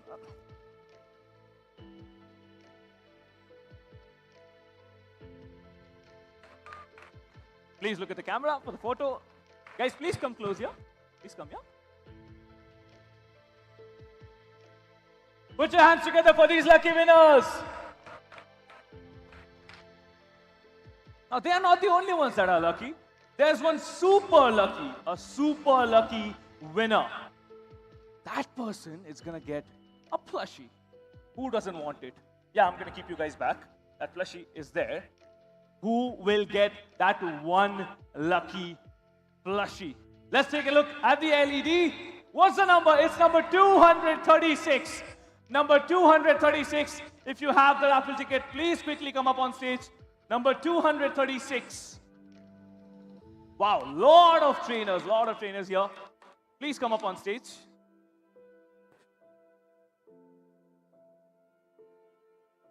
Congratulations, first of all. I'm going to get your plushie quickly.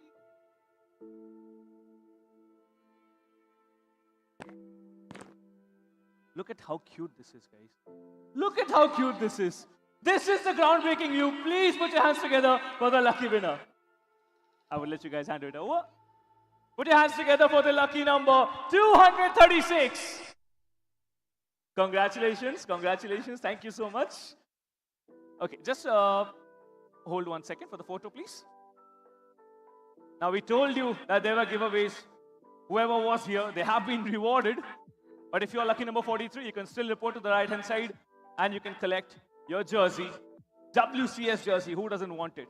Thank you so much, Ungadget Gamer and Sunita. Thank you so much for coming up here. But now, we all know what's next, right? Yes, the rewards, the winners, the runners-up, and the MVP. 3 rewards in total. 3 very important rewards. MVP could be anyone. We saw Mad Venusaur today. We saw Mad Crustle pick. We saw the Blissey, the groundbreaking Blissey, which has completely changed the game. But who is the MVP? That is the question. Runners-up and champions, I'm pretty sure you guys already know. For those of you who are here and all the trainers sitting back at home and enjoying the amazing LAN finals. I think the vibe for LAN finals is completely different. You come in here, you cheer for the teams playing up here, and then you see so many people. But let me just invite the awardees first on stage. May I please invite the one and only Kenjiro Ito, Chief Business Officer, the Pokémon Company, on stage. Please put your hands together for Mr. Kenjiro Ito.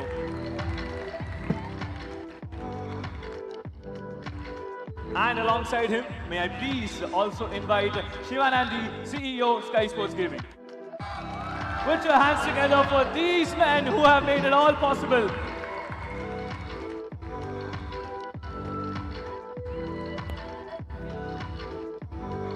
All right, so how does it feel?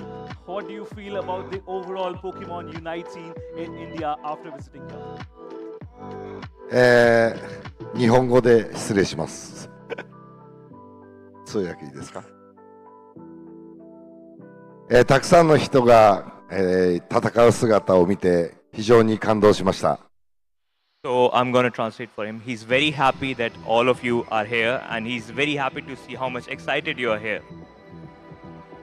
今日勝ったチームも負けたチームもぜひ次のインドの大会、そして次のアジアの大会、そして最後の世界の大会に向けてもっと練習に励んで、ポケモンユナイトを楽しんで、そして、戦っていただければというふうに思います。よろしくお願いします。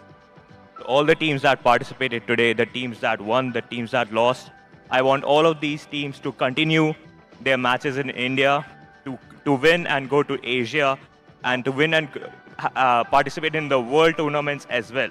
And I want you to get stronger in the Pokemon Unite and also have love for Pokemon and continue the love for Pokemon. That is just amazing. That is just amazing. Thank you so much. Well, I would also request Shivanandi.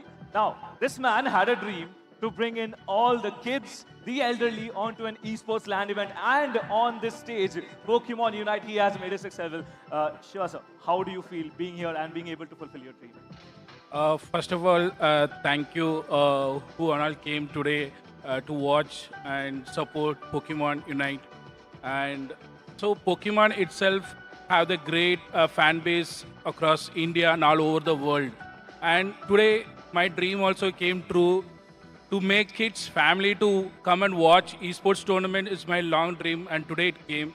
And thanks who and all who supported for the event, and thanks to Pokemon Company also who gave the opportunity. And congratulations to all the winners. Well, thank you so much. Now I'm going to hold you guys back here because I have the name of the MVP of Pokemon Unite India Open 2023. You guys want to find out who it is? Can I hear it from the audience? You guys want to find out who the MVP is? Yes, everyone is ready. So let's call him up on stage. It is the one and only Illusion. Illusion, may I please have you on stage? Give a big round of applause for Illusion. Wow. what an evening. What an afternoon. Welcome. Congratulations.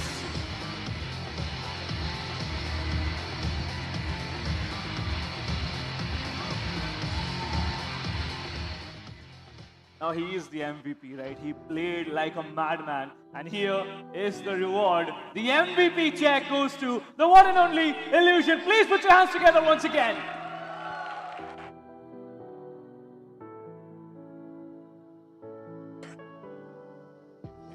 Now, this is the MVP, right? We still need the runners-up on stage. So you know who the runners-up are. Let's call them on stage. Let's call them on stage. Let's call the runners-up on stage. Yes, this team, they had a fantastic fight. They fought till their last breath. But may I please invite on stage the runners-up of Pokemon Unite India Open 2023. Team, forge your legacy. Please come on stage, guys. Give a big round of applause. They play like a champions.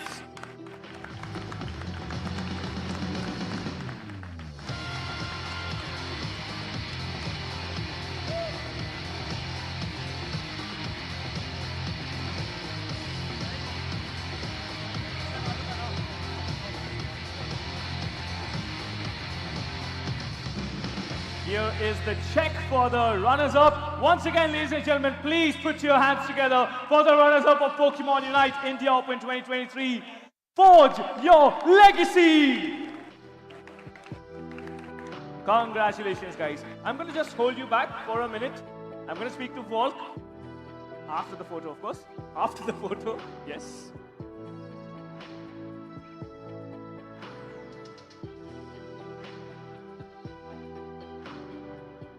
All right, Volk, please come here. That's a few. You can take a leave. Yes, sir. I'll talk to you. All right, so Volk, this was an amazing journey, of course.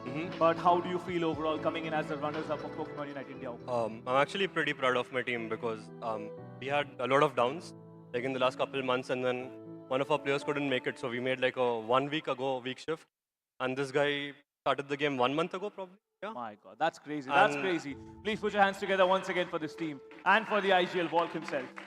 Wonderful job. Thank you. Thank you so much. But with that being said, the most awaited announcement, the winners of Pokemon Unite India Open 2023 Team True Gravity. Please come on stage, boys. Give a big round of applause for this team.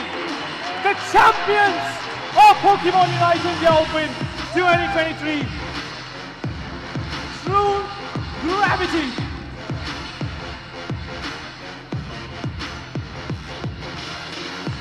Now. Oh my God. The first reward is going to be the check, of course. I have the trophy. I haven't revealed it to you guys. I'll give the trophy as well. Once again, ladies and gentlemen, please put your hands together for True Gravity. Now the next reward. Oh, it's heavy. Yes, this is the trophy. The champions of Pokemon Unite India Open. Please put your hands together for Team True Gravity. What a team. Absolutely phenomenal. Very few, just 1 or 2 losses, and they've made it up till here.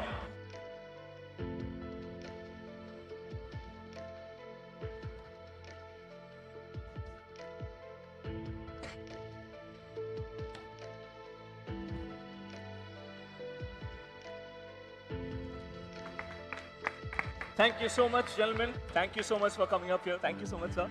Okay, I'm not going to let the IGL go. The other players you can enjoy. But only for the IGL, I'm going to keep him. Also, Zishal, stand by. I need both of you, the IGL and Zishal.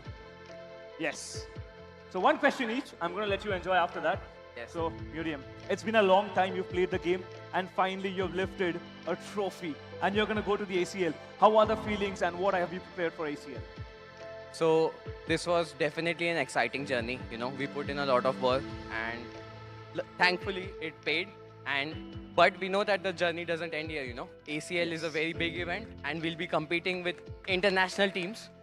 So hopefully we'll be able to prepare well enough for that. That is the goal. Absolutely. All right. Now you take the trophy and Zishal, come near me, please. Yes. Now I remember during India Open 2022, I had made this statement: Zishal on range attacker is the best. What do you have to say on that, first of all? Actually play defender better, but it's okay. I know, but we have seen you in the game. I mean, that's just a storyline he has to say that, yeah, okay. But range attacker, Venusaur, I remember Yeah. the second last game that you played. That was crazy, right? Whose call was it to go with the Giga Drain and the Petal Dance build? It's actually nobody's call. मतलब जिसको भी अच्छा लगता है, he picks it. Okay, that's fantastic. Because nobody knows ना किसका role किसका अच्छा. Oh, okay. So they're still figuring things out. But how prepared are you for ACL since your team has made it already there? It will be fine because Merom is going anyways. So Oh, yeah. That's going to be fun. Once again, ladies and gentlemen, please put your hands together for the champions of Pokemon Unite India Open, Team True Gravity. What a show we've had. Thank you to everyone out there, all the trainers, the Pokemon fans right here in KD Jadhav Indoor Stadium, New Delhi. Now this is a banger of a show, right? But the show, it's not over yet. We know 6 teams from India Open will be moving into ACL. We are going to watch the broadcast. We are going to enjoy the broadcast on the 9th, 16th and 23rd of December. Whoever is the champion from the India qualifiers moves in and plays in Bangkok on 17th and 18th of February on the ACL finals. That is also a LAN, so it doesn't end here. But for tonight, this is going to be it. My name is Captain Price. I was your host for the day, along with my talent desk. On English panel, we had Lucifer, Nick Rose, and Fixes. On the Hindi panel, we had All Might, Raider, and Tanmay. Thank you so much, guys, and have a great evening. This is me signing off with the team.